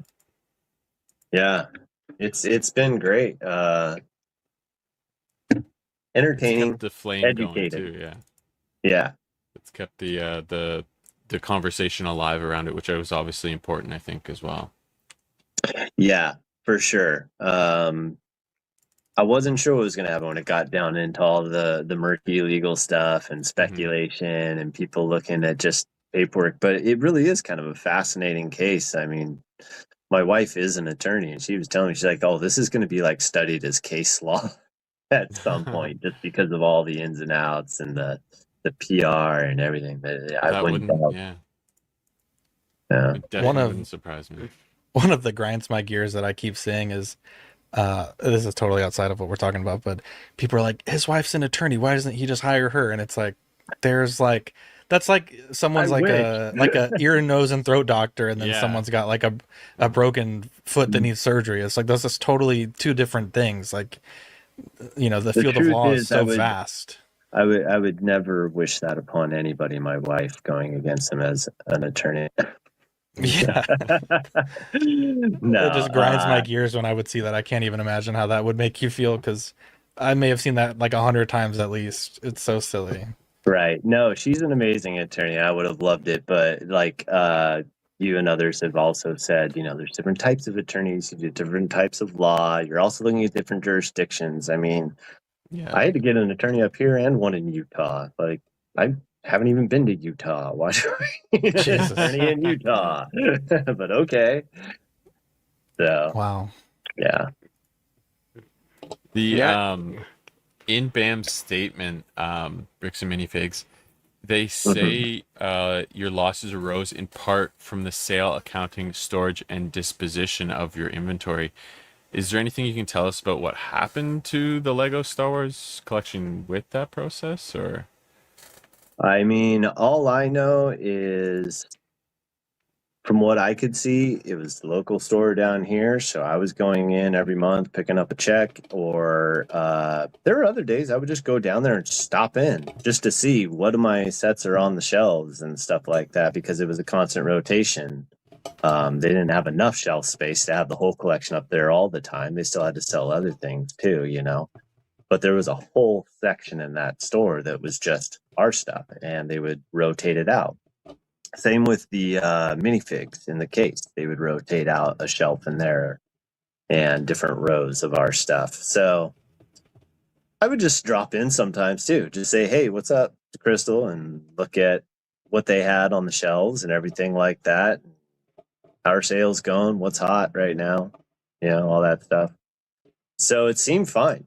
And then obviously something happened in November and the whole swap of ownership and everything just went gray from there. Like, I couldn't tell you where a number of the sets went. I mean, I obviously have my opinions. I have my theories. I have my thoughts on it, but the only thing I would ever take action on or anything is what I can actually prove. So, yeah. When they say it came down to all that stuff, yeah, obviously something happened with the storage and the managing and the inventory itself, because by the time I came there, supposedly there was nothing left, and even though I could see some, I don't know. Yeah, so they're I guess internally figuring out what they didn't disclose that, basically. Yeah, to be honest, I mean, that sounds like something between I've always kind of looked at it like this was obviously a dispute or something going on between a franchisee and their owner or the corporation, you know, something between them, and I got caught up. Absolutely. Yep. Yeah. Yep. One of the parts The of the basics, statement the gist of it. that was most striking for me was Bam saying that it, quote, regrets that it did not more quickly access information necessary to understand and resolve the matter, end quote, as well as issuing your family a, quote, unqualified apology, end quote. What did that apology mean to you guys? You know, it's something where I'm just happy to be moving on, man. To be honest with you. Yeah, I don't know. A long time has passed where that could be said. So apologies are always appreciated. I'm just glad to be moving on, though. Yeah, absolutely. It's when you mentioned, just to kind of quickly go back there, I forget that it's been a year. Obviously, when the April show happened from here on CW, but just you've been dealing with it then for so many years, even on top of that. So it's sometimes time just goes by so quickly since COVID. It feels like some days, but yeah. So it's hard to believe sometimes that you've been having to go through for so long. So yeah, 20 months, man. Check out catfish. Yeah. And then you're up. So with the statement, the says in the settlement, there's no admission of liability or wrongdoing. Or unlawful contact by any party. How do you reconcile that language with BAM? Also, Like I acknowledging said, your family's loss. That makes sense. Like I said, I'm married to an attorney. I'm used to it. My brother is an attorney. I'm used to this stuff. And I think in any mediation, that's what you're going to get. In any settlement, you're going to get that type of language in one of those paragraphs. It's just like, obviously, we were settling because neither party was going to guilt. So, hey, man, that's just legal language and you take it. There you go. Now that you guys are beginning this closure for you guys, is there anything that you hope that people will understand about what your family went through, or any closing remarks that you'd like to make about everything? Oh my God, that's a pretty broad open question. That's a broad one. Yeah, I'm gonna let you stretch your legs a little bit. I mean, dang, man, we're gonna fill the last 20 minutes, aren't we? No, I don't want to talk about it. Let's see. Let's just step by step. First off, I should just say I kind of said it at the beginning of this video. First and foremost, we are super grateful to absolutely everybody who showed any support for us through this, starting with you guys. Honestly, first one, step up, try to get my story out there, try to get something to happen with it. The friend of mine who reached out to Reckless Ben, seeing what I was going through and recognizing this ain't my friend, this isn't how he normally acts, this is really taking a toll on him. And Reckless Ben, obviously, coming out and doing his thing, and the entire crew, Vic, Sheldon, Other Ben, Jammin, that's what I was trying to say, Jammin Ben. And God, there's just so many people, man. I don't want to forget anybody, so I should probably stop naming people, just say Ben and the crew, all of them that came out and helped, they were amazing. Just the support of the world, it has meant the world to us. To hear from Australia, shout out to Australia. I got so many messages from Australia. Like, I don't know if they're on the exact opposite time zone, so all you guys that stream at midnight, they're like, this is my morning breakfast news. I don't know. That's exactly what it is. That's exactly what it is. Dude, Australia loved it, and Australia is like one of the places I've always wanted to visit in the world. I want to go there even more now. Like, people there seem way cool. I got so much love there. Yeah, it's been crazy. I got messages from, UK, Japan, Ireland, Brazil, Canada, Mexico, just all over, and it was just insane. I saw when we were on some front page of a paper in I want to say it was Jordan or something like that. I mean, just, yeah, crazy to see it go across the world. And so to anybody and everybody that had something to say about it, to get our story out there, to support us, we can't thank you enough. It has meant the absolute world to us to get that support. Yeah, that would be the first part I want to make sure I get out there. Well, we're definitely happy for you, for so long. Brian. We're definitely happy for you. Yes, for sure. Dad is doing well. He he had a like I said, a health scare and stuff. I don't really want to go into what his health issues are, but he is not on his deathbed and he is not about to die. He is doing incredible. He is 84 years old and has a litany of issues that, yeah, I mean, he's not on his way up either, but he is doing very well. Great to hear. So I do thank everybody for their concern, but I wanted to make sure that, no one thinks like, oh my God, thank God I got to see this before he passes away tomorrow. That's not happening. Let's see, what else? I don't know. I mean, are there rumors you guys have heard or things that you've heard that you want me to try and dispel? I can try and answer. With this, like, I'm sure you've seen it, but you hear and see the dumbest things, and just like, totally. They're so dumb that it's like, I wouldn't even give it the time of day, Okay, here's one for you. We touched on it a bit earlier. The people that are like, dude, did he really spend his life savings on Lego? Yeah. Well, let's talk about that really quick. How did we get this collection? How did it go about? This was something that, if you know my father, this would not be out of the question or out of the scope for him. My dad did the same thing with me and my brother when we were kids. He has always been a collector. Always. He's not someone that just says, oh, let's go buy you a comic. He figures out what comic you like and then goes to the comic store and checks out the series, gets you all the back issues, and then gets you a subscription to the rest of the next issues coming out. Like, he's like, if you're going to collect, you're going to do it right, get the whole thing.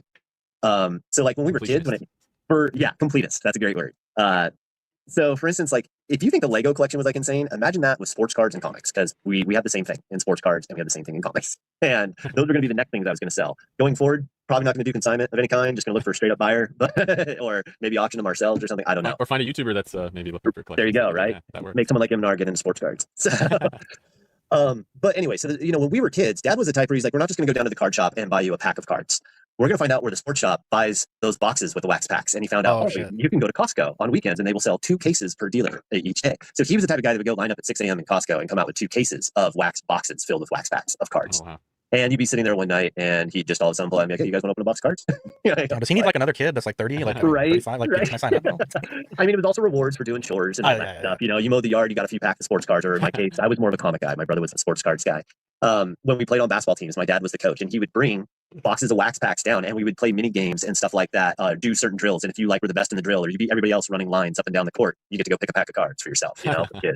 He's always that way with neighborhood kids and everything. Like when he had the Lego collection, he would babysit the neighbor's kids sometimes. So when they would come over, they always would love when he would babysit, because I'm sure he'd walk them into the room and open up, you know, one of the rooms of Legos and be like, choose what we built tonight. You know, that's crazy if you're a little kid. So he's just always been really, really cool like that. And when it came to the Legos, he wanted something to share with his grandkids, same way he shared cards and comics with me and my brother. So he got into that with his grandkids. They were into Legos, and he started looking at it, and he realized the more he looked at Legos and being the collector he was, he caught word of the whole collectible community around Legos, started looking at it and said, well, this is interesting. Like, these things have actually had higher gains than most people's 401ks, gold, silver, any of it for over a decade straight. That's a pretty good track record. So he's like, I'm not going to invest my life savings, but let's buy a whole bunch of sets to share with the grandkids. And while I'm buying those sets, let's buy like 3 extra of each and throw them in a closet and see what happens. And then he just went down the rabbit hole, man. And I would start getting calls in California like, hey, can you go see if the set's there? The set's there. I would find sets for him that he couldn't find up here. And yeah, it just became a big collection that we put together. And when it came time, the kids were old enough. It was like, well, I think they're kind of done playing with Star Wars Legos, and they've gone way up in value. I think it's time. And Dad, you know, is aging. I want him to sell them while he can help offer his knowledge of the collection and everything like that. So we felt it was time, you know, but that dispels that myth. It's like, no, it wasn't our life savings. It was about 27 to 30K that we invested in the Legos, and turned out to be worth somewhere between 150 and 200K. So yeah, that's the other thing. Everyone has been wondering, what is the actual value? The actual value, by our estimates, it was somewhere between, I believe it was 140 up to like 175 or something like that, possibly 180 when we did the original first range of every single thing, all the sets, all the minifigs, all the bags of pieces. And people were asking about those too. Like, what are the bags of pieces? Were those bags of minifigs? Or so the collection was all those sets. We had 5 boxes of, you know how you get those sorter boxes for baseball cards where they're like 5 rows that you can put cards in? Yeah. We had 5 boxes of those with rows of individually bagged minifigs, each one labeled with the number, the price, what we paid for it in its own individual plastic bag with all its parts and everything. Yeah. And they were all alphabetized and put through in there. Wow. And then like the 5th box had like bigger ones like Jabba the Hutt and some of the bigger figurine pieces and stuff like that. And then there were several Ziploc bags, which were parts that Dad very specifically handpicked out, because there were things like you could have a minifigure, but if you swapped out the head with this one that had a scar or a smile or something like that, suddenly that figure's worth $50 or $100, where normally it's only $5. So he found specifically those heads and handpicked them out and threw them in that bag. And then things like expensive lightsabers, handpicked them out, threw them in. So one of those bags was discontinued Star Wars gray, which was the early years before they changed the gray color. Wow. Yeah. So all those bags were like handpicked. He was very adamant that like those bags have value. I was like, okay, got it. I think people don't understand like the Lego collector is how expensive minifigs are. I think one of the early drafts of the inventory that we had didn't have minifigs, and it seemed like some people that were doing some of the forensics initially didn't include minifigs. But I mean, some of the rarest Star Wars minifigs, I mean, you're talking hundreds or thousands of dollars just for one. I'm not one gonna lie. character. We had it's insane. Yeah, it's Sallow insane. was worth $1,200 for one, and we had like Darth Revan in the bag. We had like 8 of those. Yeah, I think it's up there. Yeah, and there were quite a bit. He had like the. Yeah, I'm not gonna lie. There is this story that makes me want to have at least one Lego, like good Lego set. I had some when I was a kid, but I haven't had any, or I don't have none around. But I mean, I remember like watching Last Relic. Last Relic has this this Spider-Man bust with Legos, and I thought that was incredibly awesome. So maybe eventually, in due time, once I get out of being poor, and struggling here. I mean, I'm still even making payments on my computer here, just to even do these these broadcasts. You know, once I hit 10,000 subscribers, I try to invest in myself and get me a PC, and so I bought a PC, and I've been making payments on it every month, and you know, I have probably like 6 more months left, and then it's paid. Maybe I'm gonna try to pay it off sooner, but yeah, and I'm paying, you know, a pretty good chunk every month on it, and you know, but we got you know, it's not like I don't have things. I mean, I have my DJ set up, my stuff like that when I DJ'd and everything. Um, and that was worth, you know, 10, almost 20 grand worth of sound and lighting equipment, if not more than that. And some stuff got stolen, some stuff got damaged throughout moves and stuff like that. But I still have the majority of it, and there's a lot of good stuff that still works and everything. I haven't been able to DJ. I have PTSD. I can't lift a certain amount of weights. I got to get a whole new no, what was it? I need to get a whole new bundle of music all over again, because I had I remember I told you about that apartment flooding and stuff like that. My hard drives of music that I used for DJing got destroyed during those things. So I lost probably a good almost $20,000 worth of songs and music collected throughout the years since I was like, you know, since I was a kid, or that I had to dub over, or that I had to. When I was a kid, I'm not going to go that far with my age, but I mean, there was 8 tracks, there was vinyls, there was, you know, the 45s, there was reel to reel, and there's the cassette tapes and the CDs, and I used to burn them all into the CDs, and then from the CDs I would transfer them over to the hard drives, the flash drives and hard drives, and I would continue doing that, and then I would go get them. Then what I would do is I would meet up with some other DJs, and I'm like, hey, this is what I have. This is, you know, some of the original stuff I gotta have. And can we kind of like clean it up, remaster it and stuff like that? And they taught me how to do, like, I learned how to do a lot of cleanup, a lot of sound and lighting, a lot of stuff like that. Throughout time, I'm a professional now when it comes down to that, and the studio work and stuff like that. I mean, I can go into studio work right now with, you know, any major music producer and all that, and I can go do that, and I know what I'm doing with the soundboard. I know what I'm doing with everything there. I can help people make their tracks and record their album with no problem whatsoever.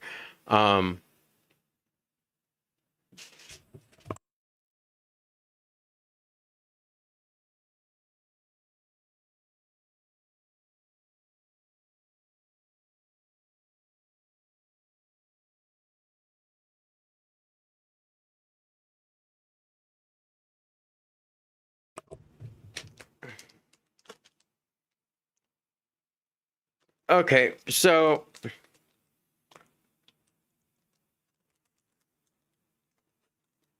apparently I have mail.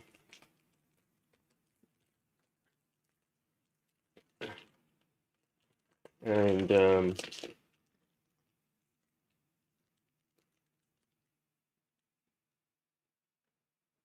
I'll have to.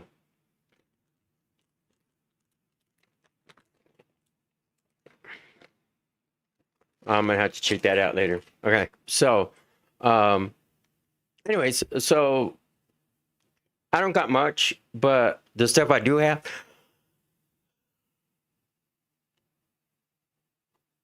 the stuff I do have are kind of important to me. I do have a lot of cords and stuff like that for the lighting systems. I have for the audio systems. This, you know, um, and I could still, you know, once I get another music collection so I can start DJing again, that'll be something. I got a laptop that I need to like reformat or start all over, put all my software back on there for my DJing, my DJing software and everything, get that going again. And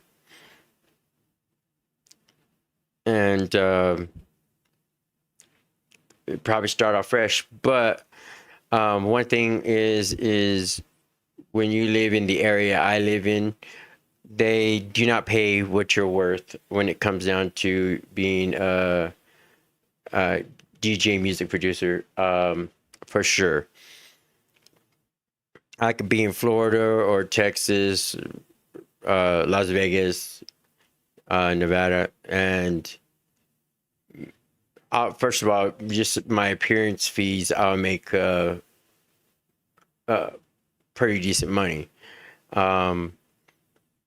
And then for my sets, I can go minimum $1,000 an hour as a DJ, but my resume is long and it is real and it's amazing. I have, you know, major people, celebrities and stuff like that I've done events for, and I've done like semi-pro football teams like the San Antonio Hurricanes, where I did sound and DJing during their games and their halftime shows, and I've done fiestas, big old festivals like Tony C's and kind of stuff like Coachellas and stuff like that. Those kind of festivals are the kind of things I've done. I'm more of like that kind of a DJ. And there are things like South by Southwest and so forth like that. That's the stuff I've done, you know. And I've done circuit work, and I can do a lot of things. But and they don't DJ like I do anymore. You know, I got like skills, the old skills of like Grandmaster Flash, where they use the turntables. I love using turntables. I love scratching. Those are like my older skills. I love those old skills. It's not like the kind of DJs where people just kind of fade onto another song and just blend right through. No, I'm more of a DJ battle type of person who likes to do wordplay, who likes to do beat matching, likes to do key matches, and actually tell a story with all kinds of other songs. I mean, you know,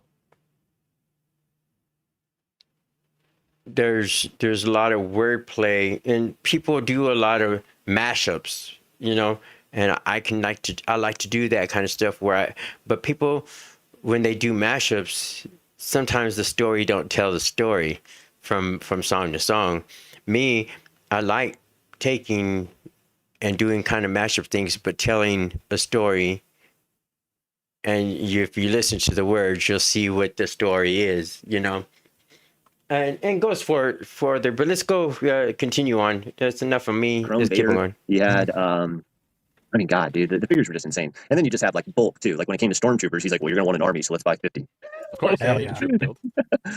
What a legend. And was it like, Yeah. it sounds like was it strictly Star Wars because of the interest from the grandkids, and then, or was it also because like Star Wars is also kind of also helps hold a bit more value in general, it seems? No, Star Wars has always been kind of big in our family. My brother, older than me, collected. So he was alive when the first Star Wars movie came out. I was born like the year after it came out.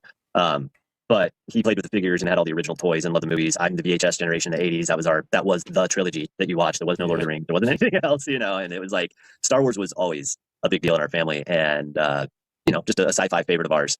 And then, when the grandkids got into it, was about the time when he was all into Clone Wars and Rebels, the animated series, and things like that. Yeah. And he had gotten some Legos and was into Lego Star Wars. So he kind of showed my dad. And my dad was like, oh, what is this Lego Star Wars thing you're into? And then when he went and kind of looked up or, got into it a little bit, he was like, oh, wow, this is a whole collectible thing. And That's God, awesome. Then the gene hit. The collector gene, dude. The collector gene kicked in, and there you go. The Clone Wars were just prime collecting years too. So just for everything Star Wars. Dude, even like the TVC stuff, dude, is so expensive now. You still have grails from those like vehicles they made back then. Like there's the AT-AT Walker or the BMF. There's so many like the big Millennium Falcon for anyone else listening. But basically those sorts of things from that era. It's very collectible and memorable from that time. Star Wars was kind of at a big. Well, it makes sense, right? I mean, that's the youth memories that are now like coming into their 30s. People that got the money, yeah. Yeah, that's the cycle, man. It's just like why our parents, my dad and everything, were into sports cars. They were into it in the 50s, 60s when they were kids. And then by the 80s, they're coming into their 30s and 40s. And it's like, oh, kids are in sports cars. I know about this. Yeah, I mean, it's happened with our generation. Look at G.I. Joe and Transformers and, all the toys from our youth. Transformers. Yeah, I had all the first generation Transformers and everything. And I remember I sold them when the Michael Bay movies came out, the first ones. And I was like, this is it. I always knew when I was a kid that someday in the future when I was an adult, there'd be a re-peak of my toys. And with the movies coming out, this is probably it. This is the peak. And I sold like a huge box for $200. And they're worth thousands now. Yeah, I was like, you might have gotten bamboozled on that one. The G1 stuff is great. Yeah, Transformers is a whole another beast. And when they were still metal, the G1 first round of Transformers, when they were all metal, no plastic. Really? Okay. Yeah. Dude, the Transformers are like that though, where like a little part, like because I have a G1 Trypticon, not from my childhood, but I picked one up, but it's missing so many little parts. This was like a playset type of thing, and like like one little piece is like $50, or like a little gun or like a little sticker. I'm like, dude, there's no way I'm gonna complete this thing. So it's displayable, but like if you really look at it, it's missing so much. But yeah, it's just like Lego, where a little scar, like a little something on some piece of plastic makes it worth so much more. It's 100% the same thing. Well, that's a collectible world for you, right? Little errors on sports cards, miscolored print in the comic. Yep. Whatever. Batman's the nudity in that one comic that made it worth like crazy, and then like they all got like 10.0s. Like holy crap! I totally know the exact comic. You know what I'm talking about? I know exactly which one you're talking about. When they were trying to make all like adult. Yeah, it was like the adult, the mature size. Yeah, Bruce Wayne's PP in that, bro. Did they reprint it without it? Yeah, I think they censored. Yep. Exactly. And I think for some reason, if I recall correctly, like a bunch of those graded like 10s, which is like unheard of. And so it's like even crazier value. It was an oversized with a hard cardboard cover and square bound on the side. So it's like, well, yeah, those books are made to be super durable and in perfect condition. So you're going to get a lot of 10s. It's not like a paper comic book. Yeah, that's awesome. Well, hey, Brian, I don't want to take up too much of your time, but I appreciate you so much. And throughout all of this, you've been such a gentleman to us. And, well, we didn't talk like every day. Like, I mean, you did as, just amazing to, when this went viral, you would, for you, man. Congratulations. Yeah, you were texting us like, hey, yeah, Brian's been, we started off as acquaintances, but I really, truly feel like we know each other. Like we've congratulated each other on life events. And, you're a great guy. I'm so happy to hear that your father is a little better than he was when we met. And, obviously I'm incredibly happy that, with this announcement today. And again, I appreciate you for thinking of us when you told me like a couple weeks ago, like, hey, I really would like to come on your show and we can finally talk about this, because despite what has been written, if I recall correctly, we just had paragraphs of text from you. I don't think you actually had come on our program back then. Yeah, and I'd seen it quoted on some of these blog posts, and I'm like, it's possible because we do a lot of recordings. Maybe I missed it, and I skimmed every, and I was like, he had never come on. This is crazy. And it's great to finally, we've talked on the phone a number of times, but it's great to finally have you on our program in the flesh, so to speak. But I really you've been so generous with us, and we appreciate it. And I've really felt lately that life is about seasons, and you have seasons of pain and seasons of growth and seasons of blessings. And I really hope that these next couple of years for you guys, with that weight off your shoulders, I hope that you guys have the time that you deserve with everything. And we're so happy for you guys. Thank you so much, man. And just thank you for being the first there to step up. I really appreciate you guys. And I'm so happy we met, man. We're going to continue it on after this. You know? If you're ever down in San Antonio, I'm going to buy you a beer and a dinner. So hey, same goes for you. You come to Oregon, man. You got some smoked salmon coming your way. But for those that are watching at home, thank you for watching. To Mr. Mansell, thank you again for sharing Brian with us and allowing us to be a small part of this story. And Baptist, you want to in on anything from your end? Just thank you for joining us. I remember when Zach first messaged the group about this and just thinking this is really interesting. And just Zach was like a little he finds the thread and he tugs on it. So I got to give it to Zach as well. He's and yeah, like you said, you've been a gentleman throughout it. And thanks for taking your time with us tonight, man. And again, I'm just happy. It warms my heart that you guys are that there's a win for the little guy. I was saying to Zach, it feels like. So I hope, like you said, you've got that. It was well said. The seasons of prosperity to come for you guys hopefully as well. So. Yeah. There you go. Well, thank you so much, guys. I really appreciate you. Yes, sir. You have a good one. Thank you for coming. And for those watching, we love you, and we'll catch you on the next episode. Jumbo. Bye. All right. So that was great. But I mean, now the story don't end. Here we go. Here you are, champ, and see you commit. All right. Here we go. We got the BBQ barbecue counselor. BBQ counselor. We're gonna review on this. This guy is incredible. I'm actually loving this guy. He's not even. Let me get into. Let me see here. There's something I did want to look into here.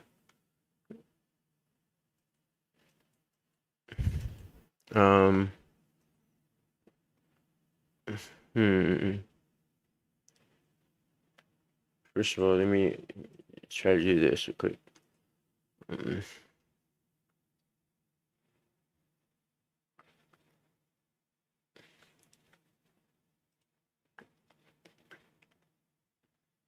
All right. He joined back in June 13, 2006. But if we go, let me see. Okay, his videos.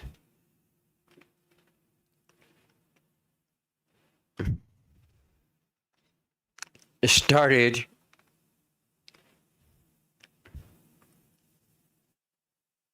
literally like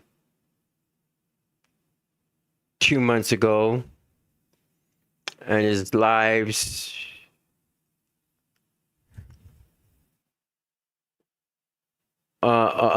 he started doing lives like a month ago.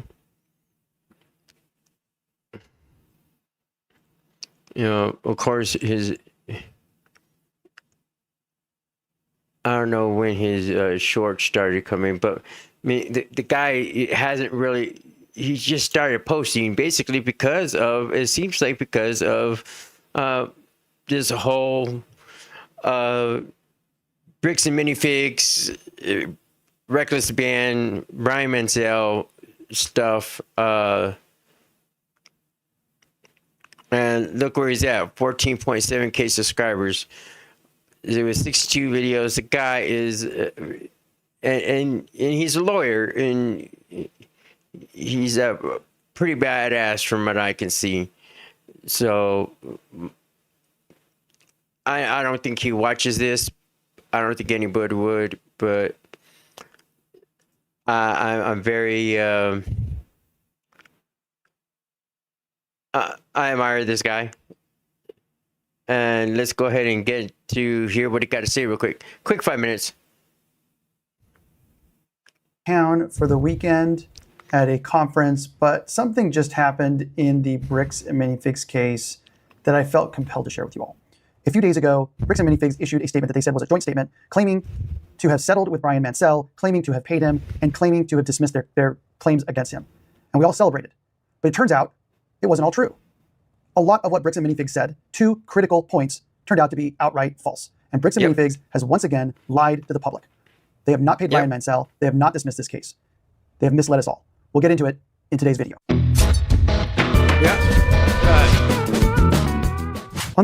So this is the main thing I wanted to talk about, is that they released this statement, but the guy was not compensated or was not paid. And the lawsuits are still there. They're not dropped yet. So those aren't finalized.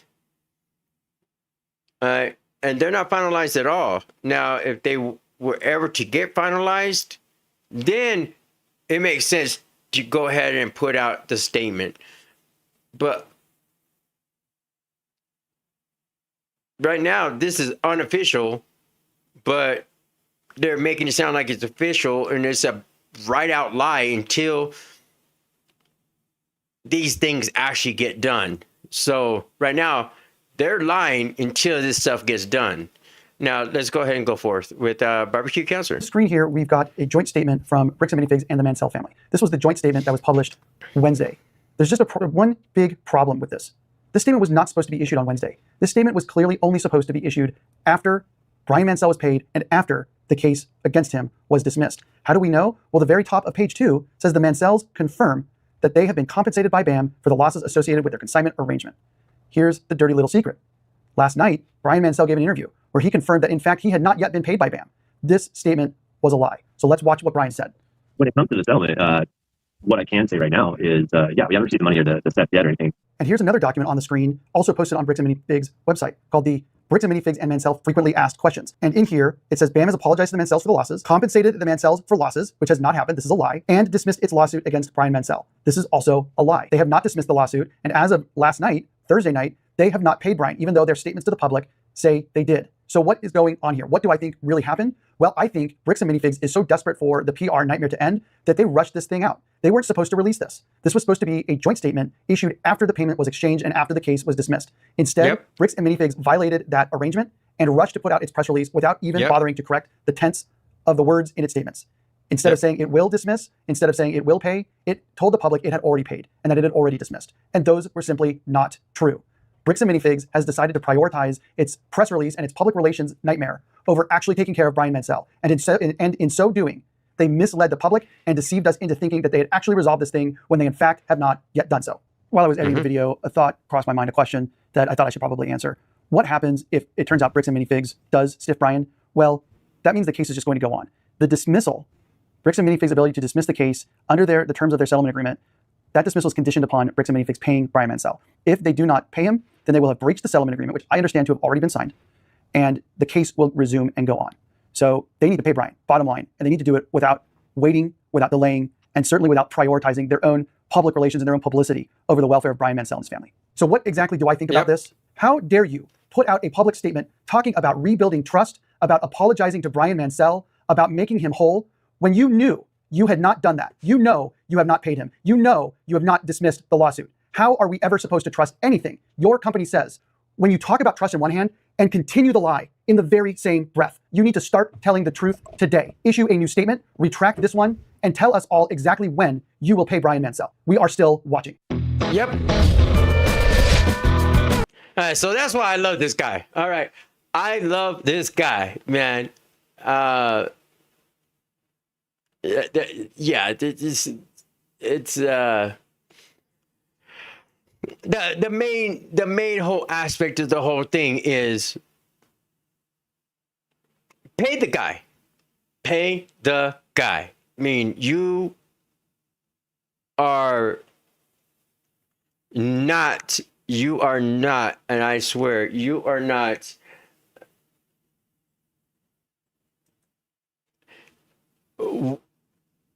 in a position to turn around and say, hey, you know,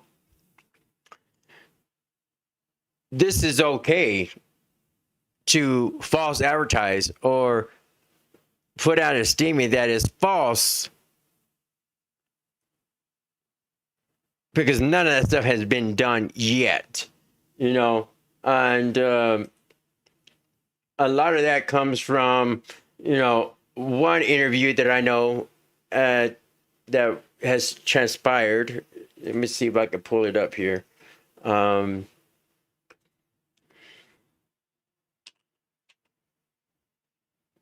see here. Bear with me.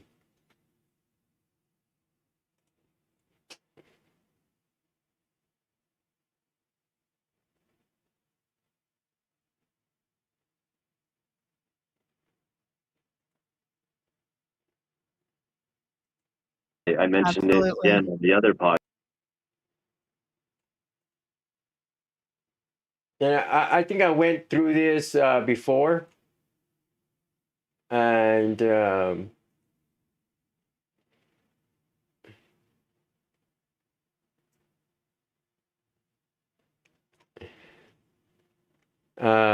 in a previous video or stream. And I'm hoping to go there. All right, we're going to refer to BGC Live. All right. BGC Live show. And she is doing an interview.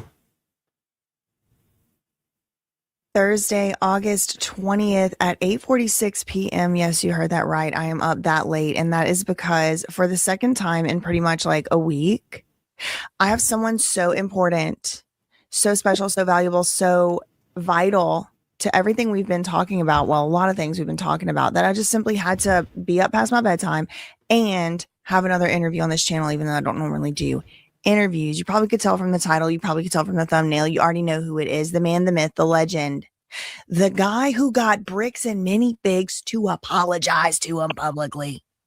Yeah. Yep, you know who it is. It's Brian Mansell. Oh, wait, I have a claps button. Hold on. Should have had that up, huh? I'm sorry. Everyone hold that thought. BJ, hold hold on. I gotta adjust.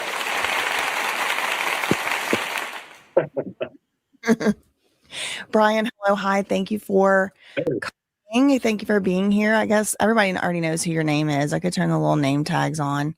How are you feeling? I'm doing good. How are you living? I'm great. I am living, getting through, this riding here. the ride. So I'm just going to cut right to the chase. I know it's been a long, probably couple days for you. So there are some burning questions people want the answers to. We're dying to know. Okay. And it all has to do with, this supposed joint statement. Now, there's been a whole bunch of people asking me in my live streams and everything. I'm not going to believe anything. I'm not going to believe a single thing until I hear from Brian Mansell himself. Is this a true thing? This is a real joint statement. Can you confirm? Yep, that is the joint statement that we agreed to put out to the public. I don't know about, I've heard there's postings on BAM's page. I haven't looked at those, but I can confirm that one is the joint statement that we agreed to put out. Well, I'm glad you mentioned about, different statements, because I did notice yesterday during my video about the situation, oh my God, he settled, whatever.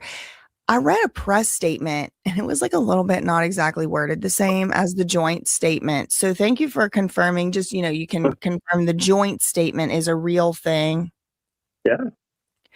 Okay. So did you know that it was going to be coming out yesterday? Were you surprised that it came out yesterday, or you knew?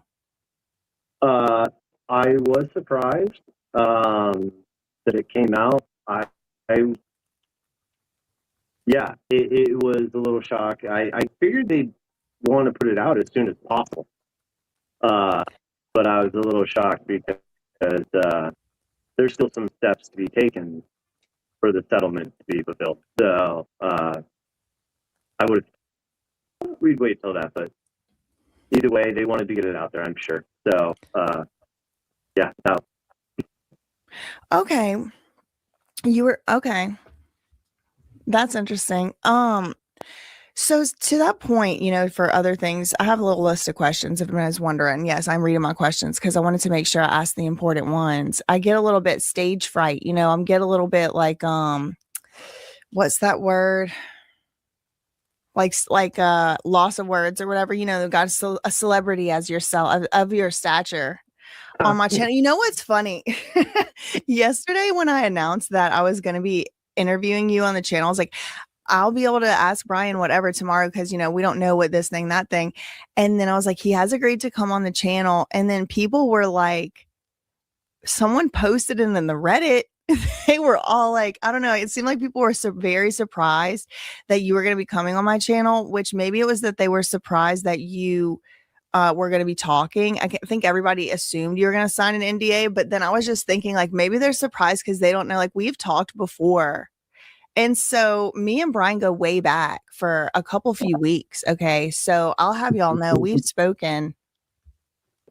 That's right. No, we talked outside of this. I told you when this whole thing started blowing up, my wife fell in love with your show. I obviously did too. I started watching it with her and just, through everything, we ended up connecting and getting your number. And I still find it hilarious, though, that the first night we start talking, I'm like thinking, yeah, she's going to want to get all this information and talk to me or whatever. And I put you on speakerphone with my wife. And you start talking about LSU and Tigers and all the Synced in. Next thing I know, I'm just like, you know what? I might just go play Xbox. Let you two talk. The first time we haven't talked that many times, but the first time that I ever talked to Brian, we found out, I think before I even got on the phone with you, that your wife maybe went to LSU, and I was like, surely his wife went to LSU. So then I end up talking to Brian, and it's not long. His wife starts, maybe she comes into the conversation somehow, because I'm like, what's the deal with LSU? One thing leads to the next, and yeah, we're just chit-chatting about Metairie and Homa and Mardi Gras, and like, yeah, Brian's eventually like upstairs playing Xbox. I'm like, oh yeah, I had some more questions for him.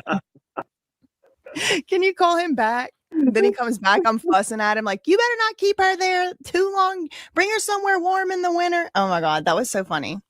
And yeah, I wasn't about to get in the way. you made the right choice.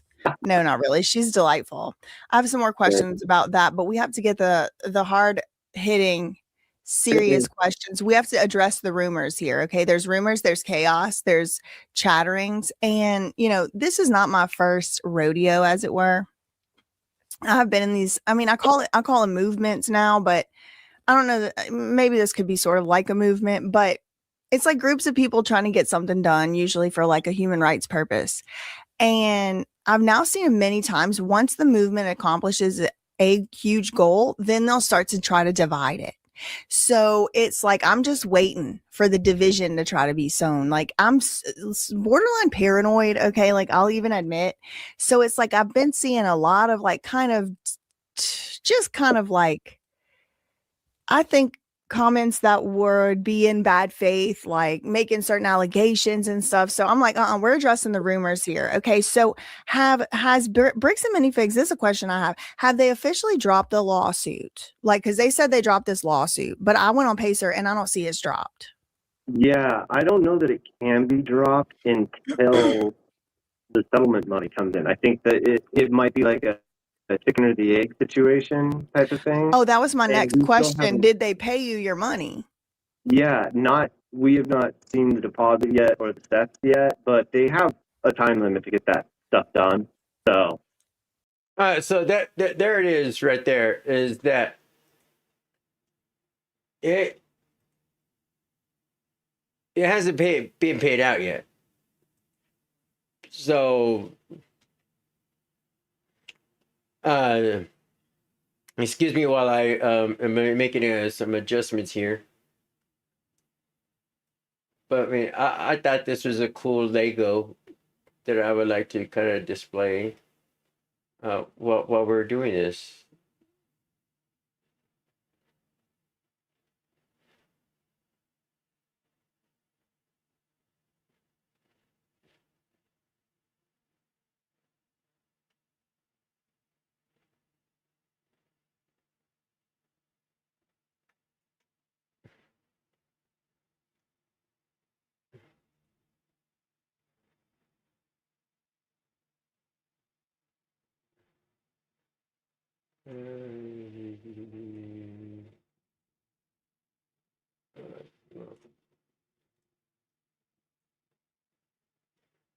See if I can do this as I would like to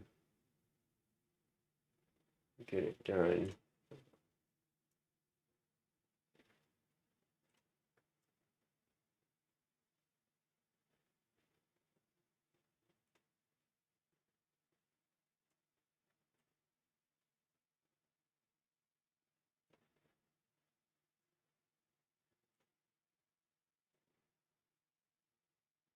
Alright, little background here. Alright. Anyways, so we got a little bit of Lego background right here. So it kind of adds a little something to the stream. Okay. Like I said, if it wasn't for the story, I don't think I'd be interested in Legos as much as I am right now. Yeah, so we are continuing on. You will see. I have faith, hopefully, that they will follow through, and the settlement goes through. And at that point, I think the lawsuit gets dropped, because I think the payment has to be fulfilled, which fulfills the settlement, which the lawsuit gets dropped. I'm not sure how those dominoes fall. That's for the lawyers, I guess, to figure out. Don't you think it's a little putting the cart before the horse? They released that whole entire statement. I mean, it's on the Salt Lake Tribune today. Yeah, I mean, that's their prerogative. They can, I imagine it's something that they wanted to get out there as soon as possible. And quite frankly, I know we want to move past this. Me and my family, we want to get past this as soon as possible. So, Yeah, but I'm sure you also want your money as soon as possible, and they need to pay it before release. Anyway, look, I'm not going to put words in your mouth. You're so kind to them. You are so kind. So you have not gotten paid, is what I'm hearing, even though, and the lawsuit has not been dropped.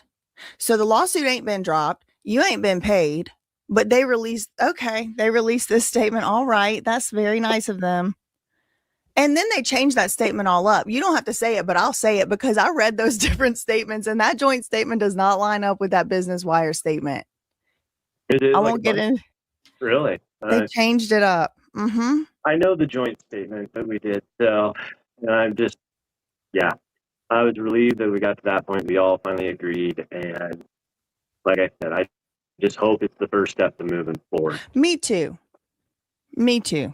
I hope they pay your money tomorrow by close of business.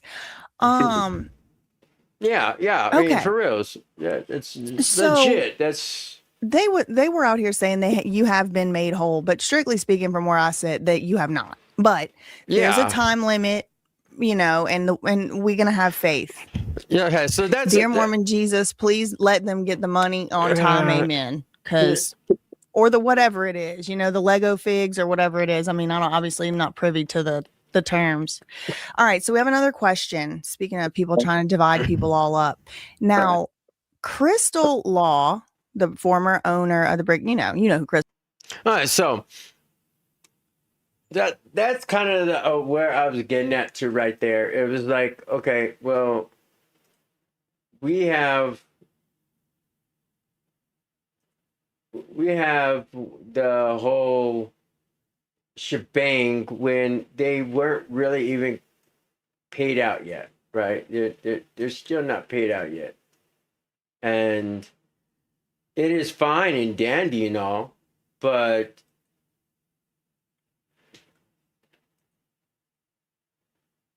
they don't.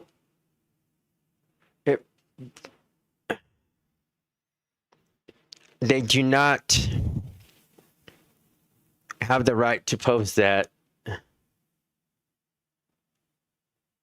because it's a lie. The guy still has not been paid. The guy doesn't got a Lego back. The guy still has court cases against him. This is not final. So let me see what else that I have going on in this whole segment.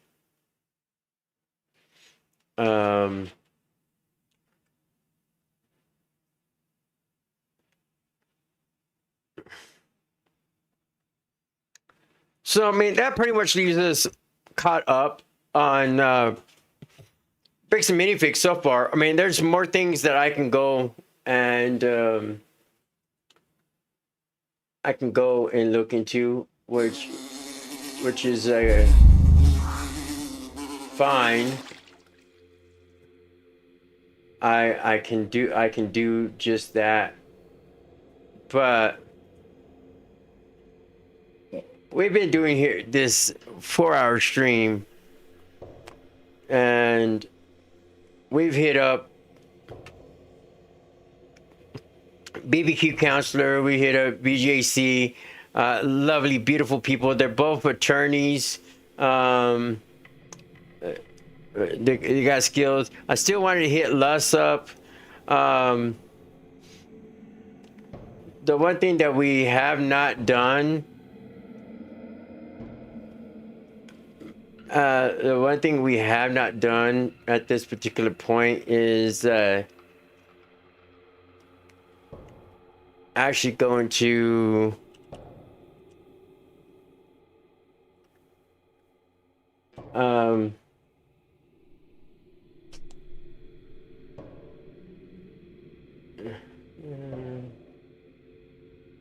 Let me see. I don't know if I want to. I don't know if I want to jump into this right now, but if I can have something to skim into it,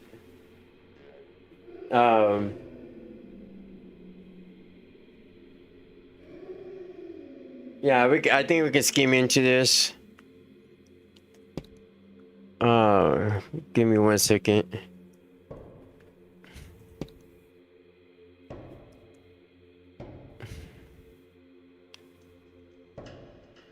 And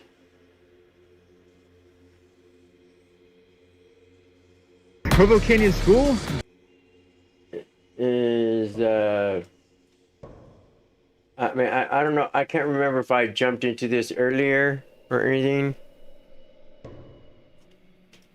but I believe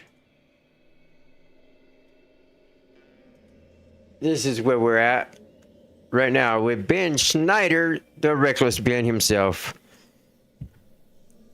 officially closed today.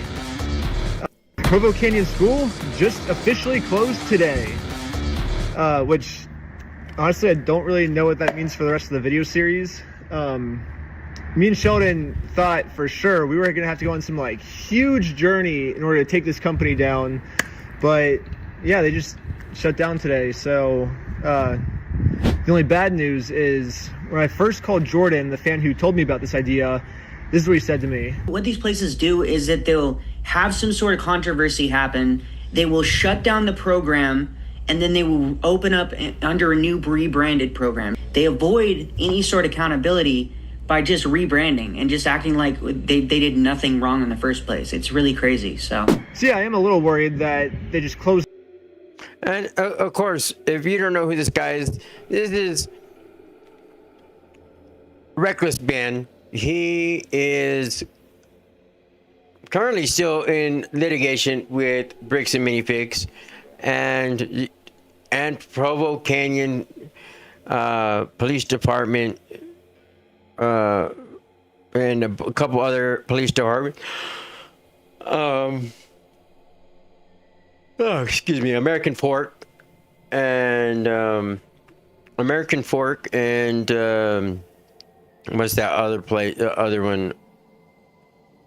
But anyways, he's got litigation going there. He's got a lot going on right now. Well, Provo Canyon Schools is the same school that Paris Hilton went to. She's been advocating against it for a long time due to multi levels of abuse and torture type of stuff that should never had happened to children, regardless if you're good or bad children. This should never had happened. Anyways, Reckless Ben goes in kind of undercover, and he has a undercover teacher as well, and which is by what was it, Sheldon, and then they go and do this. Apparently they shut it down, but as you hear right here is, they'll shut down for a little bit, then they come back open. It's down because they're in hot water right now, and then they're gonna rebrand and reopen as a new facility. But if that happens, I guess the series just keeps going on. So now I want to share a pretty important behind-the-scenes moment where I just escaped Provo Canyon. And it was like 25 degrees outside. It was freezing, and I don't do well exercising in cold weather for whatever reason. I get to the bathroom, I threw up like 10 times. I didn't show it in the video because it's disgusting. And then Sheldon picks me up. We go back to the Airbnb. We made it! Safe, dude! Yeah! For most of the time when I was inside Provo Canyon, I didn't have a camera on me, so I wanted to just spill all my thoughts out to the camera while it was still fresh in my head. Okay, so here's what happened, as I've said. I hand Ben the chips, and here's what happened. I came in early, like we planned, and I went everywhere I wasn't supposed to, Ben. And I'm like, where the hell is Ben? Where were you at, like, from like 2 to like the time I saw you? You were in a therapist's office, weren't you? No, I was in the gulag. Oh, they had just let you out of the gulag? Yeah, I was in the gulag for the first day and a half. So Yeah, that had gulag to is suck. I was in there for like 30 hours. You were probably like the how hole boring or was it? the. I mean, I feel like I can go with like sensory deprivation. It was super boring, but like the worst part is that I just didn't have a camera on me, you know? Yeah, I know. I'm Like, I was sorry. just doing all that for nothing. Do you think if I'd handed it to you when I got you on the key? Dude, what I was thinking, what I should have done. So right when I showed up, they gave me a gift basket, right? Yeah. And they never inspected the gift basket. Oh, so you So could've what I just should have done is slipped I it should have had long sleeves on, had the chips inside like that. Yeah. I should have brought the chips with me, and as they give me the gift basket, I like slide the chips in the gift basket. That's what I should have done. Well, we can always do that next time, but Oh my god, we just played them, dude. My fucking yeah. Do you see something else that's crazy? What? So one of the staff in the gulag, he gave me pants. So the way that you check, you pocket check, right? Yeah. So, so see this? I go, hey, I have no pockets. So I say, okay, just go like this, and then go like this with your underwear, right? Yeah. See all my underwear? Yeah. Boom, pocket check, right? What you failed to see was I have a second pair of pants on way down here that do have pockets in. That's how I got around it. Just look, it's just, these are my pants and my underwear, right? Yo, my plan worked, But dude. look, underneath, I have a bigger pair of pants, and these pair of pants do have pockets in. So that's how I got around How it. easy was it to climb the wall? Oh, I mean, it probably would have been really hard because they had like mesh over it. I had to do kind of like a wall run, and then I got to it, and then I had to climb like the huge mesh, and I just jumped like 15 feet down. It was a good like 15-foot jump, but I did it. And I'm a rock climber, so I mean it was pretty easy for me. But like for anyone else, I could see that being very hard. For literally anyone else, it'd be very hard. That's probably why it took them so long to catch up. Oh yeah, there's no way anyone else is climbing that fence. Yeah, because it was like meshed over. Like it Now was, you like, gotta yeah. tell them, like, I'm not paying you your 50 grand, my kid's missing. Yeah. Should we call him? No, I think like you should wait till they call you. Wait, so has any kid ever successfully escaped Provo Canyon before? No. So I'm the first person to ever successfully escape. It's so funny. Wait, so no one's ever gotten away successfully? Wow. Wow. Dang. Dude, okay, so I go in, and so this is what I do. I try telling them I'm giving out chips to everyone. One dude's like, no. So I already tried that, but I'm like, I know I can get Nick to let me give them out on the unit you should have been on. So I was waiting there. Is this everybody? And they're like, yeah. And I'm like, fuck. So then I had to go back over to your unit because a kid got transferred to mine. And I had to grab his stuff, and I saw your sheet sitting there. So then I asked my lead, I'm like, hey, like everyone else got 2 bags of chips. Everyone over here's gotten 2 bags of chips. Like this kid, I just met him yesterday. Like, is it cool if I give him 2 bags of chips? And she's basically like, no. And then I'm like, all right, I gotta go to the bathroom. You just did it anyways. Yeah, I'm like, I gotta go to the bathroom. And then like, I went out there and you were just getting moved over. And I'm like, yes. Nice. I was so happy, dude, because I had been coming up with excuses the whole day to keep leaving the dorm. Nice. Yeah, that's when they finally took me out of solitary. Was then. So that's how long I was in solitary for. Yeah, the good old Is that solitary. insane? Yeah, you were only supposed to be in there a couple hours. Yeah, I know. So my bad, I couldn't get it, like, I don't know if me handing it to you right there would have been sus or not. It sucks. It's weird because I went from solitary, and then when you get back, so I'm like in the actual dorm now. It's like, okay, I'm supposed to have freedom, and we're still not allowed to talk to each other. Like we just have to sit in chairs all looking at each other, and no one can talk. And they made us watch this stupid TV show that like he was watching, I guess, and it was just some like stupid like drama from like 30 years ago, and it sucked. It was so boring. He sucked. He was a dick. Yeah, the girl was a little nicer. Like she was a little cooler, I guess. She was a little less strict. But Jose sucked. Wow. It's weird because he looked younger than me, but it was like funny to think like I'm probably older than this dude. Yeah, you're older than you're older than me. He's like, but it's funny. Like most of the staff that's bossing me around, I'm like, I'm older than you. Like, why are you bossing me around? But yeah, it's funny. That shit's annoying, huh? The way they boss you around nonstop. Yeah, it sucks, dude. I went 17 hours without peeing, right? Are you serious? And then we get back from breakfast. So I've been 17 hours without peeing. No way. And then we get back, and the first thing he says is like, I don't want anyone to ask me if you can use the bathroom. And then we get down. And All right, so bottom line is, I mean, have you tried to go 17 hours without peeing? how many people have went 17 hours without peeing? Because I guarantee I wouldn't want to do that. There's a health issue with that too. So, you know, you got to be able to release, and that's kind of the whole like problem with all this is you do not release. It's definitely a medical concern. It can cause medical issues, I'm sure. I'm like literally about to pee my pants, and I'm like, shoot, I want to ask to use the bathroom so bad, but I know he's gonna blow up on me if I ask to use the bathroom. I'm like, I literally can't hold it anymore though, and I just had to hold it. It's 17 hours of not peeing. They really made you do that? Yeah. Yeah, on the other dorm. And like no one's in the bathroom. It's like, why can't I just use the bathroom? Like it's just because he was like wanting to power trip us, you know? After breakfast? Because you guys don't have Like, bathrooms yeah, in and your like room. it's not like no, we do, but it's not like no, it's in the common room, yeah. But it's not even like someone was in the bathroom. It's not like we were busy doing something. It's not like we were misbehaving. He was literally just trying to power trip us. Wow. Did everyone else agree? Did you get everyone else? Yeah, like everyone's like, I have to pee so bad because like we woke up and he's like, we were not allowed to use the bathroom. We were eating breakfast first, and then we were taking our I don't know. It was stupid. That's crazy. Yeah, that dude sounds like a douche. Or like we would just be sitting there and everyone's just like looking at each other, right? Yeah. And it's like 5 minutes of just staring and like no one's doing anything, and then someone will be like, hey, like. All right, so I know that there's part of this where they were talking about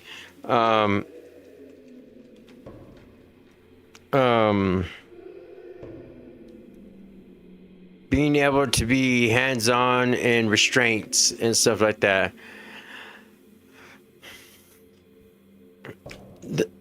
I got concerns on how many of that was witnessed by like Sheldon or about anybody that's there that, I mean, that's happened in that time period that he was in Provo Canyon. Like, where are you from originally, you know? Yeah. And I'm like, hey, no talking. Like, I said no talking and stuff. It's like, why are you getting that mad? Like, it wasn't even like an inappropriate question. And like, all he was doing, he was trying to make a friend, you know? Like putting these like 16, 17-year-olds who like want to be social with each other and just not letting them be social. Like, that sucks. Dude, yo, we got the man, dude.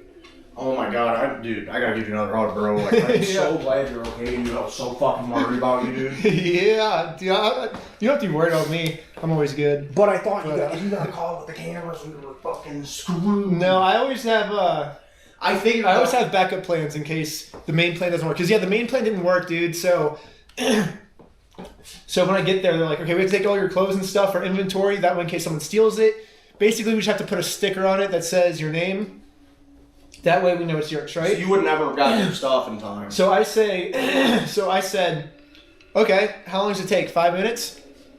And they said, yeah, you should have your stuff soon. So I'm like, okay. 5 minutes later, I'm like, yeah, so then 5 minutes later, I'm like, hey, can I wear my stuff? They're like, oh, no, we just has to be like stickered. That way, like, if someone steals it, like, we know it's yours. You know, I'm like, well, I can just wear it. Like, no one's going to steal it if I'm wearing it, you know? And they're like, yeah, it's just procedure. We have to do it. So an hour goes by. I'm like, hey, it's cool if I have my stuff because that's like, it's like the shoe with the pocket in, right? So I can put the thing in there. Did you ever get those shoes? And it's also the shirt with the button, right? So there's like the secret component. Yeah. And then the button. So an hour goes by. They're like, dude, still in inventory. 2 hours goes by. Still in inventory. They're like, dude, it'll definitely be here by tomorrow morning at 9 a.m. I'm like, dude, it's just a sticker. Like, how hard is it going to be to get a sticker? And they're like, dude, yeah, normally we get it by now, you know, but they're just being lazy today. So then 9 a.m. comes. I'm like, hey, you guys said I would have my clothes by 9. And also it's freezing in there too, right? Yeah, I know. And I just have like this like stupid t-shirt on that they gave me. And it's like freezing. And I'm like, Yeah, cold, and so I'm like really putting pressure. Like obviously the real reason I need it is because I want the secret compartments for the spy cameras. But I'm just telling him, I'm like, dude, I am shivering. So I'm like in there. I am shivering. I have goosebumps. I'm like, you know, I'm like, I really need my clothes. And they're like, oh yeah, like I'm like, you said it'd be here by 9 a.m. And they're like, I never said that. And I'm like, yeah, you did. And this is where it'd be nice if I had the cameras because I could like replay it. And then they're like, he's like, it'll definitely be here by noon. He's like, there's not a chance it's not here by noon. So then noon comes. I'm like, hey, you said it'd be here by noon, right? And he's like, I never said that. I'm like, you did say that. And he's like getting mad at me that I'm calling him out on this. He's like, don't tell me what I said and stuff. Oh my God. I'm like, no, like you said it would be here by noon. Like I'm literally freezing right now. And he's like, they'll get it to you when they get it to you. And I'm like, okay. And then he's like, it'll be here by 3. And then 3 p.m. comes. No way. And I'm like, hey, where is it? And he's like, you're not gonna get it until Monday. And I'm like, I'm not misbehaving. I'm like the best student in there, but they're getting like pissed at me over this. I'm like, this is like your problem that you're gonna get mad at me over. I don't know, it was stupid. Yeah. Like I see why the kids like rebel because like I was being the nicest student in there, and they were getting like mad at me. So I wonder like. So you never even got? How did you like? even film with the spy button? I was being perfect. I didn't really. I just did like audio mostly. Maybe we just animate over it. I don't know. Okay. But that's the only part I'm pissed about, though. I really, really wanted to film with that spy button, but they were just stupid, and they just couldn't get me the inventory. Did you tell everyone you were in there for gay thoughts? Yeah. What did they say? I told him, I was like, my dad sent me here because he thinks I'm gay because I've never had a girlfriend before. I was like, but I'm homeschooled, and I was in Boy Scouts, so like, I never get the chance to meet girls. And like, yeah, it's so stupid. He's like, that sucks that you're here, but like, we just had someone else that was here. His dad sent him here because he's like super Christian. I guess he was gay or something. He sent him here, and he's like, what you're going through is like not unusual. Wow, do you have that on audio? Yeah, he said that probably 5 minutes before I escaped. Because like once he said that, I was like, okay, like cause I was trying to get like all the last like little bits, you know. Yeah, and that was like. And then that was the last one, and I was like, okay, I guess I can escape now. I didn't get you on the key, and I was super mad. But like you saw how. Like, that would have been really hard to pull out my keys in that scenario. Yeah. Dude, it was so funny the first time we met. I could just see you're just pointing the key right at me. And I was just trying so hard not to laugh. Like, you're like pointing the key at me. You're like, hello, my name's Sheldon. And you're like, are you a new kid here? And I'm just like looking down. Because I'm like, if I look up, I'm definitely just like going to burst out laughing. Yeah, you seemed almost like, you did it perfectly. You like, seeing you like that made me sad. Really? Yeah.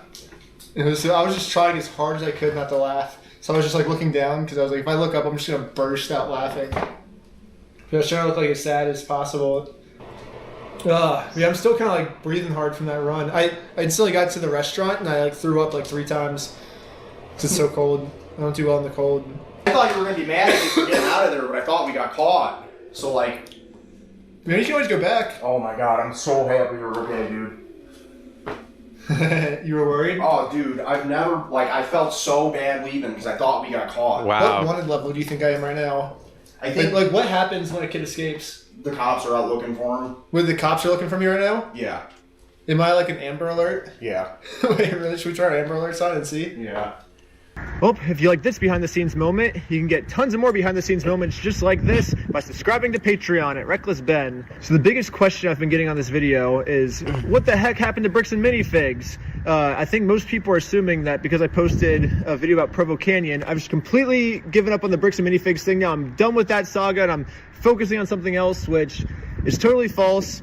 So the 4th Lego video I think is going to be the most epic video I've probably ever posted. Like, I want it to be something where you look back in 10, 20 years and you're like, when that remember when that thing happened, that was epic, you know? Like, I want it to be like one of those moments. And because of this, I don't want to post it until it's perfect. So I've been working every single day on it. It's going to be epic, but I just want to make sure it's perfect before I post it. So that's where the 4th Lego video is at. Oh, shoot. Wait, one more really important thing. All right, so, yeah, this is where we go into the whole aspect of we have covered pretty much almost everything to catch up on. There's a couple of more things I want to catch up on the whole Bricks and Minifigs thing, and Reckless Band, but it's like I don't want to bore anybody. I've been on for 5 hours, and you know,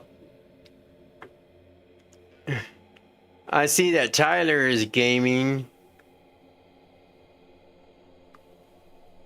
I think he's playing Project Zomboid. You know,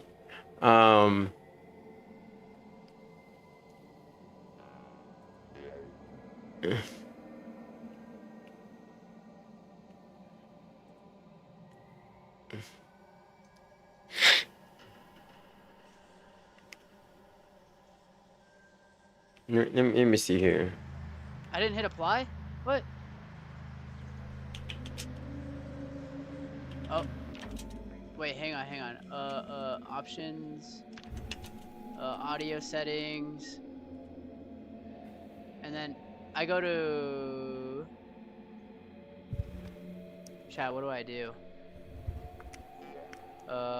Voice detective. Oh, do I put aggressive or no?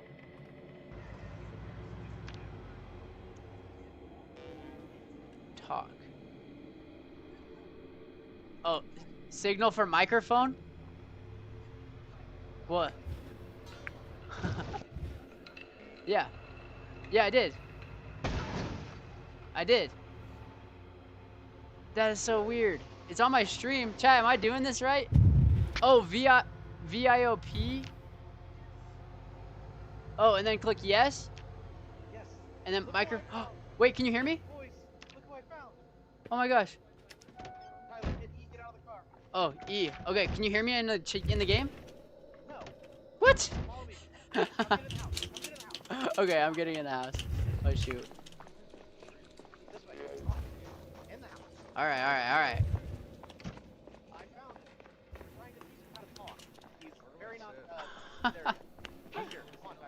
Okay.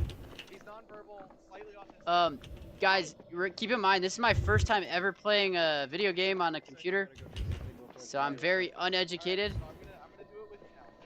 Okay. Is that Sheldon? Okay, go to options, go to audio. I got to see if Sheldon's on too. Voice mode, voice activity detected. Okay, and go to aggressive. Apply. Can you guys hear me in the chat? Can you hear me? Can you hear? You can't hear me? I clicked apply. Wait, maybe you should watch what I'm doing on live stream real quick. Hang on. All right. Okay. Options, audio. Yes. Microphone. Oh, headphones. Wait, what?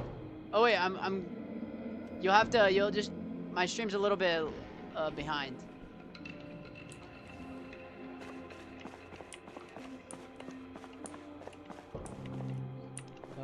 I think it's this one. I don't know. Okay, and then click apply. Accept. Hello? Can you guys hear me? All right. Options. All right, my wife is gonna do this for me, guys. Yeah, I know the whole chat can hear me, but they can't hear me in the game, I don't think. Why can I hear Macro say it's Macro? Oh, it's a stream.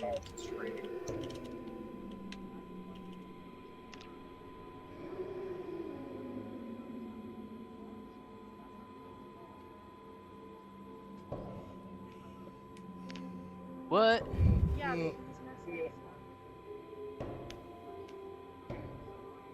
What up, IMMS Gaming? Can you turn off the stream?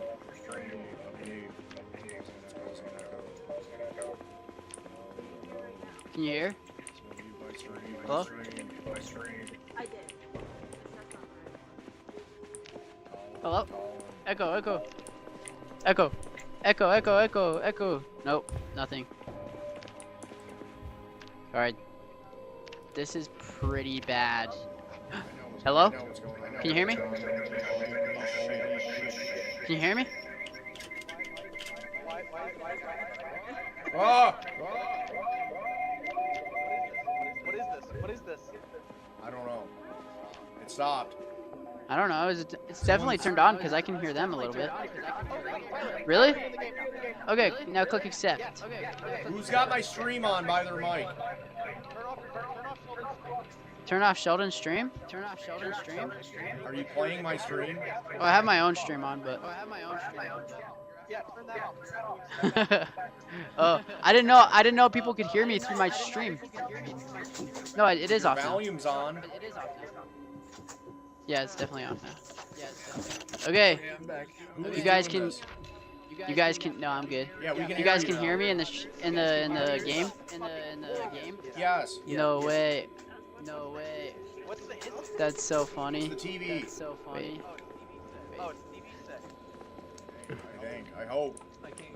I can't. All right, guys. Oh, can chat hear people in the game or no? Yes. They can. They can. Yeah. What up, chat? Chat, can you guys hear these people in the game? All right, they probably can. They probably can. They can. Oops. All right. That was a full-on suicide mission. Let's go. Yeah, let's go. There was probably 800 zombies in the road. All right, I'm just gonna follow you, Sheldon. Do you guys have weapons or not? Is there weapons in this game? Yeah, here, follow me. Follow me. I'll take you to where there's access. Help them get kitted up. I gotta. This is so funny. We have plenty of access, so be very liberal with your zombie. Okay. Yeah, we can. I don't.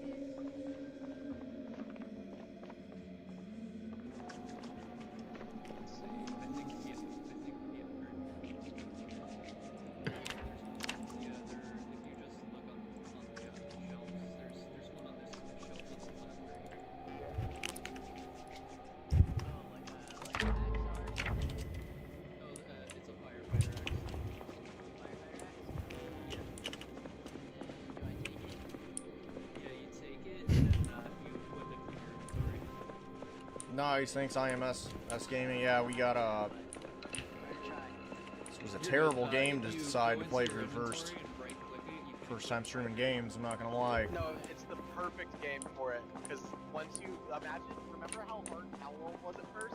This is way harder. Sick. No, this would be sick because I'm gonna be real. It's not that bad. Dude, if you get bit once, you die. Well, yeah, don't get bit. Skill issue.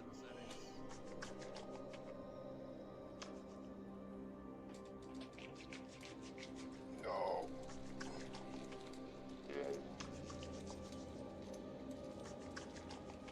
Rust is the better game. Yeah, I don't really like Rust. I don't like Rust either. There's too many sweats. Yeah. Yeah, this is way more fun since we're all like working together. Oh, thanks, In my Princess opinion, Zelda. I'm gonna start disassembling chairs and shit because I gotta get my carpentry going. We should probably go raid houses for food today too. Yes, I can make a housing run. Okay, does somebody want this duffel bag then? I can take it if I'm going to get stuff from houses. Yeah, if you're gonna go get food.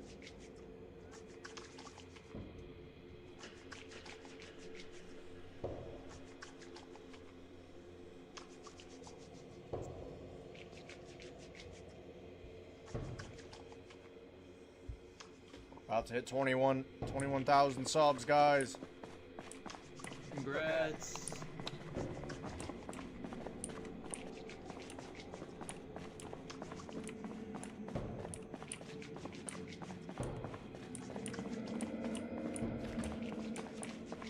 Okay, let me go empty out this, the weapons and shit I have.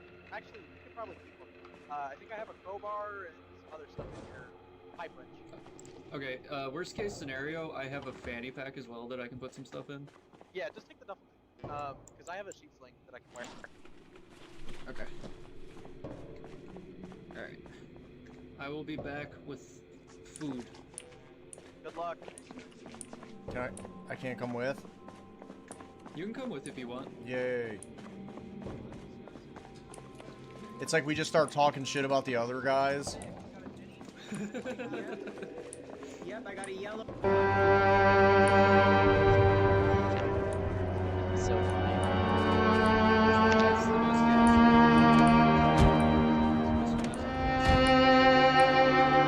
Yes.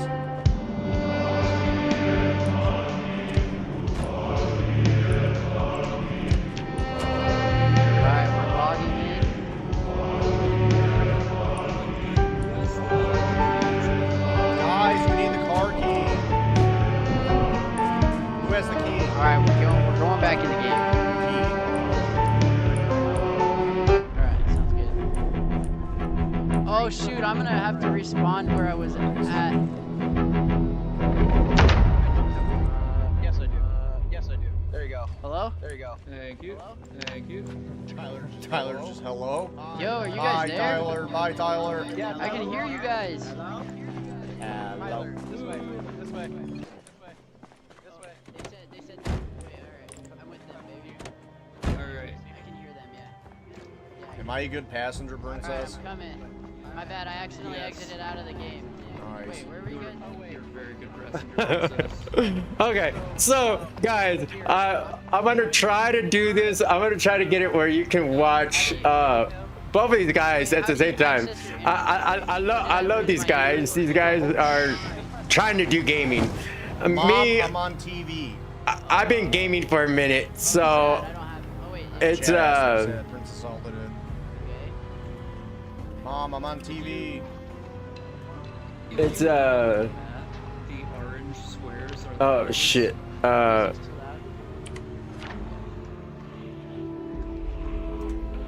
Okay, keep going. We're at houses. At the next turn, we're at houses.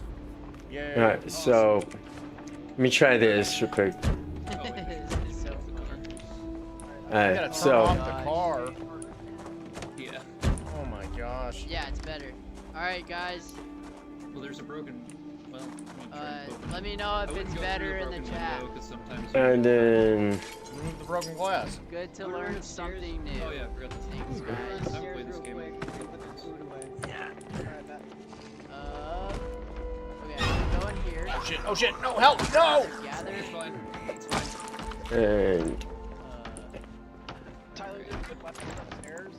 Search anywhere and everywhere for food. Follow you. now let me see if I can. Small ass house. There's Yeah, it's a what? little disappointing. Click on the top Is there no box, kitchen? Firefighter's Act, right click, and Wait, is there really none? Okay. Oh, and then click what? Oh We shit! entered Okay. in the kitchen. Oh no! No! No! No! No! It's fine. It's fine. Oh, okay. now you got a weapon. No. And now I have a weapon? Oh shit! Okay, sick. And then how do I use that weapon? What buttons do I push?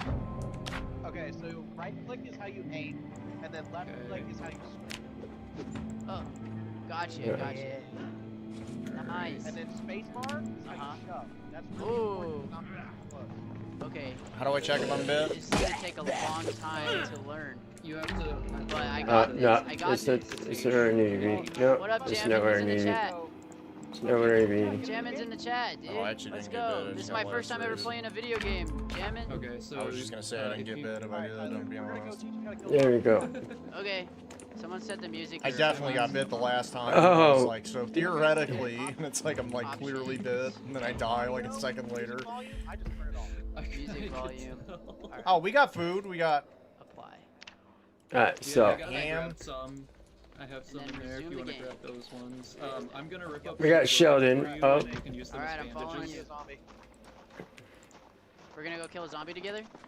Let's see. and Let's go! I ate We're some gonna go ice kill a cream. zombie, guys. Hell yeah. Alright, we're gonna teach you how to That's some swing good that comfort axe. food right there. Alright. It'll heal your It's all depression about right your up. distance. Okay. Alright, Also, if you here right click, you Uh-huh. can move around. is some which rags. is You important put them for on a your lot. laceration. Okay. Why is that? Well, oh because shit! what's Okay, behind you. Zombies can be bad times. no, that's not it. How do I use it? Not. Don't run around and Go to your whatnot. We inventory. do that, It should say apply. and then we'll. When you hit H, there should also be a Okay. option over the laceration. You just. Guys, is the music too loud or no? The audio is Nice. good. Okay, somebody said the audio is good. Let's go. Okay, there's a zombie over here. Follow me. Okay, bet. Well, we got some food. If it's frozen You gonna though, go doesn't it kill go him? bad? Don't run. Stop. It Don't does, run. but it takes a minute, so it should be fine. Just walk. Next tab. What if I'm impatient? How'd you do that? Run out of stamina and die. Eat. Oh shoot, that's what happens. Oh, if there was you a run, you climb run out of fence option stamina? this whole freaking time. Yeah. Oh, dude, I was Yeah, running the whole E is time. the dude. general interact Alright. button. Is it a zombie? Yeah. Can I kill him? Okay. Die. Oh, And then. Way easier on a controller, I feel like. I did get bit. What does that mean for me? There's so much stuff once you get into it though that a controller just Take makes 8? it way more difficult. Right. 8. Okay, help. And then. Yeah, yeah. I gotta move. Right. Well, I got some hand, marinara sauce. Infected, groin, bleeding. My groin is bleeding. Oh, pen. Hell yeah. That's it. You're dead. Here, take this pen So and you can just walk up. because my groin is bleeding, I die. Yeah, it says infected, brother. If you're infected, you're gonna be a zombie. You're dead. Really? Yes. No. Let's see if I can do this right I here. just started getting good at this game. Do this right. Brother, I told you don't run at it. Ran right at the zombie. You got exactly what happened. Oh yeah, my bad. But I'm finally learning, guys. I made a mistake. Okay, open your map real quick. Okay. This is where we are. You have to get back here. Toys are mine. Wait, where? Respawn. We have to go back to Roadhead Pigeon. What? We have to go back to Toad Hop Pigeon. No, dummy. Where we're standing right now is where our Oh, so oh, just gotcha. remember this spot on the map. Oh, wait. Okay, let me look at the map again. Sorry. Jesus. Yo, my bad. Okay, Did I you got get you. I got all you. the food you could from the kitchen? Yeah. North Main Street, right there. Okay. Yeah, follow me. So I'm probably gonna die. Oh, this is a garage. Yeah, pretty soon. Pretty soon. Might be a generator or something. Yeah. Dang, dude, my groin got infected and now I am going to die. That's what's happening in this. Rest in peace. Alright, come on. Try to get close to the house. Alright.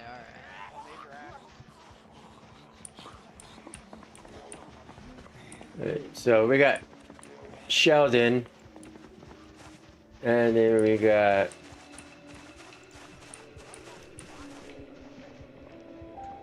Tyler that we'll get ready to see here in a second. Dang, is that Sheldon? On the ground dead? I don't think so. Oh, there is a Sheldon that died over here. There is a Sheldon that died right here on the ground. It was a while ago. That was a while ago? Yeah. Been looking for food. Not finding it. Okay, so first attempt of killing the zombie, unsuccessful, guys. In fact, the zombie. In fact, the zombie attacked my penis, and we are Well, I done just for. ordered DoorDash, so it's What? expensive though, but whatever. I just got my revenue check, so it's Yeah. But we're on stream, it's fine.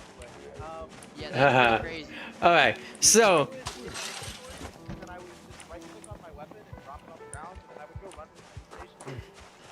What up, Funky Banana? Running back. You wake up. I'm just gonna sit on the ground. Oh, but I'm gonna have to fucking axe murder you. After you, like, Really? yeah.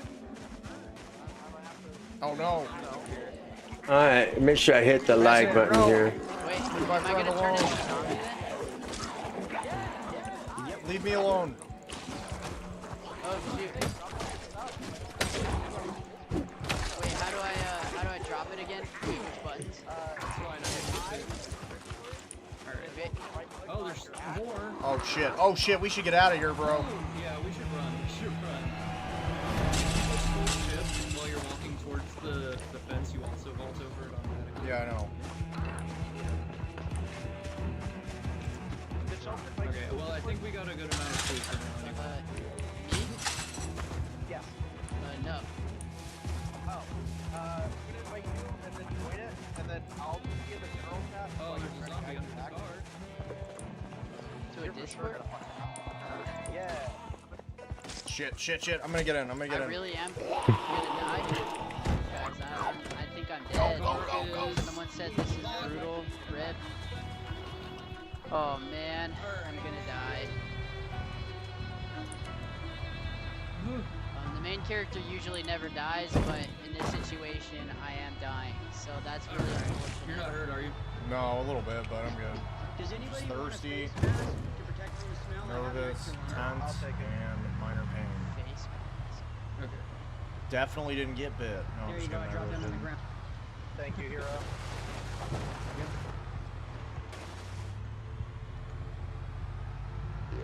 Alright, we have food. Tyler got it. I got bit in the penis, and now I'm dead. He did get bit. He did get bit. It says my groin is infected, and I am bleeding there. My heart level is a little low. A little low. Are you guys trying to kill me? Are you guys trying to kill me? Can you walk out so I don't have to deal with your body? Can I walk out? Can I walk Yeah, out? get out of here. Yeah, get out of here. Get out? Okay, but my heart. Bye. But my heart. Go get Ethan. Go get Ethan. Tyler, get out of here. Tyler, get out of here. Go on, get. Go on, get. Go on, get. Okay. Get. Not me. All right, So so I'll just wait and you got Tyler and Sheldon, and you can see exactly what they're doing. And then if you can't find it, join Sheldon's Discord. I'm in the gym. And I also got a can opener Okay, in the satchel. I'm taking a picture of this. Oh my I'm God. going to remember. and it's a trip. I had a good run. Safe game for Rachel to play, it seems. I had a good run. Oh, because I can't attack him?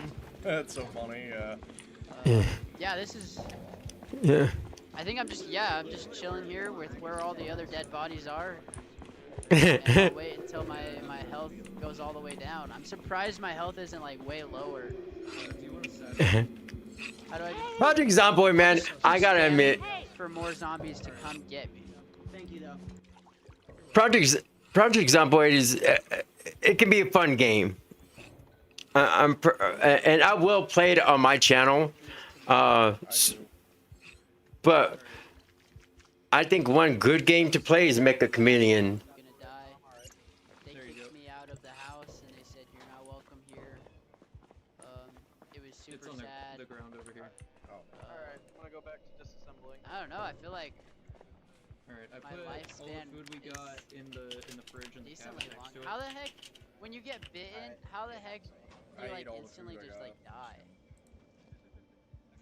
Um, How come like I can't heal myself? That's like so weird. let me see here. Run and find zombies. Yeah, I can't really find zombies. Oh wait, I can.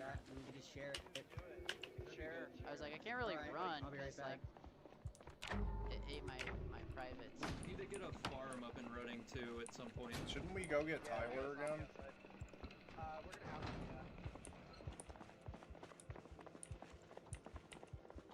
My health is actually good though. Where do I put all the food Like I I'm got? not all the way dead yet. Up here.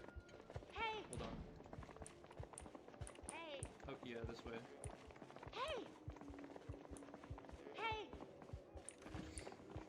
Press Put it in Q the 3 fridge and times cabinet, yeah. and strike zombies to respawn.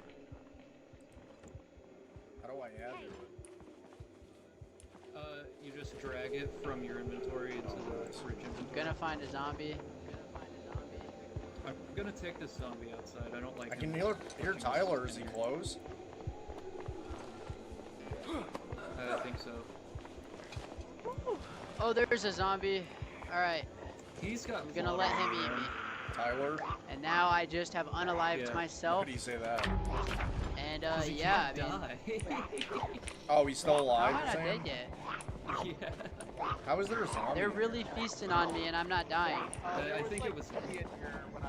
Okay. Did I die yet? Okay, I have not died yet. I'm dragging one out right now. But I'm trying. All right, there we go. There we go. Something else is bleeding. All right, right hand, neck. All right. Okay, my body status is dead. I have officially died. Let's go. How you doing, Tyler? You still alive? And I survived 12 hours.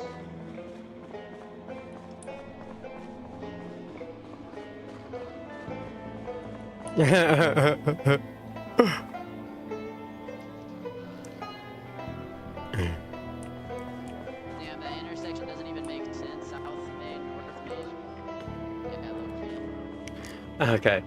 Continue. Tyler just died. R.I.P. Is he close by? I don't want to come back into his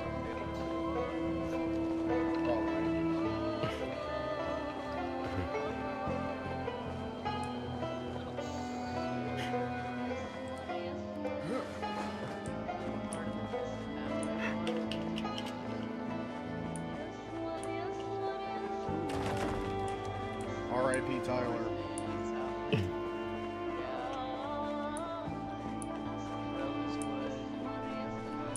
This is so funny watching them like this. Oh.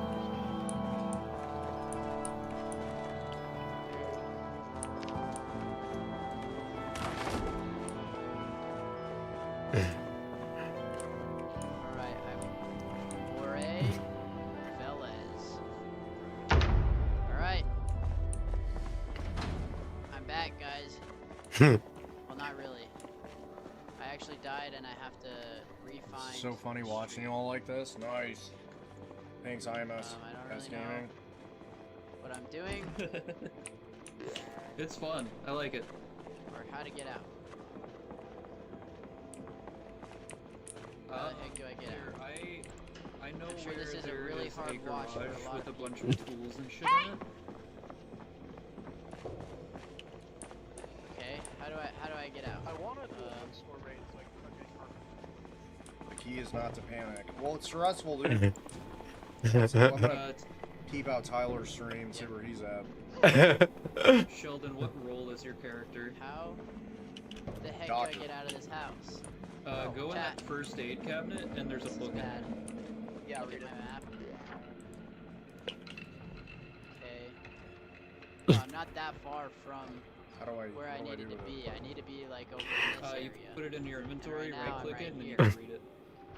It does. It But takes how do I time, get out of though. the You don't- house? Skill level too high to That's my benefit from reading. main goal. Oh, he's a doctor.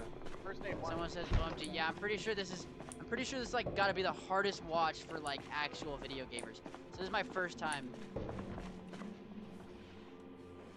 Where's Tyler at? I'm looking at his I don't know map. how to get out of the guys. house. I'm gonna get Tyler. I'm gonna keep it a buck. I might be cooked. I might be stuck in this house forever. Maybe pushing the wall Dude's out over of shape. will help me Touching get out of Tyler, the house. he's great. So that's right now what I'm doing. I'm trying It's to push so the wall funny. over. Oh my god. He's like crawling around. He can't figure out how to uncrouch. He's getting Oh, this stuck is really on bad. This is really bad. They said, look at my map.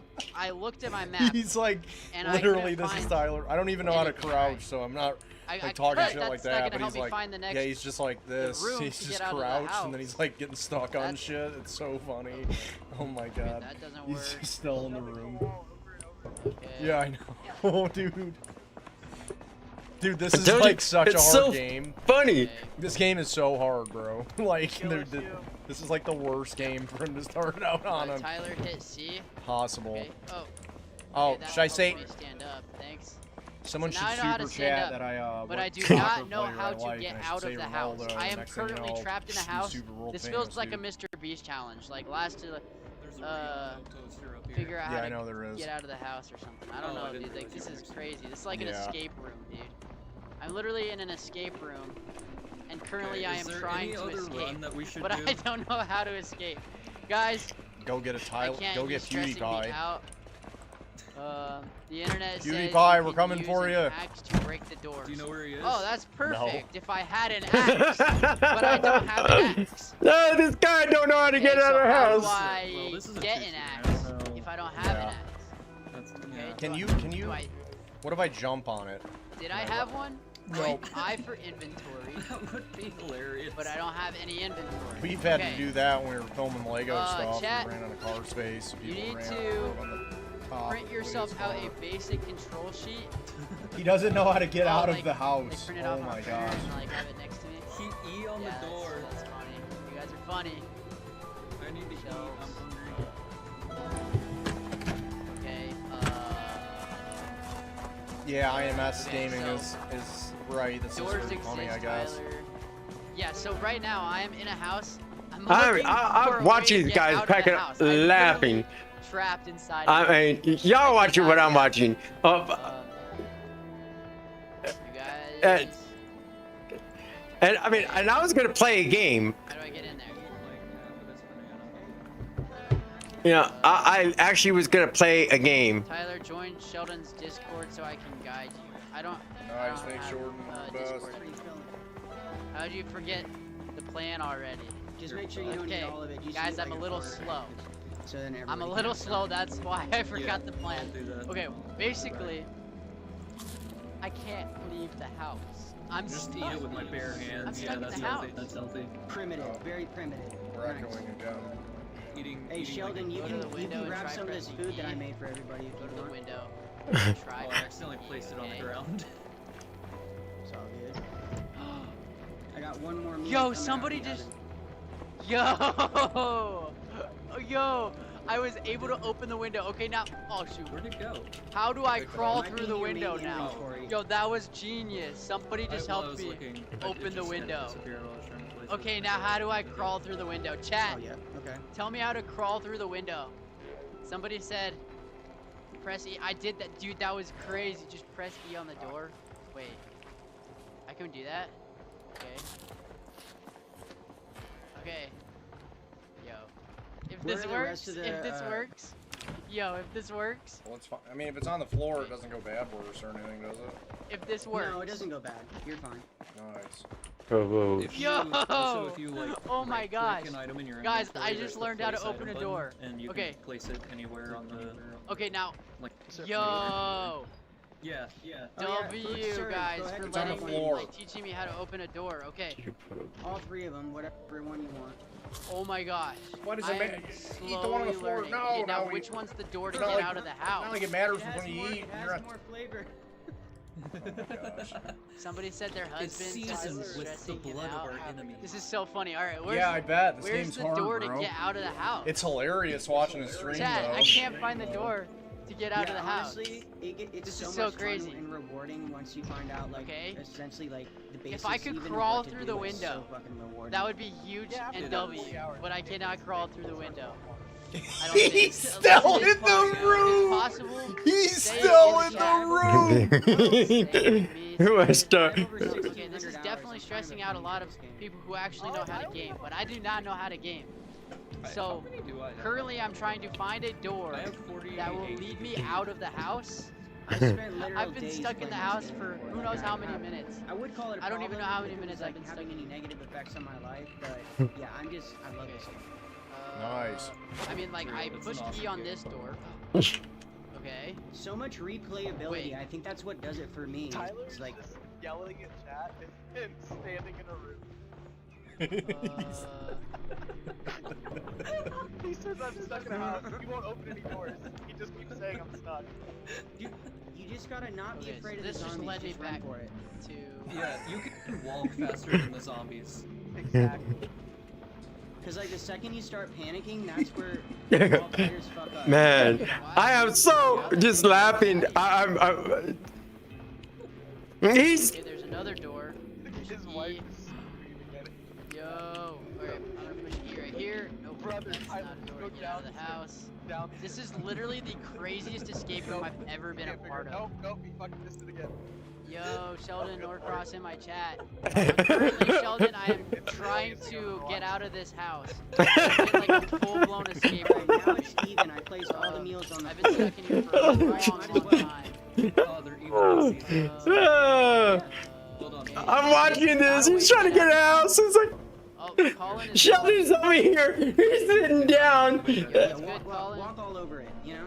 Hell yeah. Yeah. Really get in there. Wait, what? Oh my god. Wait, I don't have Discord. Wait, I don't. Wait, how? Send me an invite on text. I only have Discord on my phone. People are loving it though. This game's so much fun to watch. Text or what? I just super chatted PewDiePie's gaming career ended by a Put door. Discord on my phone. Okay. Discord on my phone, guys. Wait, you have a? You added me on Discord? Wait, dude, I kind of forgot. Okay, I'm on. Oh, Jesus. This is crazy, dude. I kind of forgot that Colin was the one that sent me up the bus. At some point, we should take Hello? Sheldon to the military base. Oh, No, God. I was having so much fun. Yeah, it's kind of a nightmare. Same with the jail and the insane asylum, but it is really It's a okay. spectacle. I don't need to see be on his because there's so Discord. many I fucking can zombies get out of the and house on my own. Dude, the zombie problem. Wait, can I keep problem. trying? Can I keep I trying? want to just start slowly but surely clearing out around. Tyler's All right. girlfriend had to step in to get him out of the house. Continue Are you this guys trying journey, to go for a whole finding my pound of way rosewood clears? outside Are you- of this house. That'd be cool. I mean, that should be a goal. Like, maybe let's go clear the fire station once everybody's like feeling good.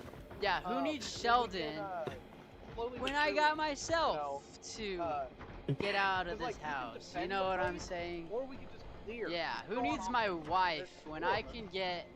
can find Now, my do we way know out? if we want to stay in Super Rosewood easy. long term, Alright. though? Because if we were thinking about expanding, maybe Oh! we should clear everything out I here found a right massive away, you know? staircase. So maybe we should, I don't know. This is hilarious.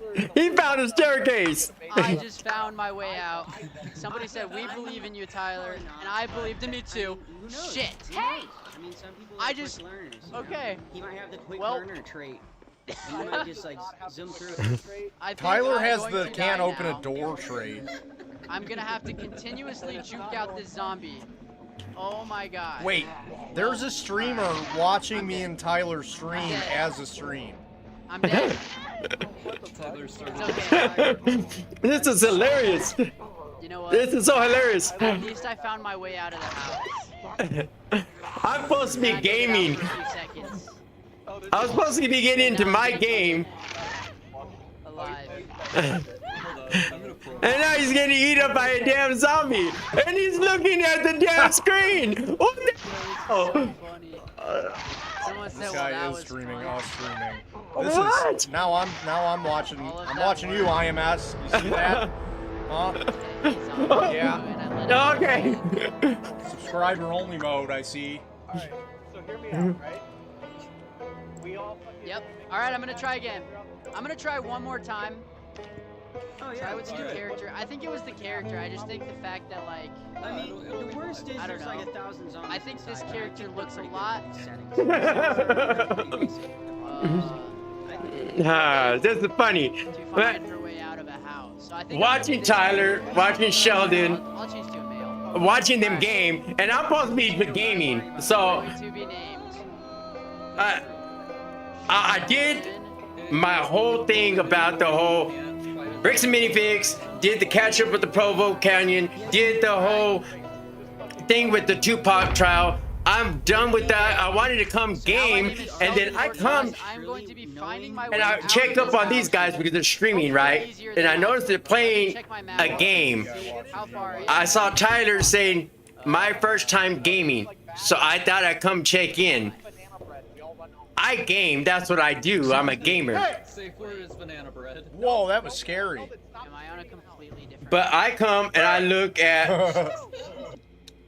that they're playing Project Zomboid, a game that I've always wanted to play. I've never played it, so I'm watching Tyler play a game I haven't played yet for the very, very first time. It's like this game decided to put And everything. I never in played audio. it. You know, Like, hey, dude, that's scary. I would play it, but I have not played I think I it. might You be on know, a different map. Okay, I think it's finally time I joined this. I was actually gonna go play a fishing game or play like Rust or some other game, but I like how all our food's on the ground next to blood. and we're I'm literally watching these guys, It's getting marinated, you know? I mean, I figured there was already 2 on the floor. and this is becoming hilarious. Okay, so how do I get? I'm so entertained. Are we just discussing what to do about this Tyler situation? I'm Okay, kill I'm myself and spawn in Rosewood. Okay, Let's look up sounds Tyler. good. Let's see where he's at. Has he made it out of the house? I'm so like amazed and laughing because the only reason why I'm laughing is because I'm a gamer. But the whole deal is I've never played this game, and since I never played this game, Hey, there's a zombie right out here. since I never played this game, Come and get me. Yeah, and if it gets overwhelming, just be like, hey, you know. as a gamer, I think I'd do better than Tyler because I don't think Tyler is a gamer. Period. You know, but it's amazing to see these guys do this, and Sheldon's incredible. But I guess I gotta listen to the chat. I mean, I'm literally watching them do their thing. Really, that's it? Oh, that's so funny. You know, I'm actually watching them do their thing, and Kara says, "I just killed Sheldon." I'm cool. I'm cool with The new character. Oh yeah, Rosewood. with them gaming. I want to get into my game soon. But peace to Sheldon.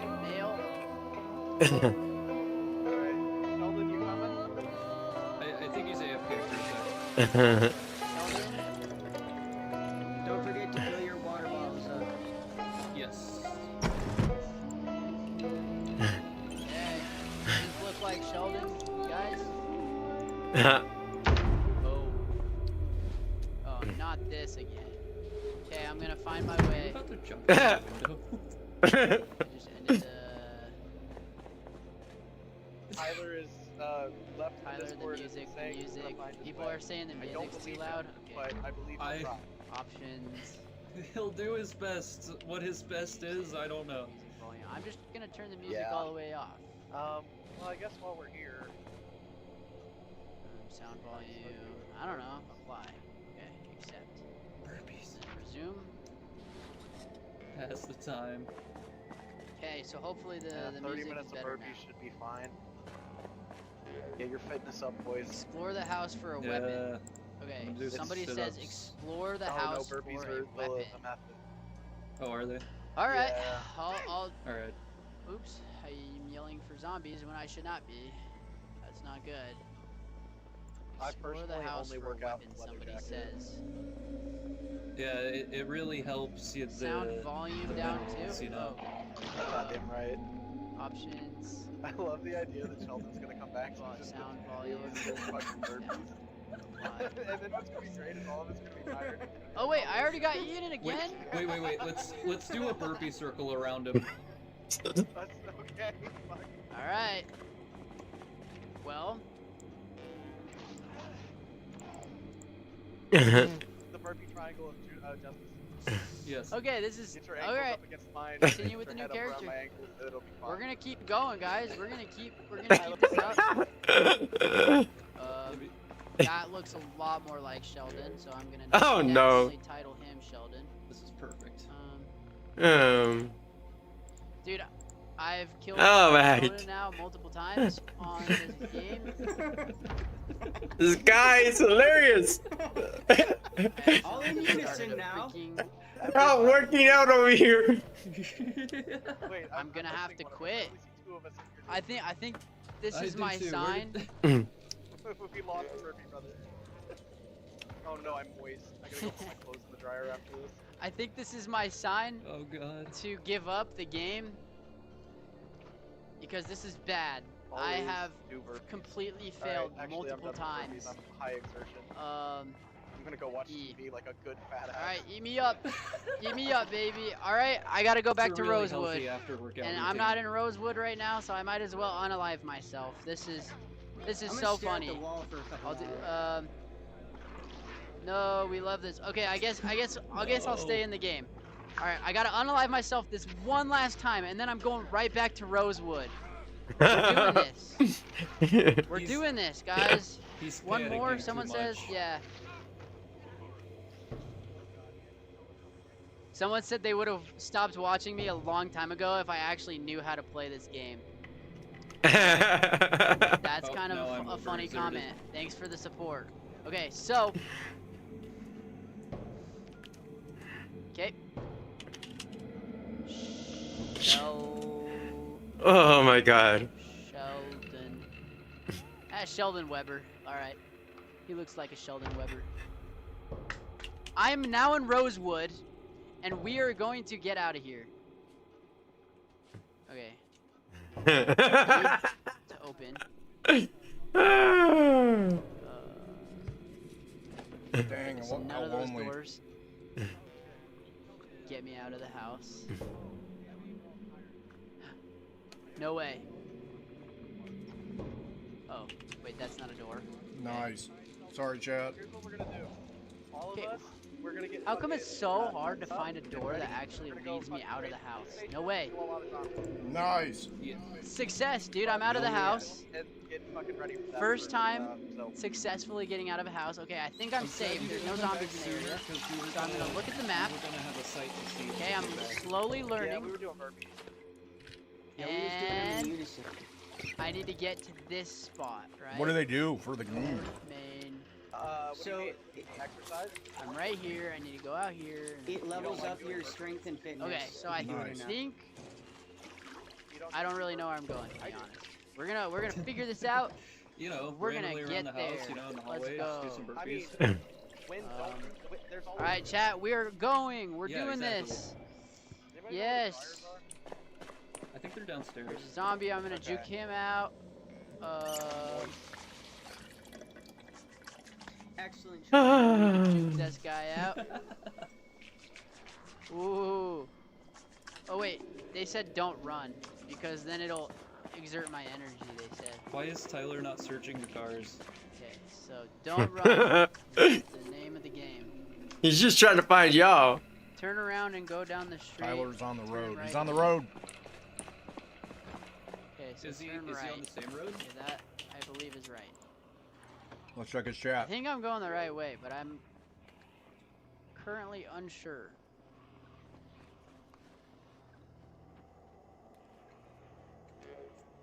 Press C and crouch if you see a Or zombie. stream, I mean. Does that hide me from zombies or something? Okay, press C and crouch. I don't think that Okay, works. He's coming the right way. Yeah, I gotta run. Okay, that is a lot of zombies. He's going the right. He's at the motel. I'm just gonna casually walk. Do we sally out and try to save the boy? Yeah, let's do it. Yeah. Let me finish drying my clothes. I gotta run. Do any of you want like one or two? Well, I can just afford one, but I have some sterilized rags. Yeah, I'm down. I'll take one. Yeah. Okay, there are way too many zombies.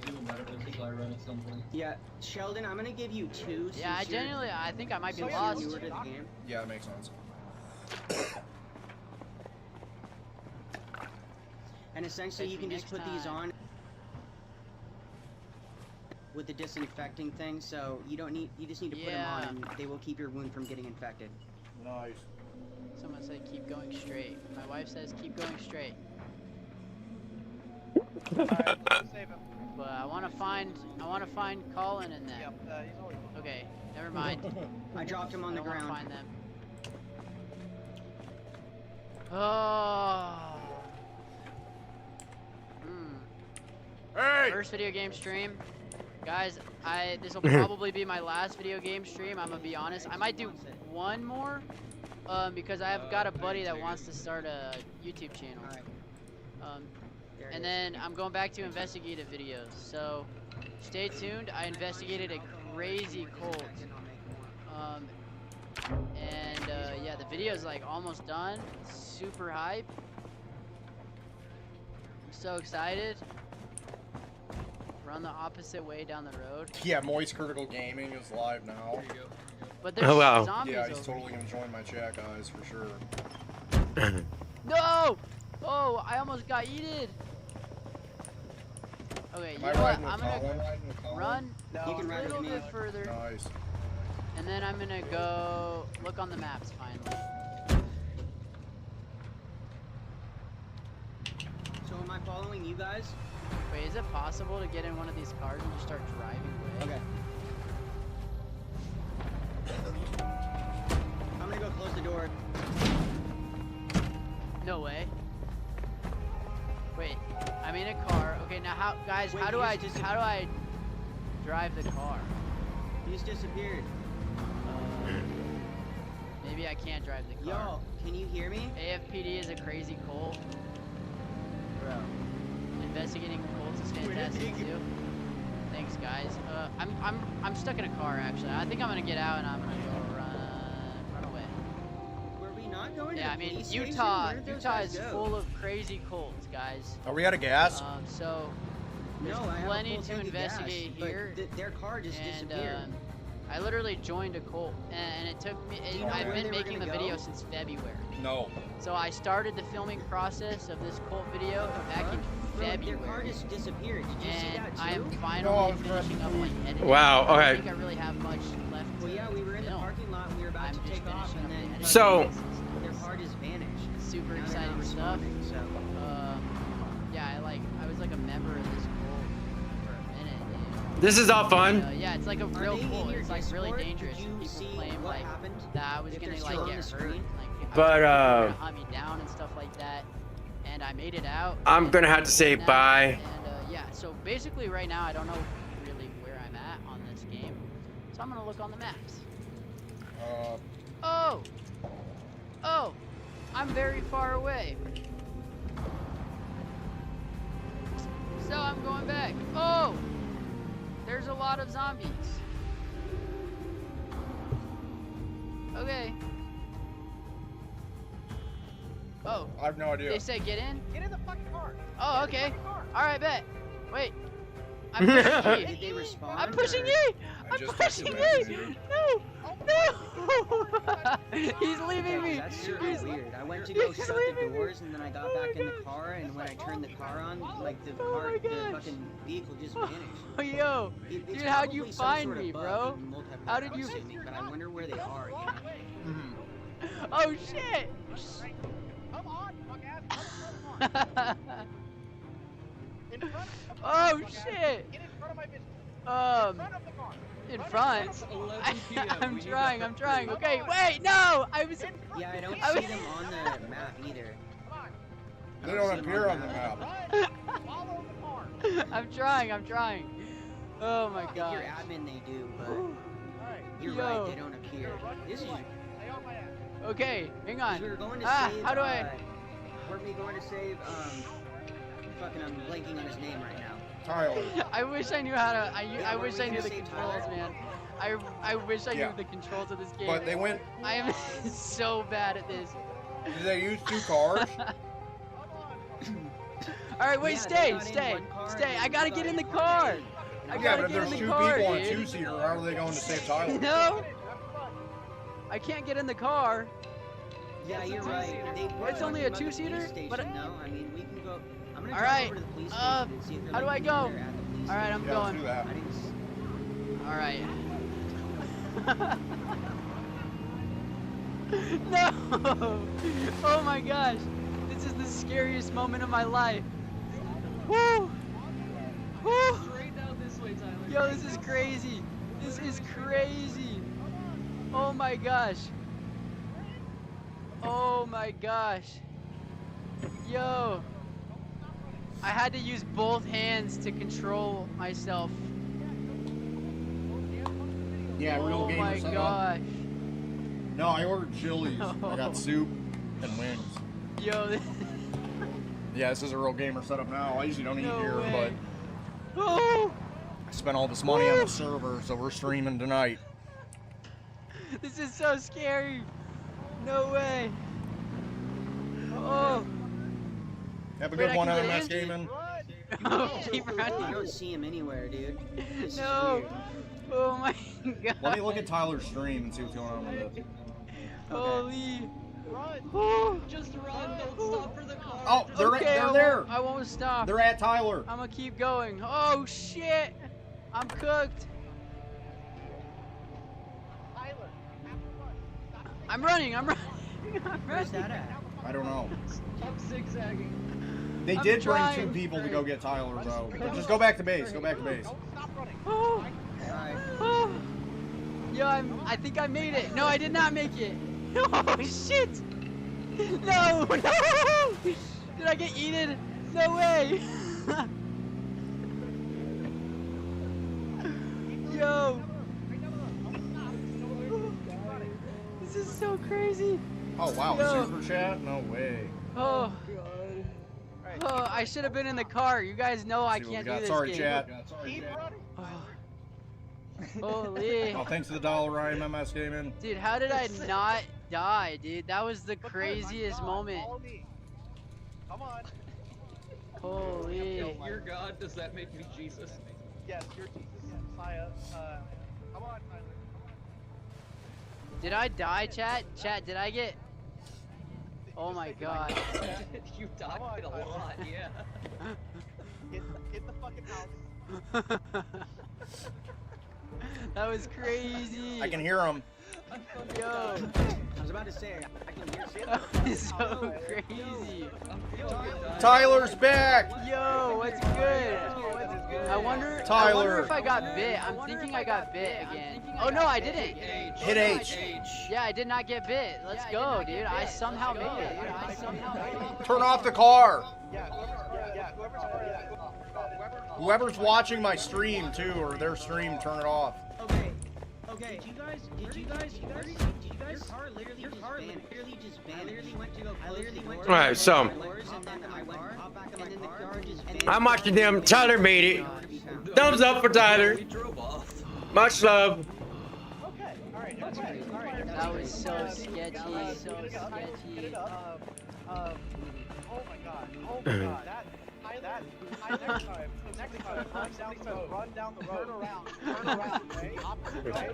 Don't keep cutting where the fuck you want. You're happy. Yo, that was so crazy. You were halfway here. You just turned around and you're like, no, I want to do my own thing now. Yo, that's my bad, I guess. He was That's my our bad, I guess. Tyler, look at the map. Pull up M. Yeah. Yeah, you're. No, Look, you're right. South You're Main right. I Street. was just scared. There's too many zombies in my area. South Main Street, on the corner of North Main, on this corner. Yeah, I got it now. I got it. On the bright side, right? We can all sleep easy tonight, and then in the morning we'll go clear the fire. It's bedtime. Yeah, it's bedtime. Tyler's Okay. That was exhausting. My All right. fingers are tired, like in real life. Oh my god. Unfortunately, Yeah, this is your first. it's time to get into my own game, right? Right, y'all?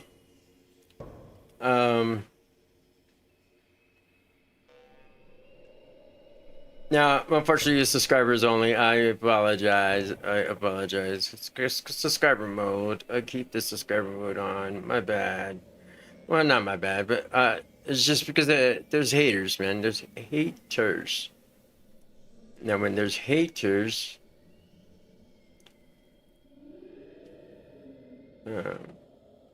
it's not necessarily the thing that we like to get into.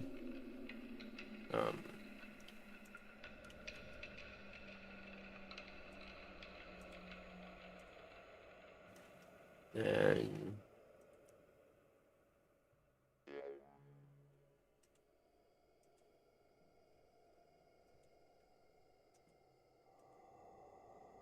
there we go.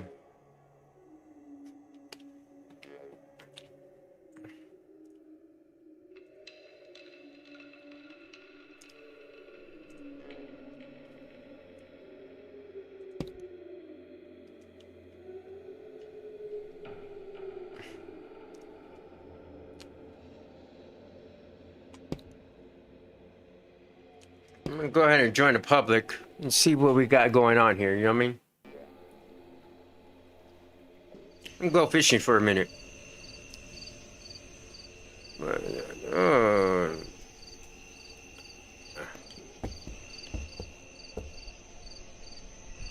Captain Orgasmo.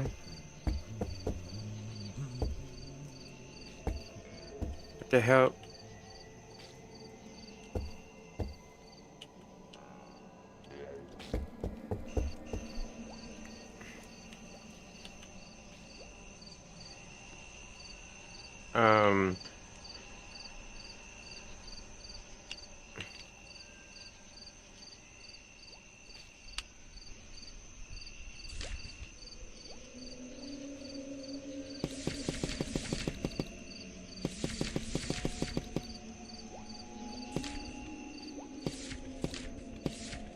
I don't got much fish left to catch, so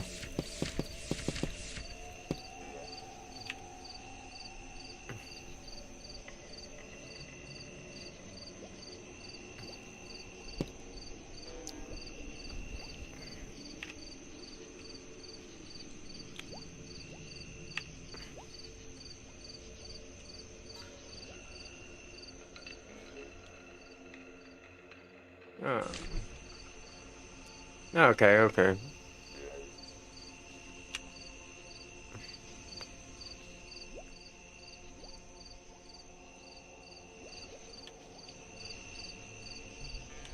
Um.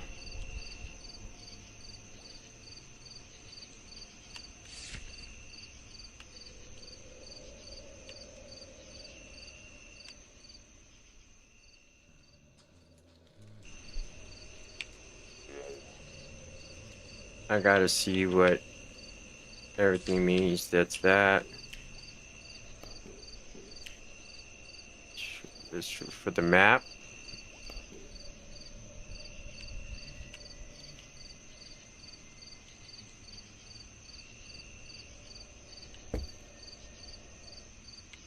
It's my. You not have a tackle box? Oh, there's my tackle box. Okay.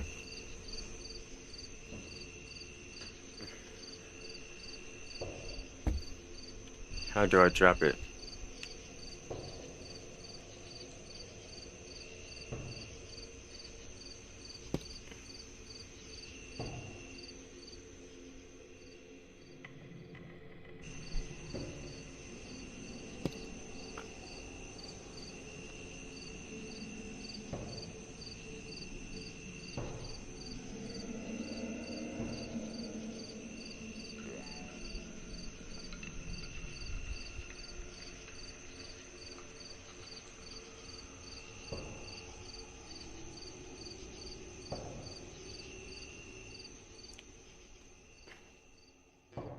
Okay.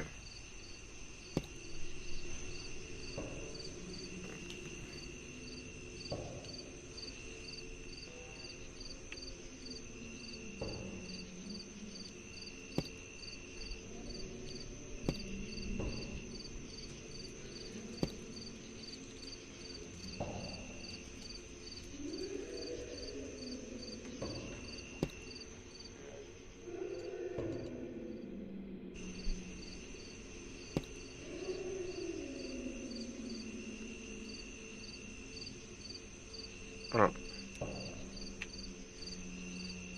Okay.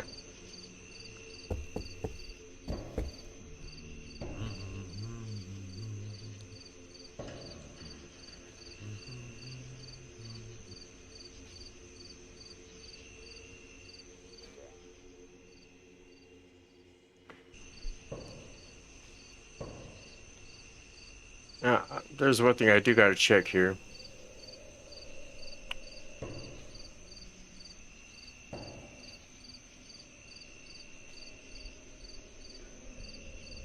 If y'all can hear it.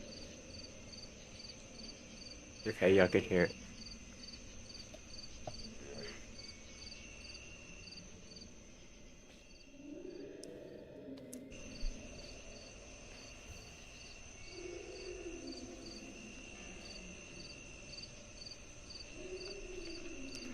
I got so much money.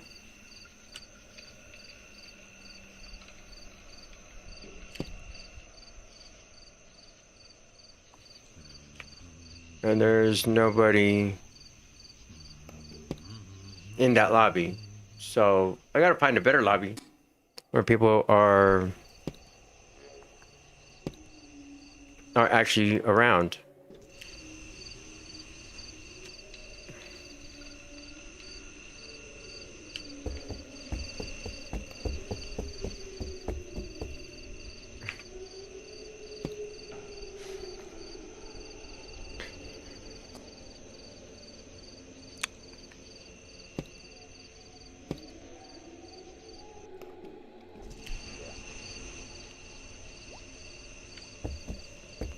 Okay, maybe I don't want to play this game. I wanted to find a game where people were in.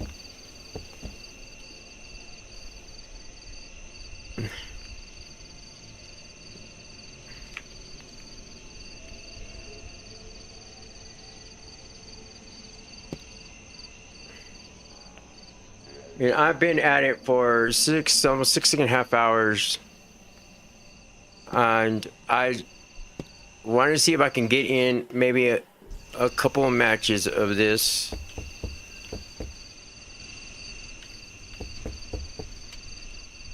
But yeah.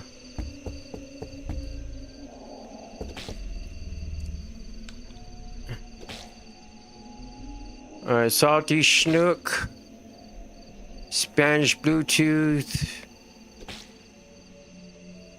Slow Henry, Spit Cinder,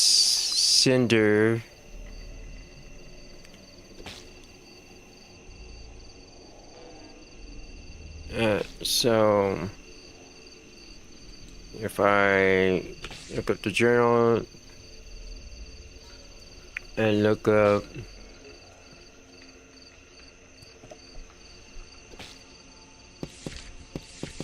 let's start from back here. I want to find Spit Cinder.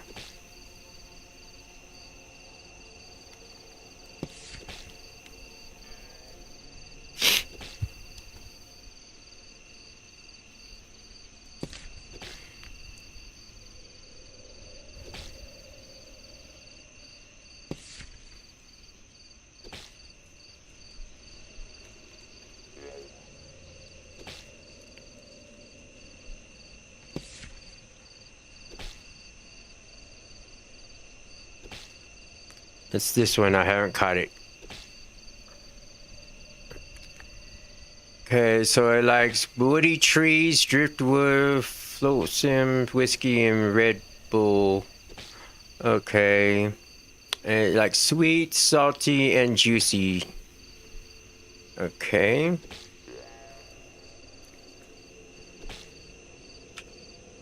So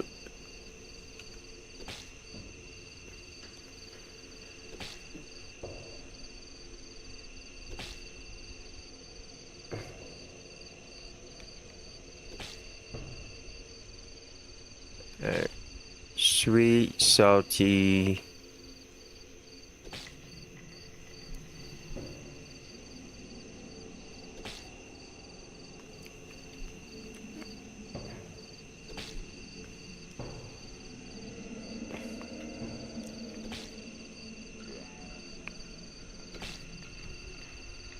Sweet, salty, and juicy.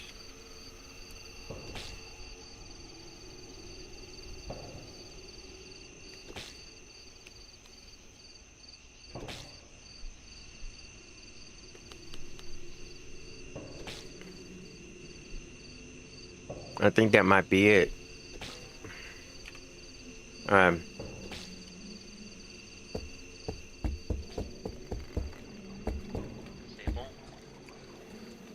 And it's in the woodsy area.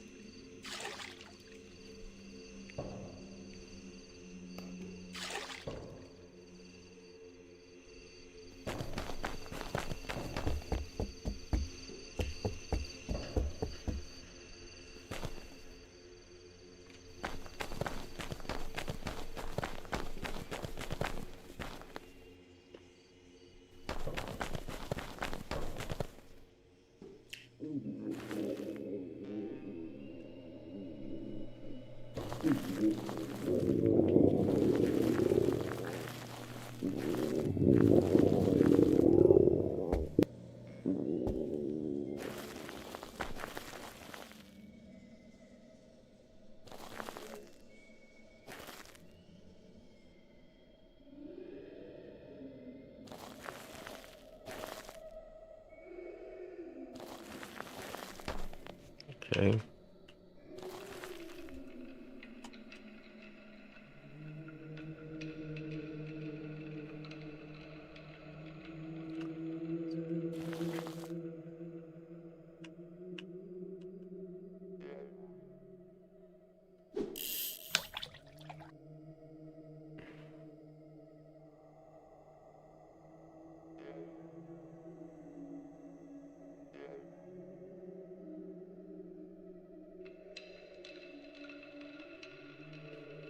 I forgot which one I was looking for already.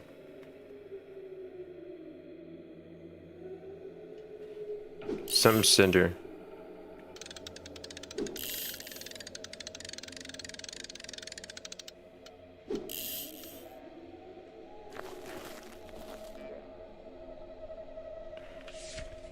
Spitting cinder.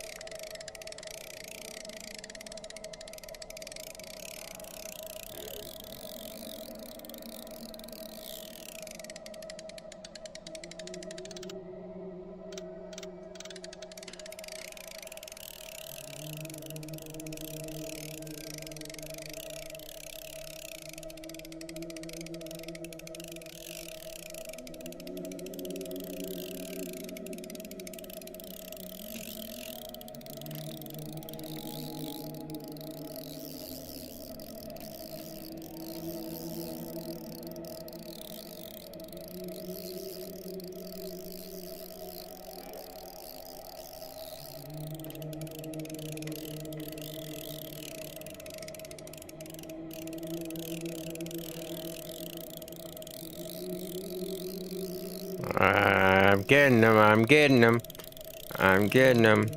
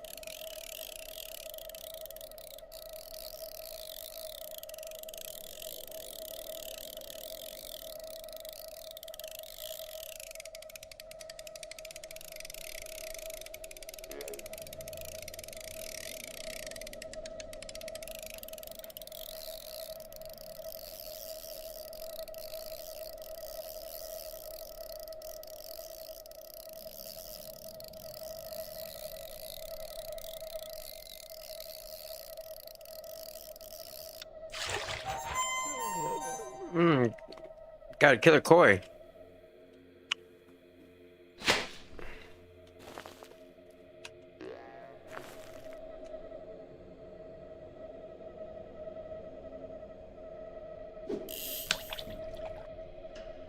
I need a spitting cinder. Spitting cinder.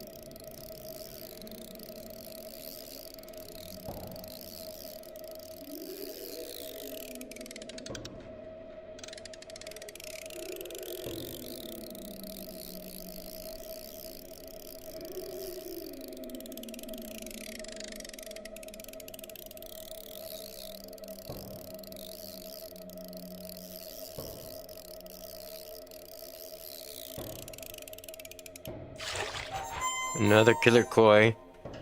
Ah, yeah. Almost landed in the water there. All right. Let's go see how much this is.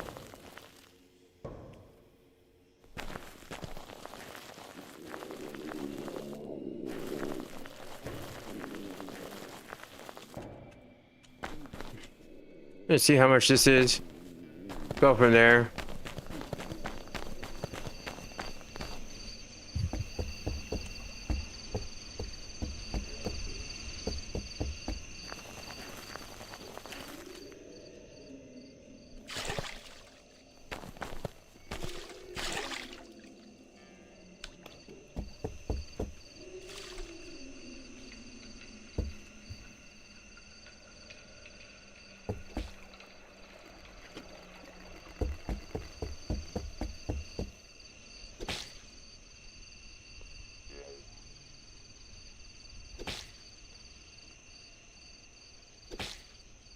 That one is 13. That one's 8.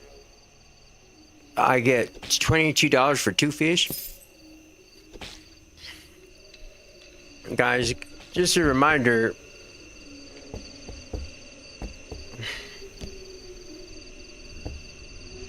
Let me see which ones I have here.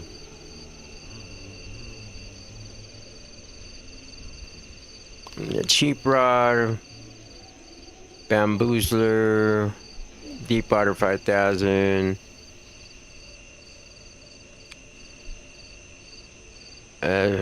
driftwood stick, charge stick, pawn shop pirate, cool stick, Cajun flex, bone roddy, the claw, wrangler, captain's rod, elite rod, clockwork rod, and old ore. Okay.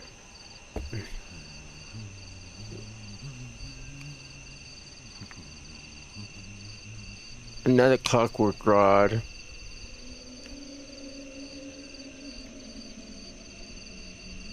I got money. I can get that.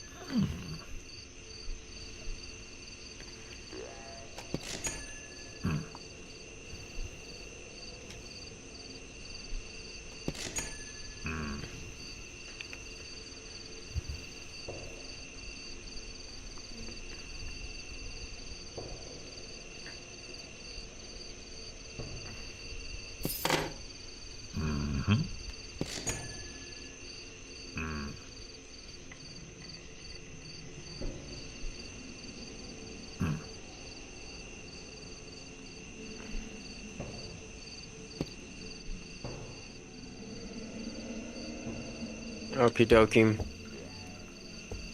Well, it's sad that I'm the only one here, but we're already 6.5 hours, and I don't got a crew to play with. Not right now. But when I do get a crew to play with, we can pick back up on some more games. And I could check and see if I have another game I'd be interested in playing, but I've already did a long day, and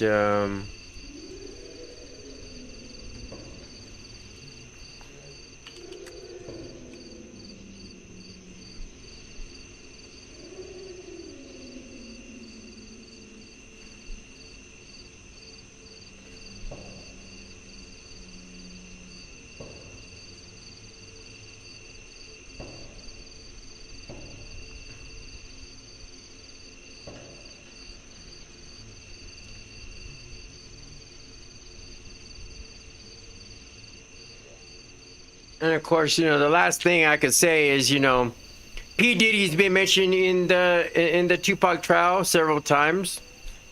What take whatever you think of that, but yeah.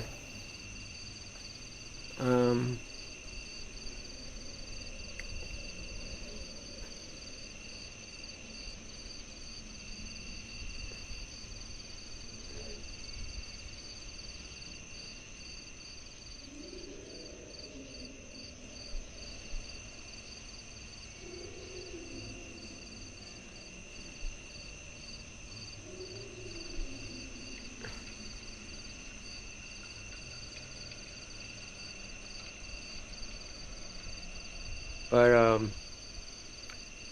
as for now, I'm just gonna call it here. Guys, thank you for watching. Remember, I got my opinions, and that's not defamation, and neither are facts. You know, freedom of speech all the way. And, you know, everybody I've seen, the links and stuff like that are in the description, I'm sure. If not, let me know. I'll put them in. We've seen Tyler, we've seen Sheldon playing some games. That's some fun stuff. We went over the Tupac. We went over everything else that's going on with the Bricks and Minifigs and Brian Mansell settlement. Other than that, I just want to thank everybody. And remember, thanks for watching. Only you can choose to be happy, to be positive, to make good positive choices, to be the change you want to see in this world. Always keep smiling, stay beautiful. Remember, one love, we're all to love. See you next time. Love you. Goodbye.